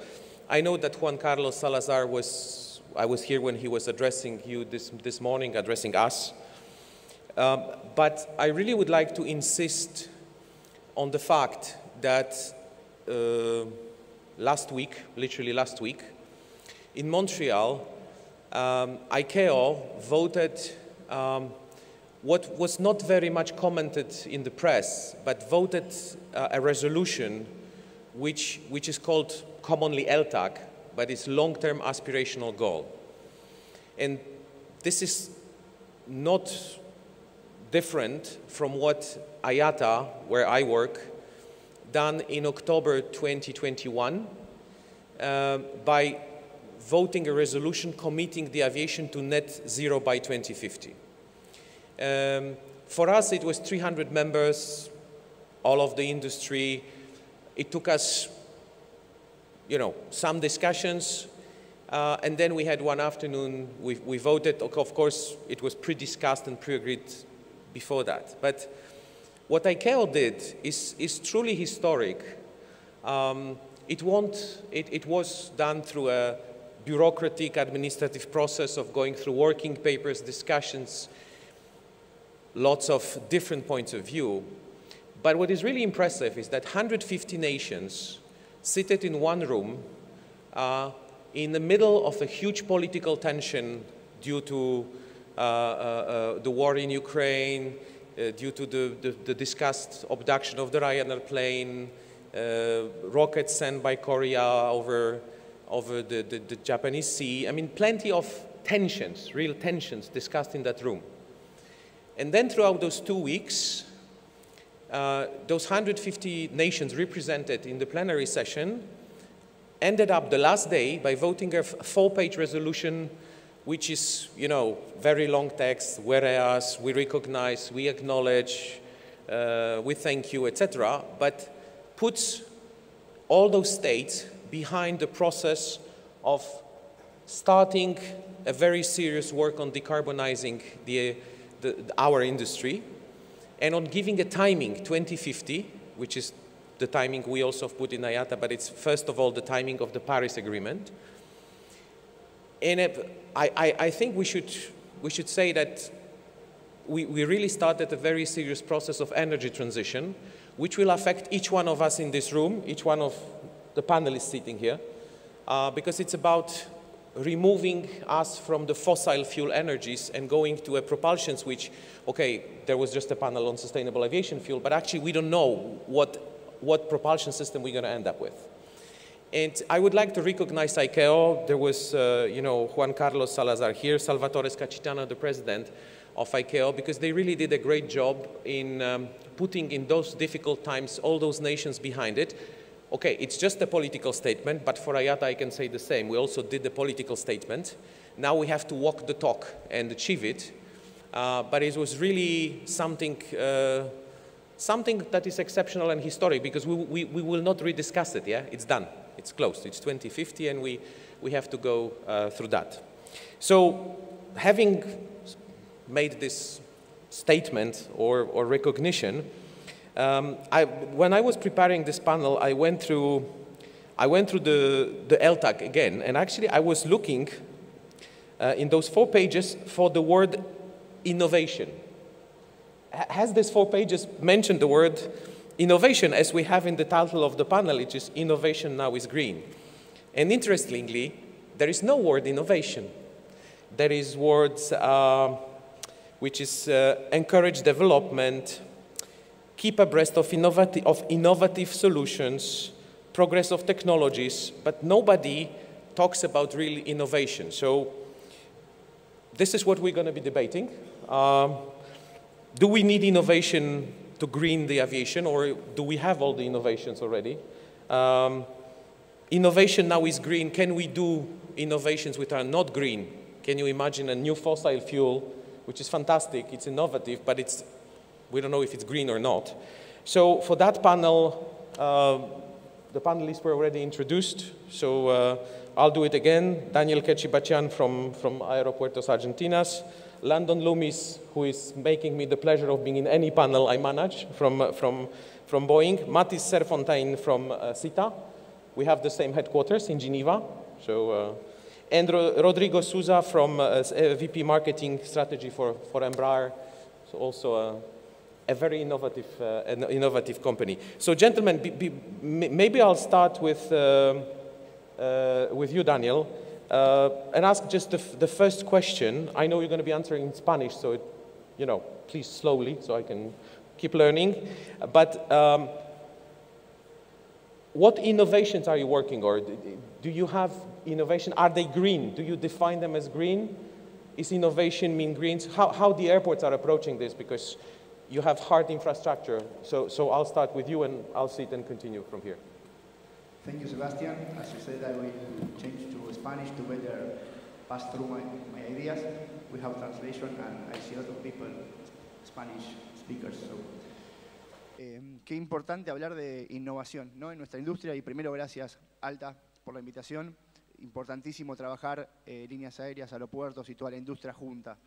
En cuanto a innovación, lo que pensamos desde aeropuertos es que tiene que estar en la cultura de la empresa, ¿no? La innovación no aparece, no se compra, se trabaja y está embebida en la cultura de la empresa. Nosotros, dentro de un eje estratégico que tenemos, es fortalecer una cultura de innovación, eficiencia y agilidad. Y dentro de los valores, coraje para innovar. Y eso intentamos todo el tiempo inculcarlo en todas nuestras áreas, y seguramente ustedes lo hacen en sus empresas, y la conjunción de eso va a generar innovaciones para la industria. No va a salir de una única empresa o de dos, sino del trabajo en equipo en eso.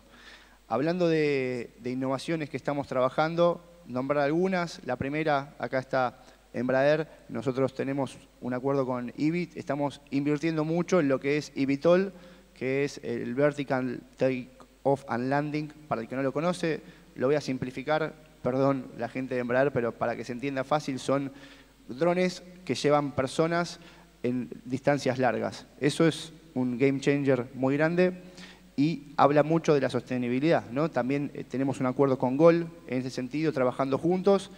Y de nuevo, es empresas de distintos sectores trabajando con proyectos comunes.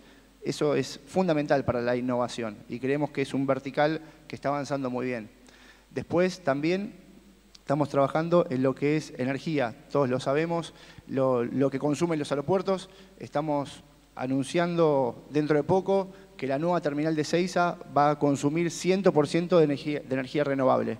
Eso es un logro impresionante. Estamos comprando esa energía en el mercado, el sistema PPA, mayoritariamente eólica, pero son temas que antes no se trabajaban, no se discutían, y qué bueno que venga la innovación a estos lugares y que venga el trabajo en conjunto para responder las preguntas que hoy nos hacen como industria. Tercero, también participamos del WEF en una acción que se llama Clean Skies for Tomorrow, que habla obviamente de SAF, que ya se habló bastante, así como de otras actividades, y estar cerca y cada uno aportando su conocimiento en estos grupos de trabajo, en foros como este, para que pueda avanzar y puedan llegar a tener éxito todas esas iniciativas, porque es para eso, para lo que todos trabajamos. Y yendo a Innovation o Innovation Green, yo siento, y hay mucha bibliografía en esto, mi opinión personal es que el Green Innovation es la evolución de la innovación. Yo no veo más una innovación que no sea green. Y doy dos ejemplos rápidos que tenemos poco tiempo. Antes, cuando se generaba un proyecto o un producto, se pensaba en el cliente, si iba a ser consumido, en el costo, en la venta. Pero el Green Innovation es pensar también en el impacto social, en el impacto ambiental, que se habló hace 2 paneles en el impacto social que genera la aviación. Y eso creo que le tenemos que dar todos mucho más contenido y mucha más publicidad. El impacto social que generamos es fuertísimo, fuertísimo.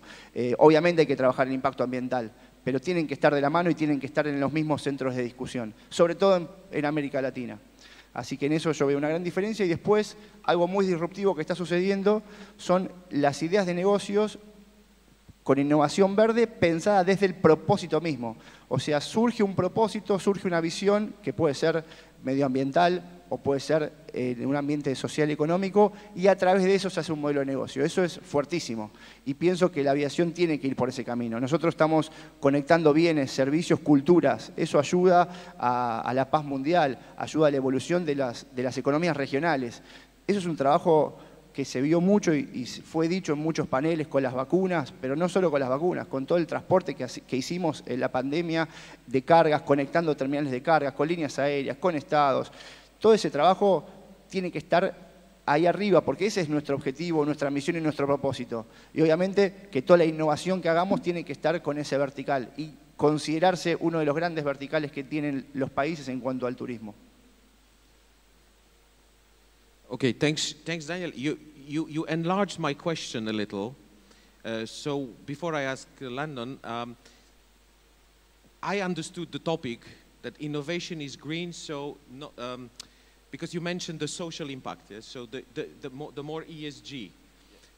I would suggest that, given that we have only 30 minutes, we maybe, I'll ask Landon then, for Boeing, I mean, green innovation connected, to decarbonization, not to the broad ESG, because of course there is a social and governance impact. But is there anything that can be disruptive, or is there anything that can be just an improvement of existing? We were just discussing before the session, can we expect a different plane, or is it still going to be a plane, but it's going to be greener, but it's going to be a plane, yes, it's like we know it, or because you open YouTube and you have this triangular, fantastic planes, etc. Are we going that direction, or are we going into the model we know just improved? Great, thanks, Sebastian. Great to be here with this excellent panel. I really like the framing of the discussion. Is innovation green? How are those two things connected? And to get your question, what I want to start with is examples of really exciting innovation that are going to have impacts on the carbon footprint of our industry. Okay, 2 weeks ago, Wisk unveiled its 6th generation, completely electric, autonomous, eVTOL air taxi. Okay, 4 passengers, and it's designed to be the first candidate for FAA certification of an autonomous eVTOL in the world. That is a gigantic contribution to what urban mobility can look like, but more importantly, the lessons learned by the Boeing company, by the industry, about electric propulsion and autonomy and how that gets certified in a civil transportation airspace is going to change the way that we build airplanes. So that sort of contribution, I think, is a heavy investment of innovation, where Boeing partnered and joined to drive this technological development, and I think we'll see those benefits. But another example isn't just what the airplane looks like, but how the airplane is made. Okay, we're making important innovative investments in that space as well with tremendous benefit. Again, outside of the traditional sphere that this group would normally talk about, but if you think about the T-7 military trainer aircraft, where Boeing is building a military trainer to help the US Air Force train its fighter pilots.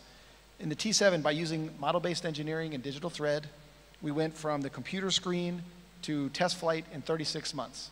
Okay, cut assembly time by 80%. That is a disruptive change to what it means to build an airplane.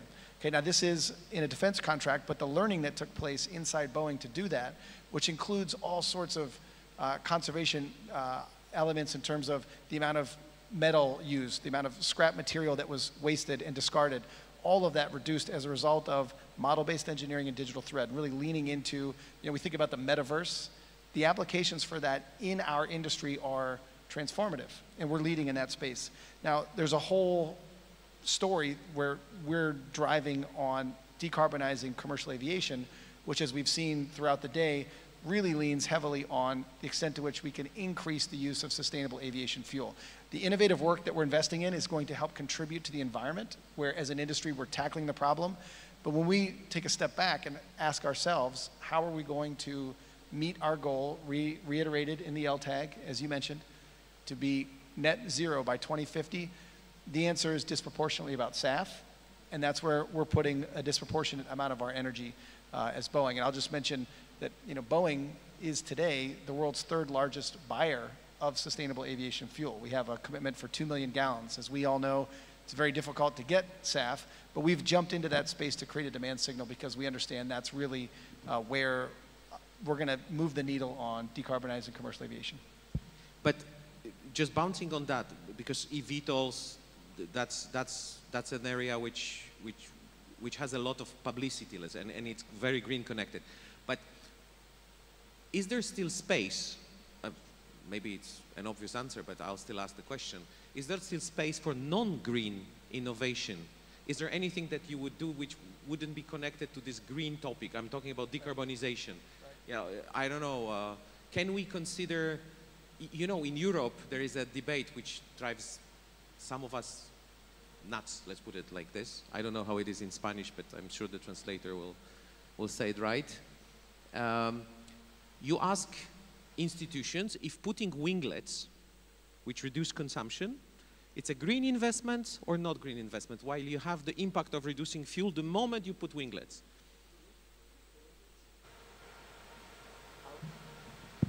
I would say the winglets are a great example of the aviation industry doing what we've always done, which is investing in the efficiency of our products, because that ultimately was the cost benefit we were offering our customers, right? So we now talk about it inside of a sustainability framework, but the reality is we have a long history, and this was pointed out by the CEOs in their panel. Boeing alone has invested $60 billion over 10 years to drive better products. Those better products are defined, their ability to be better is defined by their fuel efficiency, right? And their ability to operate inside the fleets, go longer range with more payload using less fuel. The MAX is a great example, offering a 20% benefit over the generation it replaces.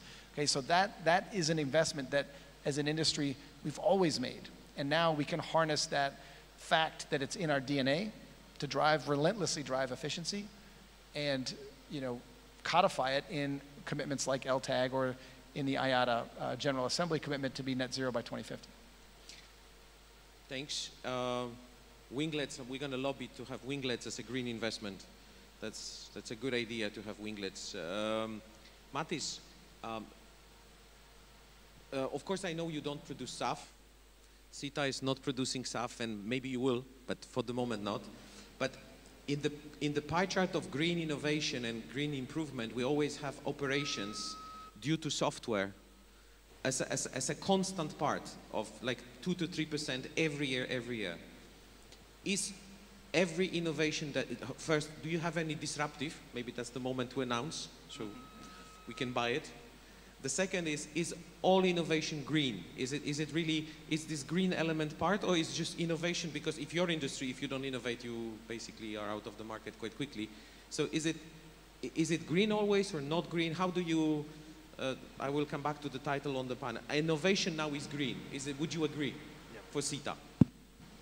Okay, yes, thank you. Yeah, we do have disruption. Well, I will start, in a debate, it's usually a good thing to have some disagreement, right? I will start disagreeing with Sebastian on my name. Also. Yeah, Machi Serfantai, the President of Americas, unfortunately he couldn't make it. So I'm here on his behalf, Elson Quadros. I'm based in São Paulo, and I lead the team in Latin America and Caribbean. See, I know you just missed because of your notes. We spoke before. But it's a pleasure to be here. This is a panel about technology innovation for the air transport industry. So this, for me, it's a pleasure because it's our core business. So we were founded more than 70 years ago as an arm of the industry, a technology arm of the industry, to really to be disruptive, starting with the airlines wanting to go internationally, and they need a technology. And since then, we've been introducing many technologies at the airports, in flight, and supporting the industry. So it's a key theme for us. And second, because of sustainability, which is another priority for CITA. These days, we started, as a company, we started 5 years ago a program to become carbon neutral as a company, and we achieved that last year, 2021, 1 year ahead of our goal, which was this year. So we are really making this a priority. And then, Sebastian has put it well, as part of the 2050 emission strategy, when we talk a lot about SAF and new aircraft technologies that my colleagues can expand a lot, but there's a third pillar, which is operations and infrastructure optimization. And that's where CITA is already making a difference. So we have launched several technology to do exactly that. So for us, wherever there is a running engine, there is an opportunity to reduce emission. And that's what we are doing, and it's a good timing for us to do that, because we have now AI-based technologies, machine learning, data science, in computer vision. There are 3 very strong enabling technologies that is allowing us to be disruptive with our systems. For turnaround, for taxiing, for landing, takeoff, in-flight route, flight plans, all those areas can be impacted by algorithms, machine learning algorithms that can help the decision makers in the case of the climbing, the in-flight, the pilots, to make better decisions. So we are moving from a world where we had the full information on dashboard, descriptive, to a predictive full optimization in flight. So that's the #1 technology that we have launched. We just announced last week with Singapore Airlines an implementation where they're implementing on their Airbus 350 fleet. And with that implementation, they expect to reduce emissions at 15,000 tons of emissions a year. So it's already a significant impact by now, and when we have the more available SAF and new aircraft technology. So that's the #1. And the second is in the airport. Around the airport, we have invested a lot in technology for infrastructure optimization, and there is where there is power for cooling, for heating, for lighting, for vehicles in your apron. All that can also be optimized with the same technology, machine learning, AI, computer vision. Computer vision are intelligent now interpretation of cameras that can optimize the turnaround of an aircraft significantly. So that's the second area where we are bringing our contribution and to emission reduction. And I can talk a little bit more, but we do consider this to be green innovation. There is no way we could bring a technology now for our customers here that would not that would cause an environmental impact. So that's key for us. Yeah, but you mentioned artificial intelligence. That's a very interesting approach, because, correct me if I'm wrong, but this is an algorithm which is programmed, and the algorithm improves by functioning. Okay? So it's like a self-improvement of the algorithm. That's maybe in a nutshell. Yes. Now, has someone come, very ridiculous question, but I'll still ask it, and says, algorithm, now you have to be green. So actually, it's not about profitability, it's not about just operational efficiency, but now there is a green component. So even if something is more profitable, actually, we have to reduce the environmental impact, because the point is, how do you define the environmental impact? Is it less kilometer of the equipment? Is it less time on in an approach? I mean, you see, that's how can AI introduce? Again, innovation now is green. We take it as an assumption, but maybe it's not the assumption. Maybe it's just economic efficiency that by coincidence is green as well. Yes, yes. I think it's a bit of both. In this case, what we're saying is that you need to reduce fuel consumption, right? So your recommendations based on historical data and also weather data and other types of information that we integrate in this specific solution, OptiClimb. We are saying, algorithm, you have to make this more efficient in fuel consumption. And then there's a learning process, machine learning, which you described well, that goes making this recommendation more and more. We start with a year of historical data, and then on a daily basis, the algorithm improves the recommendation. So yes, but you're right. I mean, it's hard to tell if, if it's a consequence or a cause in this case. Yeah. Okay, thanks, Elbson. Rodrigo, I will use my notes because, you know, I've prepared myself, so I want to show off. Innovation, disruptive, incremental, sustaining, or radical? What would you say Embraer would do to have the green innovation? Which one of this? Disruptive, incremental, sustaining, or radical? I think we have to do them all, right? We have to, the impact on environment, as we know, is cumulative in relation to the amount of carbon that is emitted in the transportation. So the sooner you start reducing the emissions of carbon, the better. So I think solutions that are incremental and you can implement quicker are very useful. I think we should do that. There are some intermediate solutions, like, you know, new generation airplanes, and I think that's one of the, perhaps, the best alternatives we have today to reduce something like 15, 20, up to 30% when reducing, you know, replacing an older, less efficient aircraft by a new aircraft. So I think that's one solution as well. But we cannot stop there. I think we have to go up to the radical innovations. We have to search for the new technology and how to make them available. Is there same question as for London, because, you know, it's like the same industry you are. Is there any innovation that you would do in Embraer that you would say, okay, it's an innovation for the plane, but it was not really green driven, or? No, there are several innovations that are not green driven.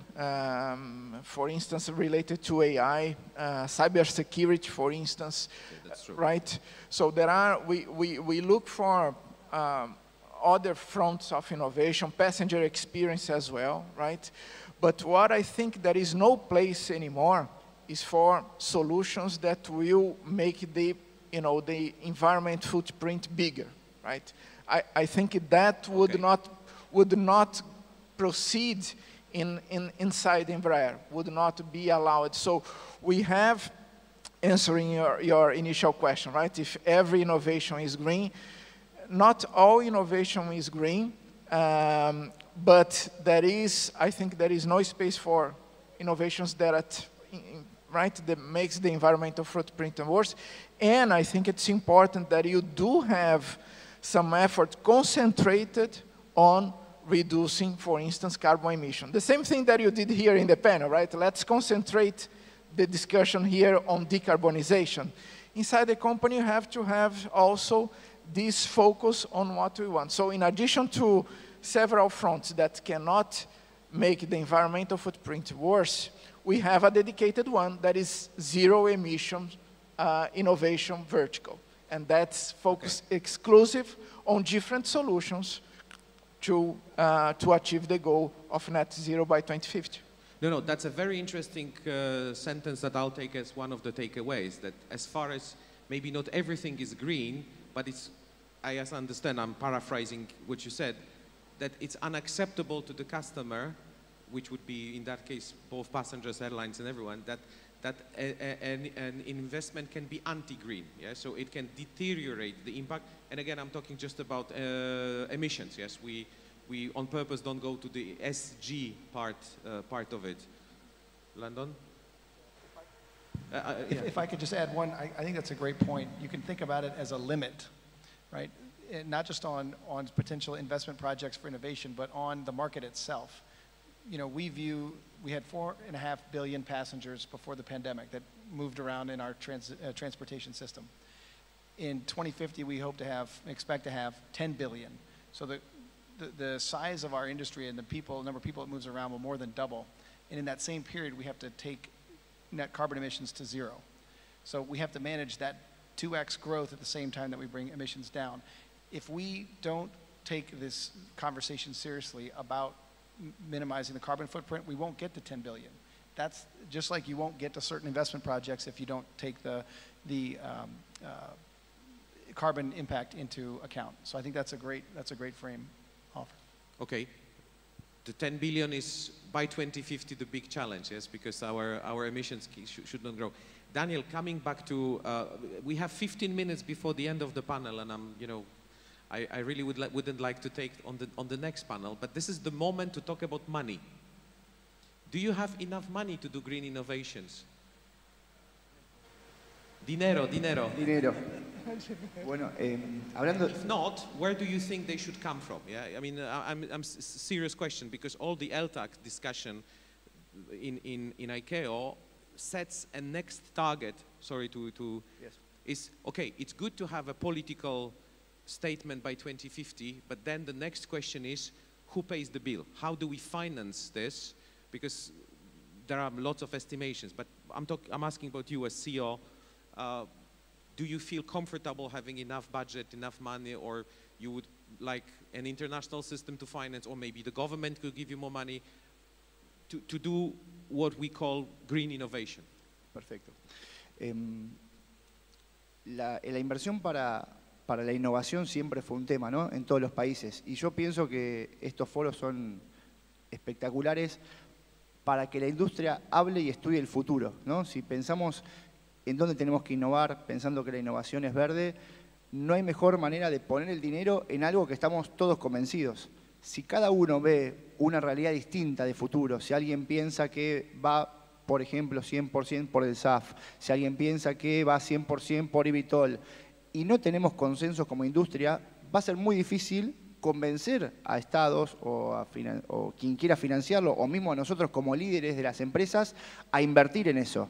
Entonces, ¿qué mejor manera que ir construyendo la innovación, como dicen en Brasil, a 4 manos, a 6 manos, a 8 manos, como lo estamos haciendo, por ejemplo, con lo que es eVTOL y muchas otras acciones que estamos trabajando, porque eso va a hacer que todos confiemos en ese producto. Y cuando alguien confía en el producto y una industria tan importante como la nuestra confía en ese futuro, la inversión llega, el dinero llega. Yo siento en eso, la innovación siempre sucede eso. Alguien no quiere invertir en algo que no sabe si en 2 o 3 años desaparece. Entonces, va a decir, no veo el repago. Y esto tiene que tener repago. No hay manera de pensar que aunque sea un crédito subsidiado, que obviamente cuando es innovación y es futuro, tienen que haber subsidios a esos créditos, pero tiene que tener repago. Entonces hoy, para mí, como yo lo veo, en la post-pandemia, estamos viendo cambios muy grandes en cuanto a las actitudes de los pasajeros, ¿no? Todo lo que es los nómades digitales, la flexibilidad que buscan, cómo cambió la aviación, por lo menos en nuestro país, y lo decían antes, lo decía Celso en Gol, muchos más viajes domésticos, de tiempos más cortos. Bueno, todas esas señales que estamos viendo tienen que traducirse en ideas y en innovaciones lógicamente pensadas para la reducción del impacto ambiental, que hagan que cumplamos esos 2 factores.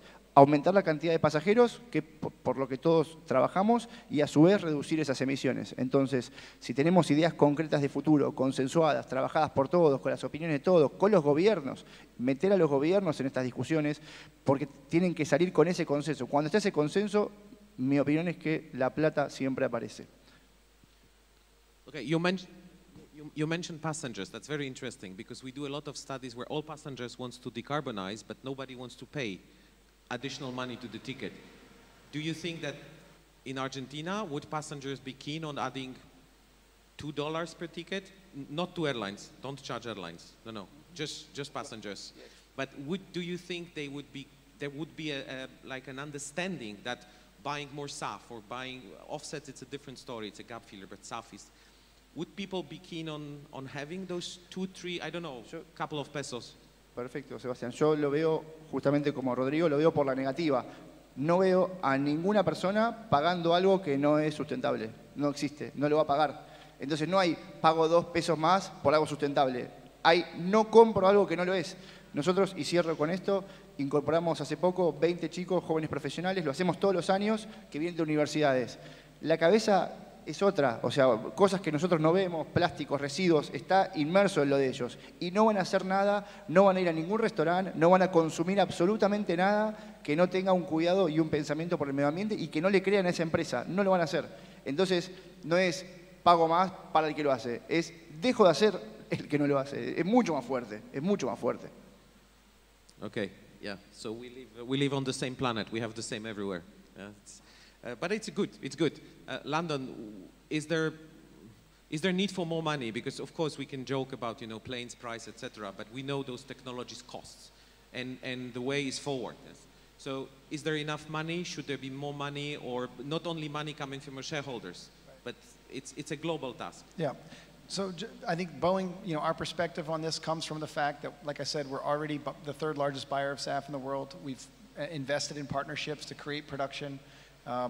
We're, you know, all in on this and understand what we're asking, you know, the broader ecosystem to do. But our view, I think it echoes very closely with what Roberto Alvo, president of ALTA, said yesterday, and CEO of LATAM, where he said, you know, governments have an important role to play too. And the support, you know, mixture that's required to incentivize the adoption, I think, is critical. One way to look at that is that a lot of the high costs that right now we've discussed today are a result of the fact that there's so little SAF, right? There are no efficiencies in the system. There are only inefficiencies because of how unavailable it is today. So scale itself will bring the cost down, and we need, you know, an impulse to kickstart that process. I think just looking at the example in the United States is important. It was already mentioned in other panels today, but just to highlight it, the U.S. Inflation Reduction Act, which puts $290 million over 4 years towards, you know, all of the different, you know, supply chain processes, production, storage, transportation of SAF. And that's the sort of investment that's necessary to get the process started. I think that's good. I think the U.S. commitment to do, you know, to create 3 billion gallons by 2030 and then 35 billion by 2050 is the sort of direction setting that governments are uniquely positioned to play. So as far as, you know, resources, I do think that governments play an important role. And I would just add to that, and again, echoing comments that Roberto made yesterday, that in that context, Latin America has an opportunity to lead, right? So if you think about the main constraints we're going to face as we ramp up, feedstock is going to be one of them. Latin America is very well positioned in terms of feedstock. Boeing has partnered with RSB to map feedstock in Brazil, for example, just one country. But Brazil has feedstock today that can satisfy 125% of its Jet A market, which means you could put every aircraft, fill it entirely with SAF, and still have 25% of today's demand available for export. So that's not just what they have. I mean, they have incredible expertise in aviation, agriculture, and energy, the 3 sectors you need. So you combine that together, and you've got an opportunity in Latin America to really lead on how, as a global industry, we overcome the challenge. Okay, thanks very much. It's, I'll ask Elbson the question, because we in IATA, we say that the energy transition requires equal support for aviation industry as it is for cars or as it is for solar panel. So it goes very well with what you said, that the government has to play a role in supporting this transition. But I will ask you about CETA. Yeah? How is the financial part placed? Because at the end of the day, shareholders want their return. Okay, everyone wants a green product, but market also wants return. So how do you see that paradigm? Yes, absolutely, and I agree. There are opportunities on various areas to convert operations and infrastructure. So the example that I gave on the OptiFlight solution to reduce fuel consumption by making better decisions, climbing or in-flight, in route, etc. That means it's an impact, direct impact to your bottom line. So an example that I gave, for example, for 20 jet fleet, the reduction in emission would be the equivalent of 5,000 tons per year. That means $1 million in fuel optimization. So there is an impact to the bottom line. So a lot of that we expect to be paying with the innovation itself. On the infrastructure, the airport, I was talking about saving energy, having better turnaround, which also impacts the bottom line. So part of that we expect to be paying with the return on the investment itself. But we run a survey every year. Some of you are familiar with that, so the IT Insights. And recently we made the question about the investments on the key technologies that I mentioned, on the data science, machine learning, all the AI technology. And it's amazing because this is a survey for mostly the CIOs in the industry, and we had 78% responses confirming that they are making plans to invest in this technology. So I think the value is showing itself in various areas, including in the decarbonization or optimizing operations and infrastructure.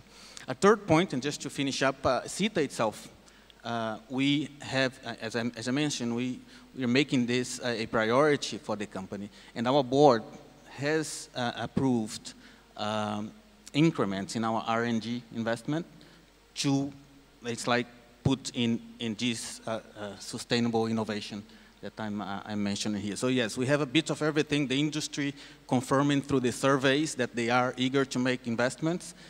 The technology and the operations optimization side paying for itself, and CETA also recognizing that we need to increment our investments around that. So the more you invest, the better is the product operationally, then the better the profit, so the customer more inclined to pay more for being greener and more efficient. Exactly. So yeah, that's a cycle that we firmly believe it will help. And there is actually, just one final point, there is actually a label.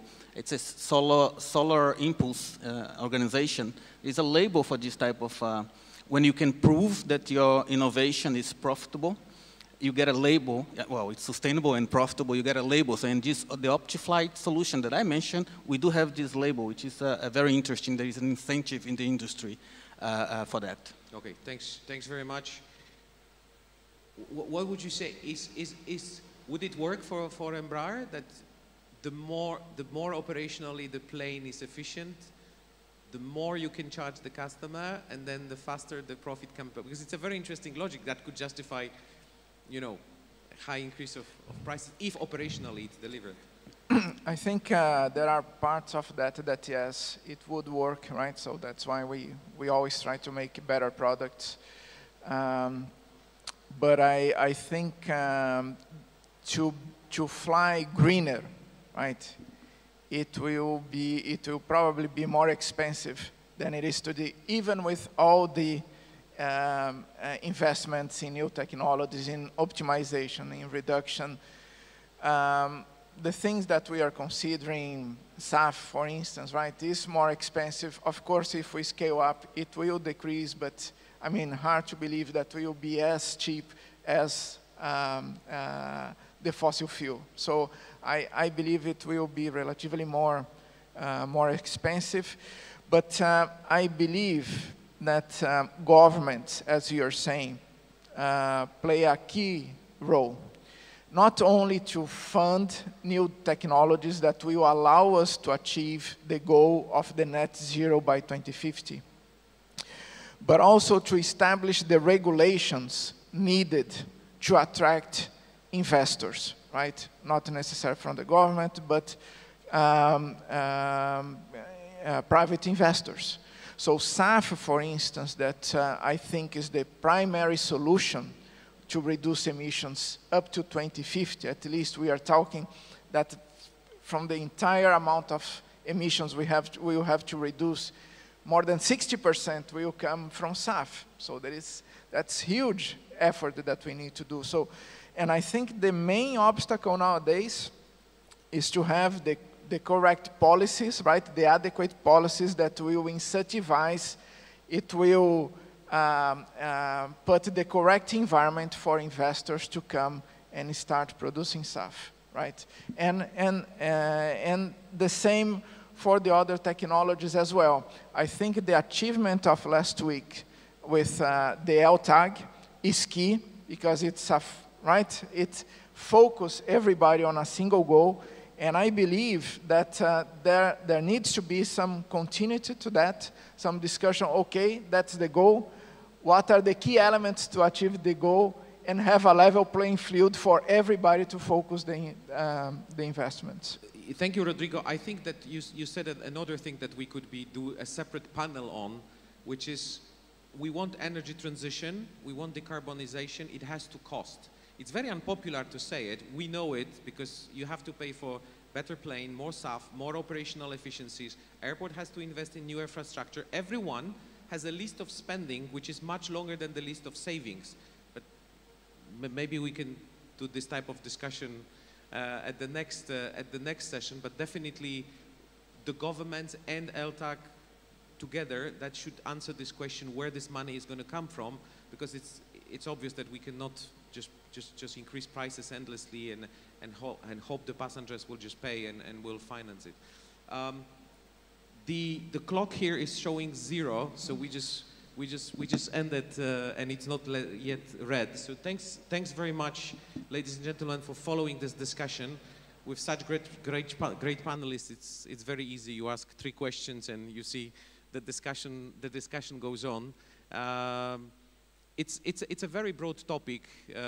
We don't pretend to answer is innovation green or not, but actually I liked very much the fact that maybe not every innovation is green, but actually it cannot be not green. Yeah? So I don't want to put a color on it, but it cannot be anti-green. That at least a good conclusion, and of course an appeal. The more money we have to invest in greening, the better it's going to be, and it's going to be an endless appeal and an endless debate.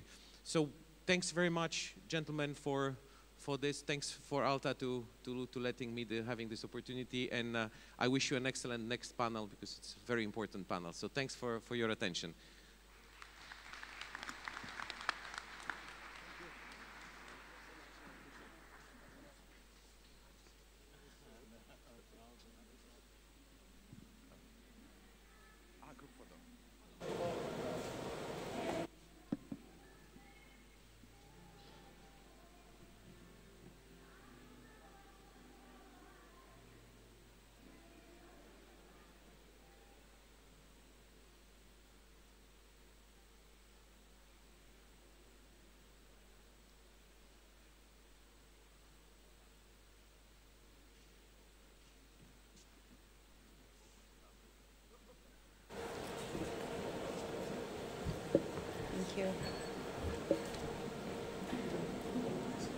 Thank you. Bien, y hemos llegado a la hora del último panel de la jornada. Este panel es titulado The CEO's Journey, patrocinado por CFM. El mismo estará moderado por Gabriela Frías, presentadora de CNN. La acompañan Pedro Heilbron, CEO de Copa Airlines, miembro de ALTA desde 1985. Adrián Neuhauser, CEO de Avianca, miembro fundador de ALTA. Pablo Seriani, CEO de Aerolíneas Argentinas, miembro fundador de ALTA. Y Andrés Conesa, CEO de Aeroméxico, miembro fundador de ALTA. Bienvenidos.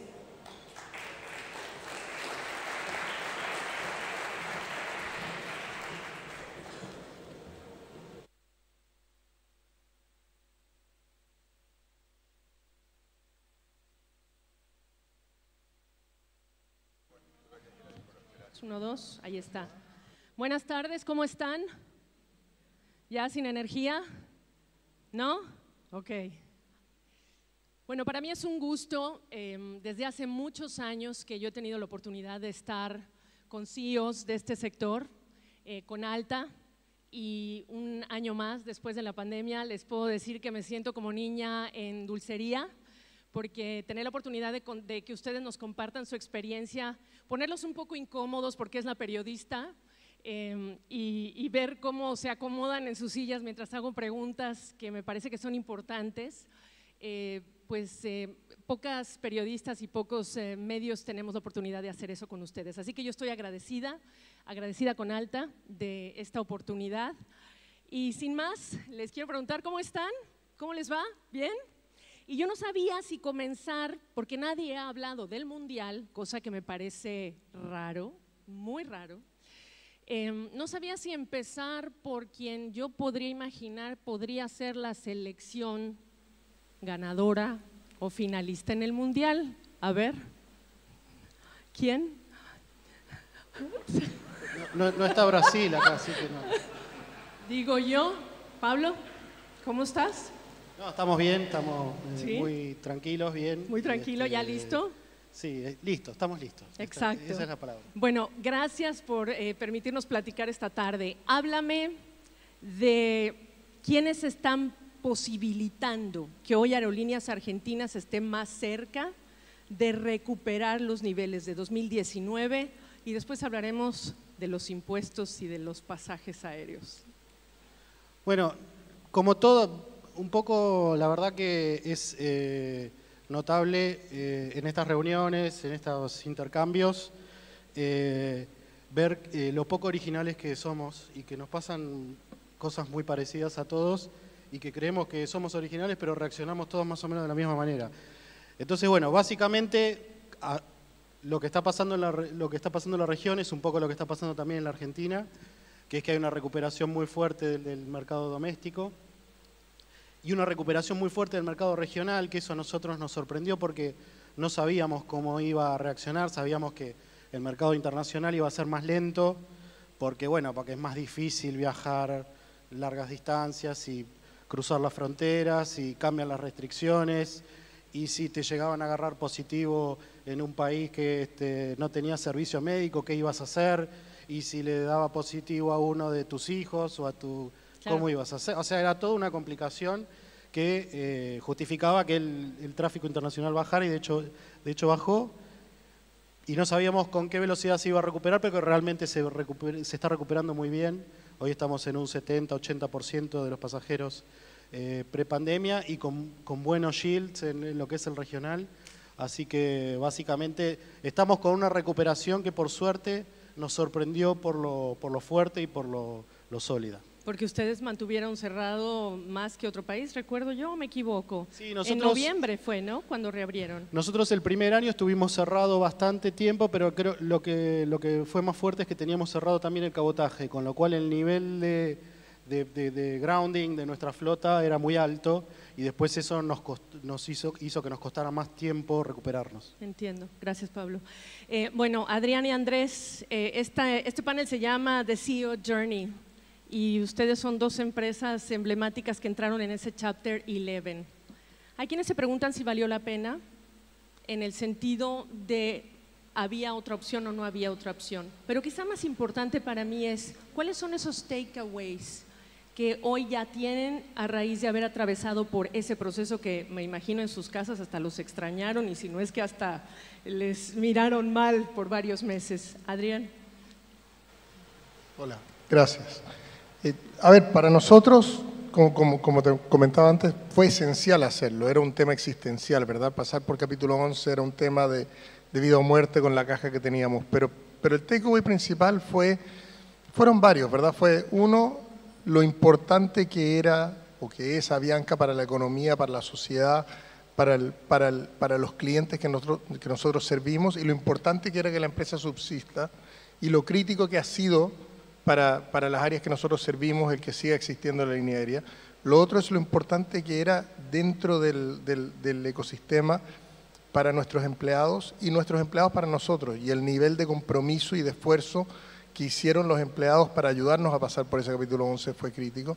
Y la verdad el proyecto en sí fue un proyecto muy unificador, porque dentro de toda esa dificultad que fue pasar por capítulo 11, hubo una discusión introspectiva de quién éramos, de por qué existíamos, de a quién servíamos, que pasó desde nuestros proveedores, a nuestros inversionistas, a nuestros gerentes, a nuestros pilotos, a nuestros tripulantes de cabina, a todos los empleados que tenemos, y ha generado una visión mucho más unificada del porqué de la empresa y de qué es lo que estamos haciendo. Entonces el proyecto ha sido muy fortalecedor desde ese punto de vista, cosa que no te habrías imaginado 18 meses cuando lo empezaste. ¿Tiene el usuario de Avianca o el cliente de Avianca previo a ese Chapter 11 hoy día claro quién es Avianca, quién quiere ser Avianca en esa identidad?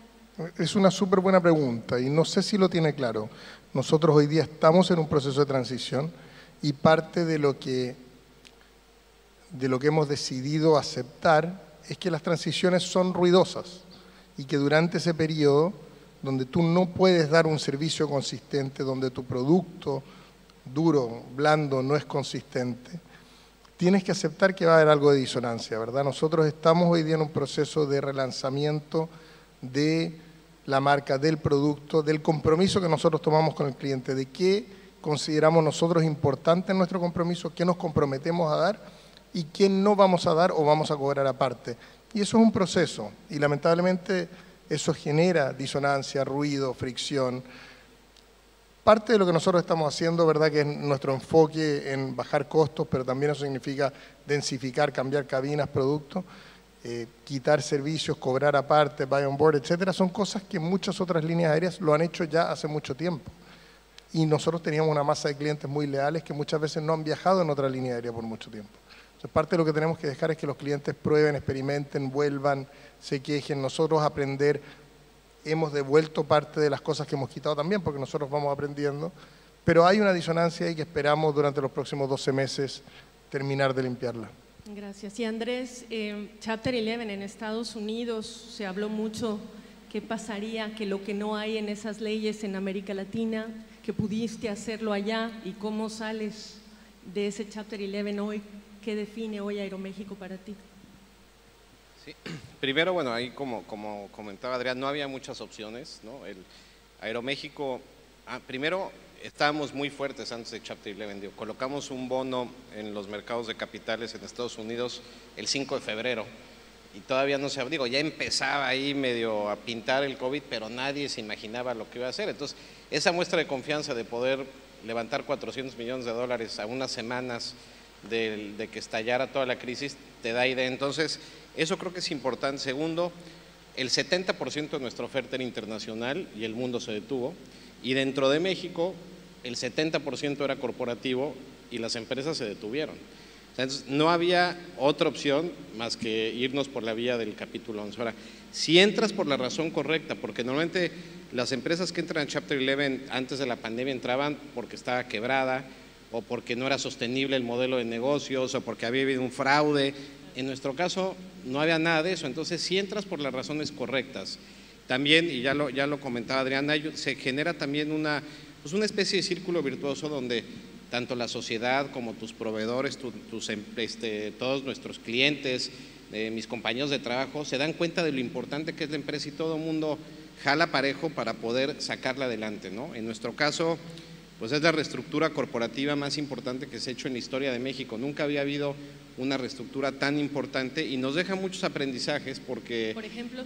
No, hay que adecuar, por ejemplo, la ley de concursos mercantiles en México, adecuarla con ciertos elementos del capítulo 11, ¿no?, que le permita a una empresa verdaderamente reestructurarse y no caer en un proceso de liquidación, que es lo que normalmente sucede. Y eso incluye muchos elementos y podríamos estar casi en este panel toda la hora discutiéndolo, pero creo que es algo nuevamente que te deja una buena lección y salimos fortalecidos. Al final, yo creo que, para mí la lección más importante que siempre hay que tener en cuenta es que las crisis son oportunidades. Nunca vas a poder cambiar tan de forma cuando las cosas van bien. Y realmente cuando se presentan estos problemas es cuando, en lugar de decir, oye, me retiro, o me voy a hacer otra cosa, o tiras la toalla, al revés. Es cuando tienes que duplicar los esfuerzos, triplicarlos y realmente cambiarlo, ¿no? Y Aeroméxico hoy, yo que tengo la fortuna de veras de trabajar, a veces somos masoquistas, platicamos porque esto no para, ¿no? Pero 20 años ya, Pedro aquí es el decano, pero eso es una industria apasionante. Nunca había visto un Aeroméxico tan fuerte como lo veo hoy. Y eso es, pues, entonces, hay cosas buenas también y ya no hay que ver el retrovisor, ahora hay que ver hacia adelante y ver cómo crecemos, cómo nos desarrollamos, cómo seguimos conectando a México y a México con el resto del mundo. Absolutamente, y hablando de reconectar, cuando abra Asia, ¿vas a recapturar, reconquistar esas rutas, por ejemplo, que tenías antes en Asia? Sí, bueno, Asia, como se ha platicado, es de las regiones que más se han mantenido cerradas. En nuestro caso, tuvimos que dejar de volar a Japón y a China porque nos impedían. El caso de Corea fue distinto porque no podíamos volar sobre espacio aéreo ruso por la invasión de Rusia en Ucrania, entonces se generó ese problema tan pronto como se pueda, por supuesto, y creo que la conexión para México y el resto de Centroamérica y Sudamérica hacia Asia es muy buena vía la Ciudad de México. Entonces, ojalá que los podamos recuperar pronto, y ese es el plan, pero muchas veces no está en nuestro control. No, claro. El decano, Pedro. A ti hay muchas cosas que preguntarte. ¿Cómo ves Centroamérica? Se está calentando la competencia, pero al mismo tiempo, ¿cuáles serían para la región o sobre los mercados en los que has operado esas takeaways? Dame dos de lo que ha sucedido en los últimos 2 años. Ya hablaremos de la turbulencia que está presente y que ha sido descrita durante esta jornada. Bueno, lo primero es que creo que nadie contestó tu primera pregunta sobre el Mundial. Entonces, y creo que eso es tan importante como el resto. A ver. Creo que la audiencia quiere... Bueno, yo no voy a dar predicciones porque siempre las fallo y no quiero salar a ningún equipo. Okay. Mucho menos Argentina, no me ocurriría... Sí, por favor. No, para nada, mucho menos. Sí. Lo único que puedo decirte a ciencia cierta es que Panamá no lo va a ganar este año. No, exacto. Lamentablemente. Exacto. Yo diría que, no sé si contesto exactamente, pero las dos sorpresas de la pandemia que no hubiéramos esperado en 2020, y contesta uno de tus comentarios. La primera es que el movimiento de pasajeros, especialmente de placer, creció y se recuperó mucho más rápido de lo que hubiéramos esperado. Y aun cuando negocios sigue por debajo, placer ha reemplazado o ha llenado ese vacío. Ahora ya le llaman revancha. Revancha, así es. Pero creo que ya esta revancha se está volviendo, ojalá, nadie sabe, como una forma de vida. Sí. Eso es una sorpresa que no hubiéramos predecido en 2020. Y la otra, en efecto, fue tu primer comentario, es el crecimiento de la competencia en general, desde nuevas aerolíneas hasta aerolíneas actuales con nuevos servicios y más aeronaves. Uno hubiera pensado que iba a haber mucha más, quizás, prudencia o miedo, no miedo, pero cautela es la palabra, un poco más de cautela, pero eso no ha sido el caso. Pareciera que ha habido revancha en los pasajeros y en las aerolíneas hasta cierto punto. Ahora, tú estás cumpliendo, Copa está cumpliendo 75 años de una trayectoria impresionante. Sí, y yo no. No, pero preguntarte, ¿qué te falta? ¿Qué le falta conquistar a Copa? Quizá el desarrollo de un mercado turístico más potente en Panamá. ¿Cuál es esa visión que quieres, de alguna manera, en la que te quieres enfocar? Además del escenario turbulento en el que nos meteremos todos juntos en unos minutos. ¿Pero qué me dices? Yo no sé si puedo decir que le falta algo por conquistar a Copa. Le falta mucho por hacer, sin duda. Le falta mucho por hacer y mucho por lograr. Pero hasta cierto punto nosotros podemos decir que somos una aerolínea medio aburrida o monótona. Porque a ti te gusta decir que eres medio aburrido para que no te pregunten cosas, me lo has dicho. Eso es verdad. Pero en serio es porque más o menos hacemos lo mismo. Tenemos un solo hub en un solo lugar y una red de rutas relativamente predecible. Y lo que tratamos de hacerlo mejor, hacer lo mismo pero mejor cada día. Agregar tecnología, agregar eficiencias, etcétera. Pero no estamos en verdad, por ejemplo, no nos interesa conquistar Europa, ni Asia, ni ningún otro lugar del mundo. Es más de lo mismo, pero un poco mejor. Y entonces lo que estás viendo que se cocina en Centroamérica, ¿te mueve a qué? Más aerolíneas mirando a Centroamérica. Tenemos que ser mejores, tenemos que ser más competitivos, tenemos que ser más eficientes en todo lo que hacemos. Esa es nuestra fórmula y tenemos que hacer más de eso. Hay una cosa que me parece, y aquí como dicen los americanos, we're preaching to the converted. Pero aquí hay algo que me parece indispensable y lo he notado, casi como un psicólogo, y no soy psicóloga, pero el reconocimiento que le han dado a este sector por el esfuerzo, no solamente de llevar vacunas, respiradores, repatriación de personas durante la pandemia, etcétera, ha sido tan poco, tan bajo por parte en nuestros países, de nuestras autoridades, de la opinión pública, que yo no sé si fue una oportunidad perdida, pero me parece que ustedes tienen un gran mérito. En medio de que no les ayudaron y no los asistieron y no los apoyaron o les apoyaron muy poco, ustedes hicieron todo eso. Y a mí sí me parece que desde este lado uno dice gracias, porque no fue fácil, y repatriar y traer insumos y vacunas fue toda una labor. Así que yo creo que de este lado yo no los había visto. Me parece que yo les doy un aplauso, porque realmente creo que muy poco nos detenemos a pensar que ellos eran esenciales. Y yo se los dije, yo tengo 20 años de haber vivido en Estados Unidos y casi me siento como los migrantes hispanos o latinoamericanos, que somos esenciales. Nadie nos ve hasta que realmente nos necesitan como esenciales, y entonces sí nos usan como nos llaman esenciales. Y yo creo que ustedes así actuaron. Ahora, ¿qué les quita el sueño? Pablo, ¿los impuestos? No, los impuestos no. Básicamente la incertidumbre que tenemos todos es, bueno, cómo va a evolucionar el mercado, ¿qué va a pasar con la economía mundial?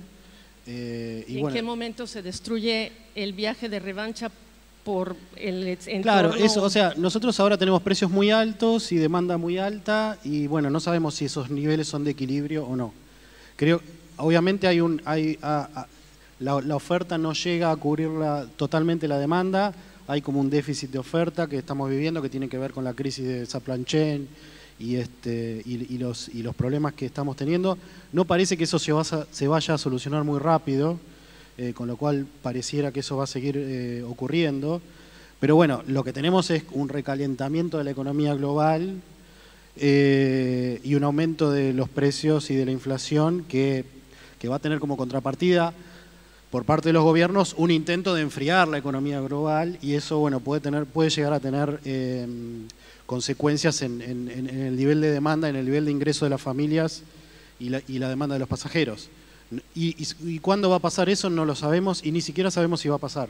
Con lo cual es difícil para nosotros, porque por más que nosotros digamos que tratamos de ser todo lo flexible que podemos y demás, la verdad que no es un negocio flexible, es un negocio que es bastante complicado ser flexible, porque los planes de inversión son de largo plazo, y la crisis de supply chain hace que sea menos flexible todavía, con lo cual tenemos muchos costos hundidos. Entonces no es que tenemos mucha capacidad de maniobra.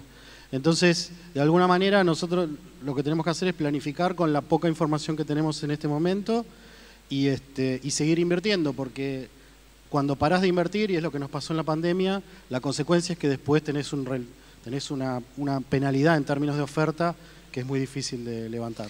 Porque no sé si nosotros los periodistas vemos cosas que luego unos dicen no exageres, no hay que ver tanto, pero esta mañana yo veía escuchaba a las autoridades argentinas hablar de los dólares y captar dólares y captar dólares. ¿Y el viajero argentino? Bueno, no te entendí la pregunta, pero te la voy a contestar igual. No, lo que pasa supongo que me estás preguntando cómo funciona el dólar Qatar. No, pero es que oía mucho el dólar y no veía No, tanto básicamente, digo, viajero. para ponerlo en contexto, ¿no? Para ponerlo en contexto, básicamente es un esquema, digamos, en donde hay impuestos y hay retenciones, que lo que buscan es tener un dólar diferencial para lo que es el turismo, de lo que son las transacciones comerciales de la balanza comercial, o sea, de importación de bienes. El objetivo que tiene esa medida es justamente no tener que devaluar la moneda y no tener que devaluar los dólares comerciales, que son los que tienen impacto directo en el salario real y en la canasta básica alimentaria de la población. Entonces, básicamente es para poder cuidar las reservas, ¿sí? No tener que destinar, digamos, dólares al turismo y darle prioridad a lo que es la importación de bienes. Esto en la medida en que la economía argentina mejore, se vaya estabilizando, en la medida que los planes de mejora en las cuentas externas, que tienen que ver mucho con inversiones en energía que se van a hacer, que se están haciendo y que van a dar sus frutos el año que viene, en la medida que la balanza de pagos se estabilice, esa medida no va a ser necesaria y, digamos, y tendría que haber una convergencia, digamos, de los distintos tipos de cambio hacia un tipo de cambio único, que es el objetivo final, digamos, del gobierno. Sí. Pero bueno, transitoriamente estamos pasando por esta etapa, ya venimos pasando por esta etapa, es decir, no es nuevo que haya un dólar diferenciado, y veremos qué efecto tiene, ¿sí? Hasta ahora no ha tenido un efecto demasiado, que haya impactado demasiado, porque ya te digo, la recuperación, digamos, del mercado internacional ha sido importante también. Y bueno, y tenemos mucho turismo receptivo también que no percibe esta cuestión de los impuestos, porque esto es solamente para los residentes, con lo cual hay que ver cuál es el efecto neto que efectivamente tiene y esperemos que, bueno, que esta transición dure lo menos posible. Pero este es más o menos el objetivo que busca la medida. Claro, y la palabra confianza aquí es muy importante cuando hablas de economía y macro y todo el tema cambiario, pero le pregunto a Andrés, ¿qué te quita hoy el sueño, Andrés? Aquí nunca duermes, o sea que nada te puede quitar el sueño porque no dormimos, ¿no? Pero bueno, obviamente todo el mundo habla de los temas de coyuntura, ¿no? Tasas de inflación elevadas, volatilidad cambiaria, precio del petróleo elevado, claro, recesión, financiamiento caro, escaso. Eso va y viene y ya lo hemos vivido, yo creo que muchas veces. Para mí, yo creo que lo más importante es buscar la estabilidad regulatoria, ¿no? Esta industria, las inversiones no las amortizas en 2 años o en 3 años, normalmente te tardas una década, a veces más. Que cambien tanto las reglas del juego y cuando no tienes certidumbre. Pues mira, en México, por ejemplo, no hay una política aeronáutica, creo que la última fue de 2007, hace 15 años, ¿no?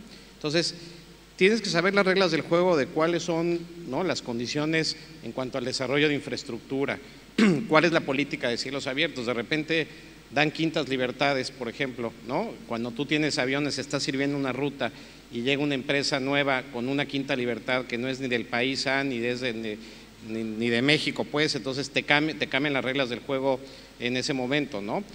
No está claro, por ejemplo, temas en el tema de concesiones aeroportuarias, hasta dónde llegan, cuáles son los costos, en fin, hay muchas cosas que te podrían dar claridad, ¿no? Y que si no tienes esa certidumbre, o sea, han hecho cosas buenas, por ejemplo, algo que este gobierno ha hecho, que también, digo, vino acompañado de la pandemia en el caso del gobierno mexicano, y lo que sucede, aquellos jugadores débiles se van, ¿no? Y es lo que normalmente sucede en estas crisis. En México lo vivimos, ¿no? Pero tienes que tener una política, no necesitas tener esas crisis para que se vayan. Aquellos jugadores que no pagan y que deben impuestos desde hace 8 años y tienen adeudos, se tienen que ir inmediatamente, o sea, asegurar un terreno parejo permanentemente, creo que es algo muy bueno y que se va a traducir entonces en un mayor monto de inversión, en un desarrollo, en más generación de empleo, un beneficio para el país. Entonces, creo que la palabra clave es esta estabilidad regulatoria, que aún no la hemos logrado, y yo creo que hay un trabajo que tienen que hacer además toda la industria con la autoridad, ¿no? Yo hago eco un poco de lo que dijo Andrés. Yo creo que esta industria, nosotros estamos enfrentados a externalidades que no controlamos todos los días, que el tipo de cambio, que la recesión, que las guerras, que el petróleo. Ya es una industria muy difícil y es una industria esencial y una industria que hay que protegerla. Entonces, en realidad, el tema que nos quita el sueño es los daños que sí podemos evitar, ¿verdad? Las cosas que sí podemos controlar, que de alguna manera insistimos en imponerle a la empresa como carga, como incertidumbre. Parecido a lo que dice Andrés, ¿verdad? Nosotros en Colombia hoy día enfrentados a una indicación del gobierno que piensa revisar cómo asignan los slots. Una voluntad constante de buscar quintas y sextas, de entregar quintas y sextas libertades sin contrapartida. Una indicación de que van a considerar cielos abiertos sin buscar cielos abiertos recíprocos. tasas aeroportuarias, aumentos de impuestos, etcétera, que al final son simplemente sobrecostos que de alguna manera o los pasajeros o las líneas aéreas o los dos tenemos que asumir, pero que van haciendo cada vez más difícil la industria. Y el gran tema que también lo tocamos hoy día en la mañana, ¿verdad?, que sabemos que es un reto, que tenemos que hacernos cargo como industria, del costo de descarbonizar la industria, pero que una cosa es decir, ok, ¿cómo hacemos frente a esto como sociedad, como industria, como país, como ciudadanos, todo en conjunto? Y otra es simplemente un abanderamiento de legislar, imponerle aún más retos a una industria que, de nuevo, es una industria que sufre mucho.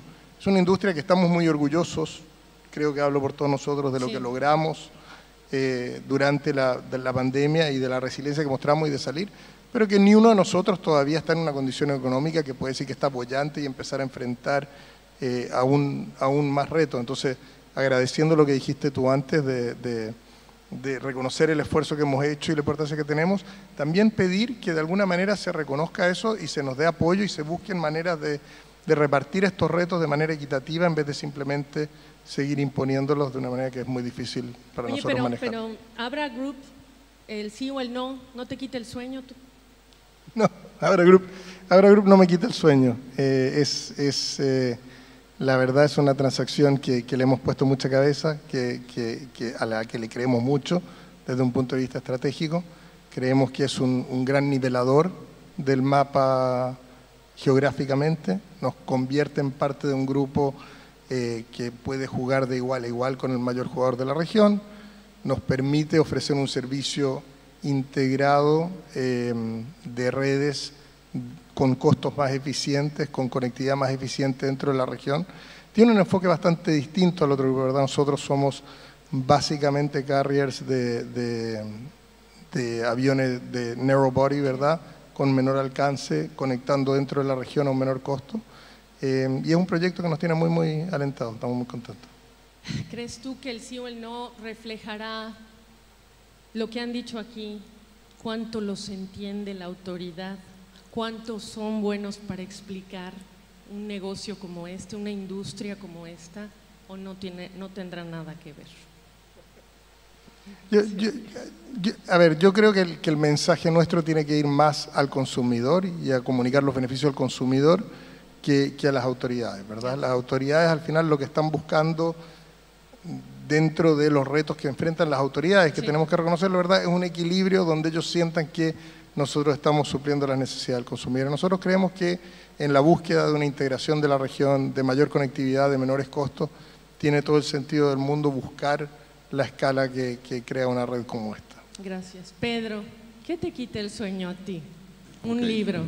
La lista es larga, por suerte Pablo, Adrián y Andrés me han ayudado con algunas partes, pero si vamos para atrás, todos los que estamos aquí de una forma u otra no operamos por unos largos meses. Luego reactivamos nuestros vuelos sin saber cuál iba a ser la demanda, sin saber cuántos pasajeros iban a haber. No había no había precedentes. Pusimos vuelos, tomamos riesgos. Luego pasamos por varias olas de la pandemia y recibimos nuestros golpes en el camino.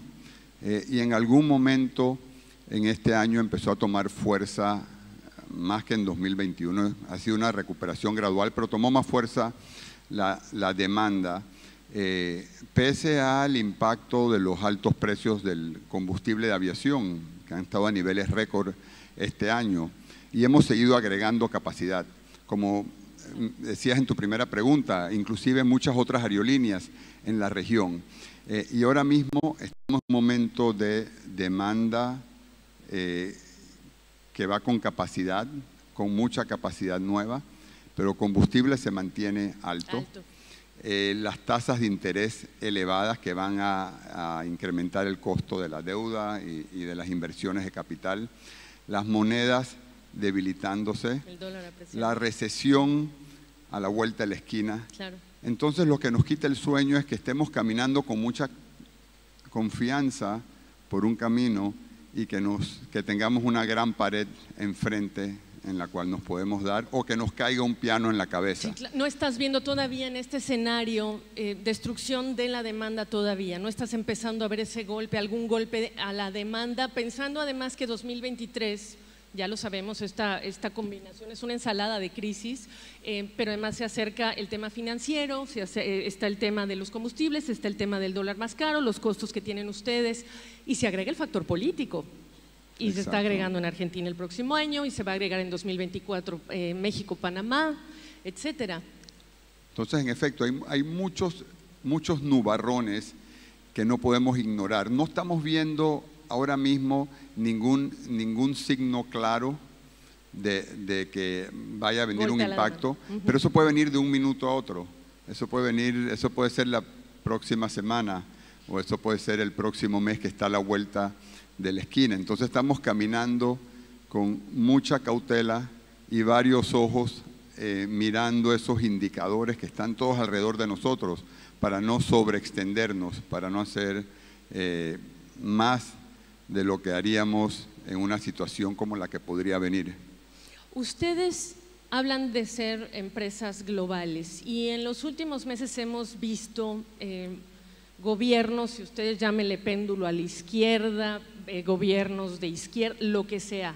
Aquí la pregunta para todo efecto práctico que les quiero hacer es ¿cuánto el criterio de los gobiernos de nuestra región es global o se está localizando tanto que también ese es otro desafío para que se entienda la operación de las aerolíneas que son más allá de la aerolínea, que es del país, que tiene operaciones globales, que compiten a nivel global? ¿Cómo ven ustedes a las autoridades comprendiendo esa realidad hoy día? Vos quisiste decir gobiernos populares. No, yo creo que uno de los temas que creo que es importante con respecto a la relación con las autoridades y con la cuestión política, porque tiene que ver con un poco lo que decía Adrián, tiene razón. El problema del approach con las autoridades en última instancia dependen de una discusión política que se da en la sociedad, ¿no? Y un poco creo que lo importante, y que vos lo mencionabas y que es importante, es que nosotros podamos llegar con el mensaje a la sociedad de la importancia que tiene el transporte aéreo para el desarrollo de la sociedad y como servicio esencial. Y creo que lo que tendríamos que poder construir, o lo ideal sería poder construir una política de Estado. Lo que decía Andrés, que todavía que tal política no se discute desde hace un tiempo. Es necesario plantearlo como una política de Estado, la cuestión de la aviación aerocomercial, y una política de Estado implica que traspasa los mandatos y traspasa la ideología política de los distintos gobiernos, ¿sí? Porque es algo esencial y en lo que toda la sociedad se pone de acuerdo y llega a un consenso acerca de cuál es el desarrollo que tiene que tener. Y bueno, y nosotros tenemos que tratar de contribuir, y en estos foros tratar de contribuir para poder dar esa discusión e ir construyendo esos consensos para que las políticas de las autoridades no estén dependiendo de los cambios políticos, sino que tengan un sendero que nos permita un crecimiento más racional, ¿no? Eso sería lo ideal, ¿no? ¿Y eso ocurre? No, la verdad que la discusión política está bastante complicada en todos lados, ¿no? Yo te digo, para complementar, creo que lo que comentas, Gaby, es imperativo. O sea, esto es un sistema conectado, ¿no? Todas las aerolíneas estamos conectadas de una forma u otra, ¿no? Entre nosotros, con las autoridades. Entonces tiene que haber una homologación de criterios, ¿no? Esta política aeronáutica de Estado que yo me refería tiene que ser congruente con los criterios internacionales. Te pongo ejemplos de los costos que ha tenido no tener ese criterio. Pues estamos en categoría 2 nosotros, claro, ¿no? Ese es un ejemplo, porque cumplir con categoría 1 es simplemente que cumplas con los criterios de la OASI, ¿no? Congruentes con lo que tienen todos los países. Sí, la FAA es la que se encarga de revisarlo, pero son al final de cuentas criterios internacionales. Lo mismo sucede con el tema de asignación de slots, Cada vez que llegan nuevas autoridades a los aeropuertos, se les ocurre, oye, hay una mejor forma de asignar los slots, pero si no lo haces conforme los criterios de IATA, pues se vuelve un tema muy complicado, no nada más para los operadores nacionales, sino para todos los operadores que llegan a volar a tu país. Lo que quieren todos los gobiernos, incluido hoy fue muy claro los representantes del gobierno de Argentina, es atraer flujos de inversión, de turismo, de gente. Pues para lograrlo necesitas tener esa homologación, porque tú no puedes depender, o sea, necesitas tener aerolíneas fuertes en tus países, ¿no? Si ya probamos, por ejemplo, en el caso que yo me refería de aquella aerolínea que tuvo una quinta libertad, fue la primera que dejó de volar en la ruta que volaba porque se fue a atender otras consecuencias. Si tú dependes de otros, te quedas sin aviación, cuando suceden problemas, pues el país se queda desconectado. Y no se trata de subsidios, otra vez insisto aquí, creo que todas las aerolíneas que estamos sabemos competir y somos aerolíneas de clase mundial. Si estuviéramos en el Mundial, yo creo que estaríamos ahí cerca de la final cualquiera, porque tenemos la mejor gente que existe en el mundo de la aviación está en Latinoamérica. Tenemos gente muy capaz, tenemos equipos muy buenos, tenemos el mejor producto, nada más que tienes que competir en el mismo terreno de juego, no con dándole ventajas a otras aerolíneas, ¿no? de otros países que tienen modelos de negocios distintos, ¿no? Entonces creo que eso es fundamental, muy importante. Ya que hablas de la categoría 1, ¿qué sabes tú hoy de dónde están las cosas con la FAA y los avances de las autoridades de México? Porque deben saber que se dio un hackeo a la Secretaría de la Defensa Nacional en México, y dentro de ese hackeo, bueno, pues se reveló que al parecer el avance en el cumplimiento de las autoridades para recuperar esa categoría 1 no es el que se viene diciendo. ¿Qué sabes tú hoy? Sí, pues lo mismo que tú, por ese la verdad es que no tenemos mucha información. Sí. Creo que nos gustaría tener más visibilidad. Espero y le deseo todo el éxito a la autoridad mexicana para que lo logre pronto, porque ese por beneficio el bien de la aviación del país, de los mexicanos, del propio nuevo aeropuerto. O sea, hay un nuevo aeropuerto, el aeropuerto de Santa Lucía, que no puede tener acceso a Estados Unidos porque, digamos, empezó operaciones después de la baja categoría 2. Necesitamos regresar a la categoría 1 para que pueda haber vuelos de ese aeropuerto a Estados Unidos. Entonces, ojalá que lo logren pronto, esos son los mejores deseos. Y saben que toda la industria, no nada más las aerolíneas con bandera mexicana, sino que todos estamos para apoyarla, porque, insisto, es en beneficio de toda la industria, porque somos una familia global, no nada más estamos hablando de las aerolíneas con bandera mexicana. ¿Quién más quiere opinar sobre global, local, de las autoridades, el criterio? Hilarte dos cosas que han salido como temas quizás para juntarlas. O sea, por una parte, lo que sí es interesante que está ocurriendo en Latinoamérica es que hay un reconocimiento creciente de la importancia de Latinoamérica como destino turístico, ¿verdad? Lo hablaron las autoridades locales hoy día, es parte del gobierno de las autoridades, del programa de las autoridades en Colombia, es parte del programa de las autoridades de nuestro otro hub del Salvador, ¿verdad? Que vienen de dos lados del espectro político muy distintos, pero hay una visión común de que hay una gran oportunidad de enriquecer nuestra región a través de convertirla en un verdadero destino turístico. Y eso es algo muy positivo, ¿verdad? O debiera ser algo muy positivo para nosotros como industria. Y eso se ve muchas veces apareado de un compromiso de inversión en infraestructura, que más aeropuertos, que mejores aeropuertos, etc. De alguna manera nosotros como industria no hemos logrado comunicar lo esencial que somos nosotros allí y lo indispensables que somos nosotros. Y de alguna manera, como dices tú, se toman for granted también esta visión, ¿verdad? De no, es muy fácil para nosotros, con quintas libertades, con otras reglas, estimular que llega otro jugador que no sé qué. Ese jugador que, como bien dice Andrés, entra cuando le conviene, sale cuando le conviene, que no es permanente, que no es local, que no da empleo, que no toma compromiso. Entonces, aquí el reto grande, ¿verdad?, es dentro de ese mundo global, o de esa visión que hay de impulsar turismo y de que la industria es global, fortalecer la importancia de defender la industria local que somos nosotros, ¿verdad? Y que alimentamos esta conectividad dentro de la región. Yo creo que es muy importante. Pedro. El otro asunto es que así como competimos las aerolíneas entre nosotros, de alguna forma los países también compiten. Claro. y los países que sean más efectivos y más modernos con sus regulaciones van a sacar una ventaja relativa. Y México es un gran ejemplo. México en categoría 2 no puede incrementar vuelos a Estados Unidos. Otros países sí lo van a hacer. Y quizás pues es difícil replicar Cancún, pero otros destinos sí tienen opciones, o inclusive para viajes de negocios e inversiones. Entonces, si México se satura a falta de capacidad por un asunto gubernamental que no debió haber existido, pues algún otro país buscará ventaja sobre eso. Y uso eso de ejemplo, pero no es el único. En Panamá nos ocurrió también hace unos buenos años, tuvimos por varios años en categoría 2 y nos afectó mucho. Y ha ocurrido en otros países, no es la primera vez. Igual tiene que ver con otras regulaciones que promuevan la eficiencia, la competitividad de las aerolíneas. Normalmente afectan más a la aerolínea de casa. Por ejemplo. Bueno, en cualquier sentido, puede ser impuestos de importación, por ejemplo, de piezas y repuestos. Eso va a afectar a la aerolínea de casa, no a las aerolíneas internacionales. Sí. Y ese es el caso en algunos países. La va a hacer menos competitiva. Y hay otros ejemplos también similares.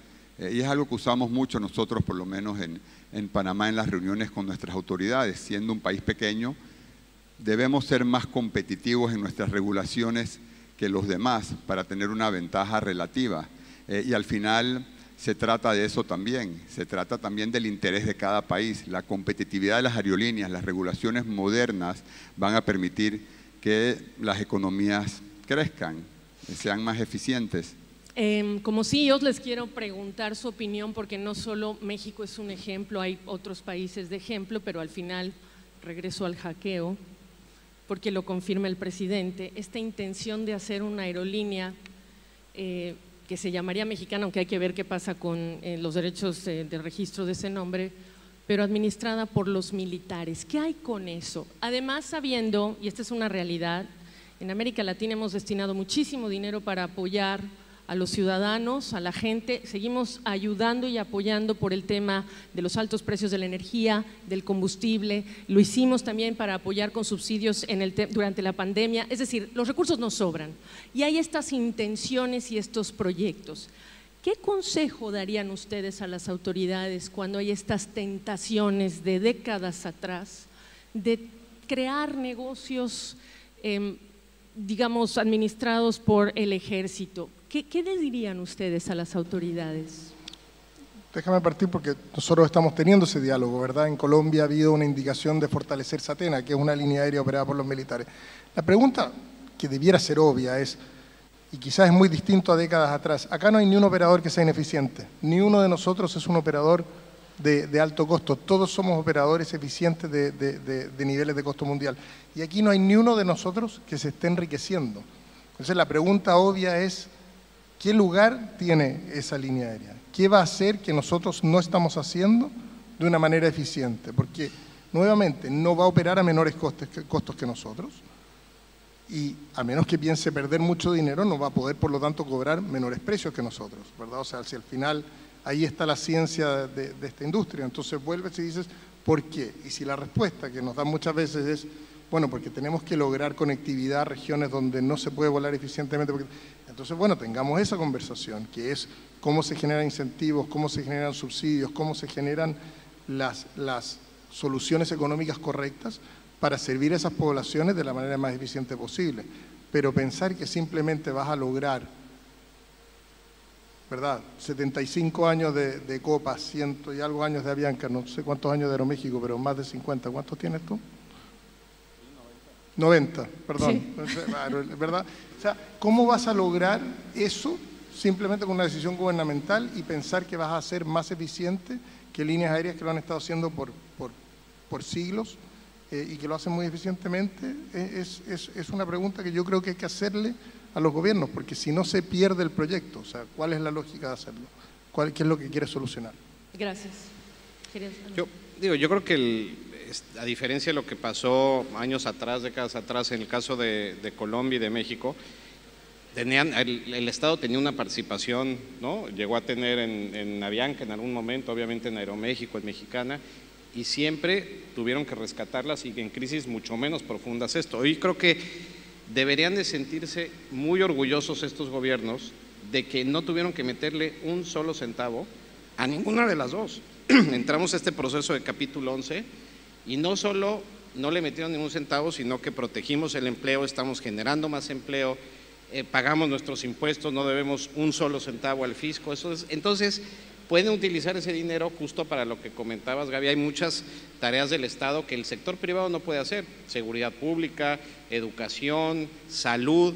Y la otra pregunta que yo me haría es, a ver, también suponiendo que hubiera una necesidad porque el país no estuviera conectado. Yo, en el caso de México en particular, si tú comparas, los últimos datos públicos son de agosto de este año, comparas agosto de 2022 con agosto de 2019, pre-COVID, y tenemos 20% más, está en 1.2 la cantidad de asientos ofrecidos en el mercado, hay más oferta. Los precios están 20% abajo en términos reales a los que estaban en agosto de 2019, con un precio del petróleo que está 50% más caro. Entonces tienes insumos más caros y en paralelo tienes más destinos, más oferta, más pasajeros, a tarifas más baratas. Pues no veo la necesidad de que se llene ningún hueco, no se ha dejado de servir absolutamente nada. Entonces creo que vale la pena poner estos hechos y lejos de ser una razón para decir, oye, ¿qué hacemos? Yo creo que es decir, ¿qué hicimos bien en el pasado? ¿No? Que fue permitirnos esta reestructura, porque nuestros estados ayudaron a que lográramos salir nos acompañaron en el proceso, aunque no recibimos recursos públicos, y creo que eso hay que reconocérselos y lo hicieron muy bien. Entonces, con estos hechos, yo honestamente no veo que haya una necesidad apremiante, ¿no? de meter más capacidad, y más con los planes de crecimiento que tenemos, tanto en el caso nuestro como las otras dos aerolíneas que operan en el país, ¿no? Que al final del día ustedes representan empresas exitosas dentro de sus propios países y ese es un poco también me parece parte de esta conversación. Pedro, ¿qué dirías tú? No creo que hay mucho más que agregar. Esta industria es bien complicada y eso es inclusive para aerolíneas que tienen los incentivos correctos para hacer las cosas bien y la flexibilidad para actuar. Los gobiernos tienen las manos amarradas, tienen mucho menos flexibilidad por todas pues, las aprobaciones y reportes y demás, y no tienen el mismo tipo de incentivos que tendría una empresa privada. Entonces ahí no hay un encaje con lo que es esta industria y por eso las aerolíneas estatales que todavía existen en el mundo han pasado problemas siempre. Adicional a eso, sí, la aviación tiene un impacto importante en el turismo, en la economía y se busca siempre más capacidad, más oferta, más aerolíneas, pero a la vez entonces se imponen nuevos cargos, costos e impuestos que va totalmente contrario a eso. Entonces yo creo que lo que hay que buscar es promover la competitividad de la industria y eso va a llenar lo que busca la mayoría de los países. Ya que estamos platicando tú y yo, Pedro, me interesa muchísimo entender cuál es el plazo que te estás dando ahora que entras al AIFA, para decir, hago un corte de caja, sí me resulta, sí me parece que es viable. 3 meses o eres tan flexible que no importa, ¿qué me dices? Bueno, no sé si todo el mundo conoce lo que es el AIFA. El aeropuerto alterno de la Ciudad de México, que fue construido y que es impresionante por el Ejército, que es administrado también por el Ejército, y Copa, si no recuerdo mal, es la primera aerolínea. Sí, la primera, quizás el primer vuelo internacional. No exactamente, exactamente. Lo que tenemos es un desafío de infraestructura saliendo de la terminal. Todavía no están las cosas dadas para que saliendo de la terminal un pasajero pueda movilizarse con tanta facilidad como quizá lo hacemos en una ciudad tan grande y caótica como la Ciudad de México, en la terminal internacional el Benito Juárez. Sí, el comentario es relativamente sencillo. Tenemos más de 30 años operando al Aeropuerto Internacional Ciudad de México, al DF, el cual está muy congestionado ahora mismo. El gobierno ha dicho que no va a autorizar nuevos vuelos o mayor crecimiento en el DF. Si queremos seguir creciendo en el destino, tenemos que ir al AIFA y queremos seguir creciendo en el destino. Entonces estamos siguiendo la línea de lo que está disponible, que es el AIFA. Y vamos a ver cómo funciona. Ha empezado relativamente bien.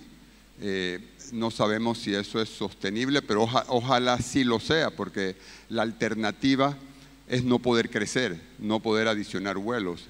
Y yo pienso que si la demanda hacia el DF sigue creciendo, pues va a tener que tomar algún camino, y si el camino es el AIFA, pues ese va a ser, y el AIFA pues va a tener que funcionar, aunque sea a la fuerza.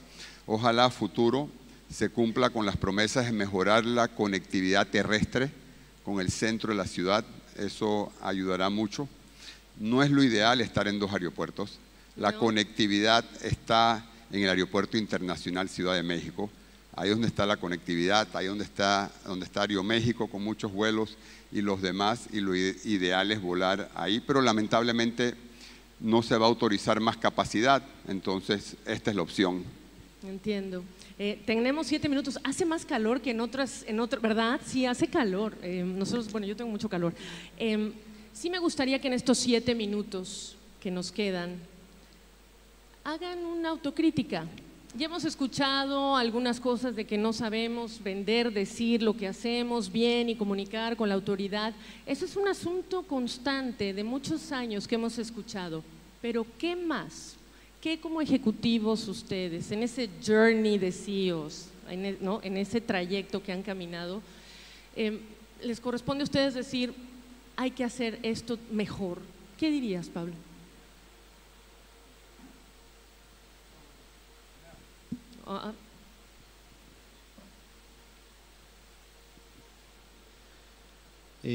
No, seguramente millones de cosas, o sea, sería un milagro si todo lo que hacemos lo hacemos bien, o sea, seguramente todo lo que hacemos se puede hacer mejor, con lo cual, pero creo que nada, estar muy atentos, es muy difícil, ¿no? Pero estar muy atentos creo que al tema creo que lo que va a ser muy importante va a ser el tema de la adopción de nuevas tecnologías y qué camino tomar en ese sentido. Y bueno, probablemente por la pandemia o demás, son cosas a las que no les pudimos dar la importancia, también por falta de recursos en su momento, ¿no? No, cosas que tienen que ver más que nada con la atención del pasajero, de cómo llegar. Hicimos lo que pudimos, ¿no? Pero podríamos haber hecho más quizás en el desarrollo de tecnologías o formas de llegar al pasajero, como para poder tener un servicio más acorde a las necesidades de un pasajero más digital, como es el que tenemos ahora, que necesita soluciones de otro tipo. Y bueno, y todo eso lleva mucho tiempo de desarrollo, y probablemente esas inversiones las podríamos haber iniciado antes y las estamos iniciando recién ahora, digamos, ¿no? Y bueno, y después errores que cometimos como 20, decisiones de inversión o planes que después se van viendo frustrados, pero bueno, son parte del aprendizaje que uno va haciendo en la medida en que va evolucionando y moviéndose en un mercado con tanta incertidumbre como el que vivimos nosotros, ¿no? ¿Te refieres a ahora mismo, verdad? ¿O en pandemia? Ahora mismo. Sí, yo diría que si nos guiamos por un momento pensé que no escuché bien autocrítica y pensé que nos estabas pidiendo que nos criticáramos a nosotros mismos. Y entonces yo tenía una lista para criticar a estos señores que no ordenaran tantas aeronaves y todas estas cosas, pero esto sí es políticamente ilegal. Adelante, aquí todo. Mira, la gente está interesada. Adelante, vamos. Eso hubiera estado buena. Yo diría que dedicar, y lo hemos hablado a lo largo de esta tarde, y uno podría deducir de eso de que debemos dedicar más tiempo a la parte política gubernamental, a la cual de seguro le dedicamos mucho tiempo ya como es. Y si no es más, es que sea más efectivo la labor esa de vender el valor de la aviación en nuestros países. Pero ¿y cómo? Aquí la gente te va a decir, sí, pero ¿y cómo? Lo hemos dicho por años, ¿cómo? ¿Qué harías diferente? Yo diría que es mayor consistencia y no perder ese enfoque cuando las cosas están tranquilas, cuando no hay un fuego que apagar, cuando el negocio va bien y no hay una necesidad. Debemos mantener el mensaje constante, frecuente y constante y consistente. Bueno, yo diría tipo autocrítica, lección o enseñanza, perdón, de lo que ha pasado recientemente. Creo que para mí lo más importante que me ha dejado estos últimos años, yo creo que tiene que ver y donde hay oportunidades de mejorar, es, yo antes era renuente, digamos, a poder, por ejemplo, trabajar remotamente, ¿no? Siempre la gente tenía que estar en la oficina, casi 24/7, todo el tiempo, ¿no? Ahora, digo, en la pandemia obviamente nos fuimos a un extremo donde todo el mundo fue virtual y no creo que tampoco ese es un equilibrio, ¿no? Pero creo que esa lección de darle más oportunidad a la persona, de dedicarse más tiempo a sí mismo, ¿no? A estar mejor con la persona misma, con él, con ella, con la familia, apreciar, o sea, todo esto creo que nos lo enseñaron este periodo tan complicado.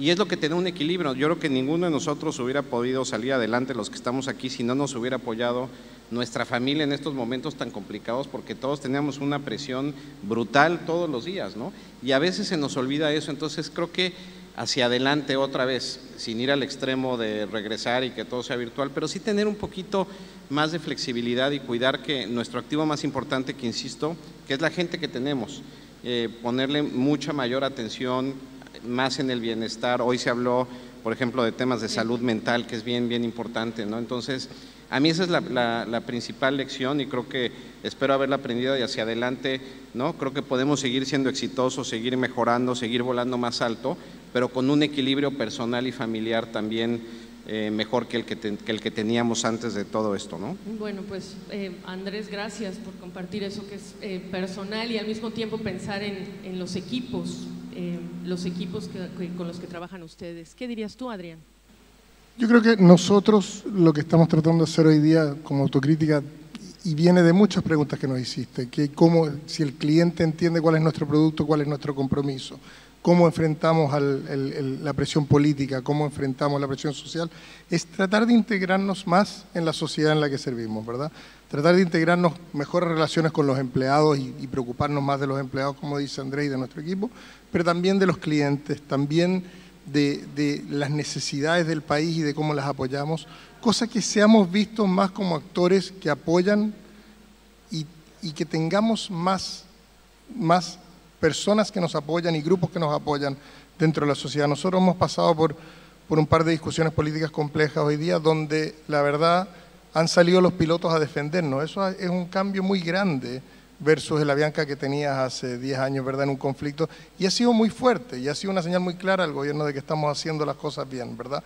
Lo mismo cuando logremos, ojalá, ¿verdad?, restablecer un nuevo compromiso con los clientes de qué es lo que estamos proponiendo, cumplirlo, que las expectativas del servicio estén claras, que haya menos disonancia, que haya más amor y más ganas de la sociedad de apoyarlo. De alguna manera va simplificando el diálogo que, como dice Pedro también, tenemos que ir nosotros marcando siempre, pero también ojalá venga desde la misma sociedad. Y para eso tenemos que integrarnos un poquito más, apoyar un poquito más y ser miembros más activos de las sociedades que servimos. Y yo, como objetivo, ver más mujeres, que haya más mujeres sentadas aquí como CEOs, eso también me parece importante. Les agradezco, les reconozco todo lo que han hecho y por lo que han pasado. Es un privilegio poder charlar con ustedes. Gracias por estar con nosotros. Gracias. Buenas tardes.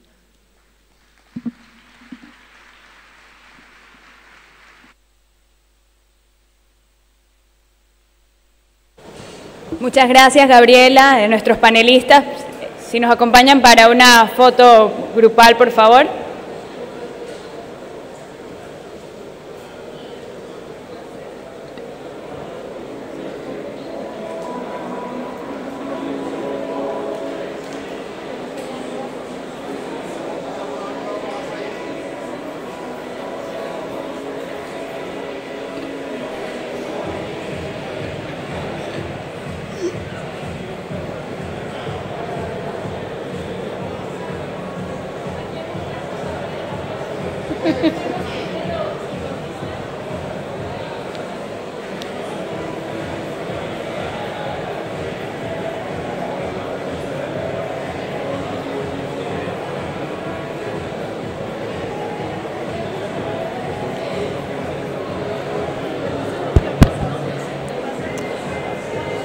Invitamos a los representantes de aerolíneas a participar del cóctel cortesía de GE Digital, el cual tendrá lugar a las 7 de la noche en el Salón Atlántico.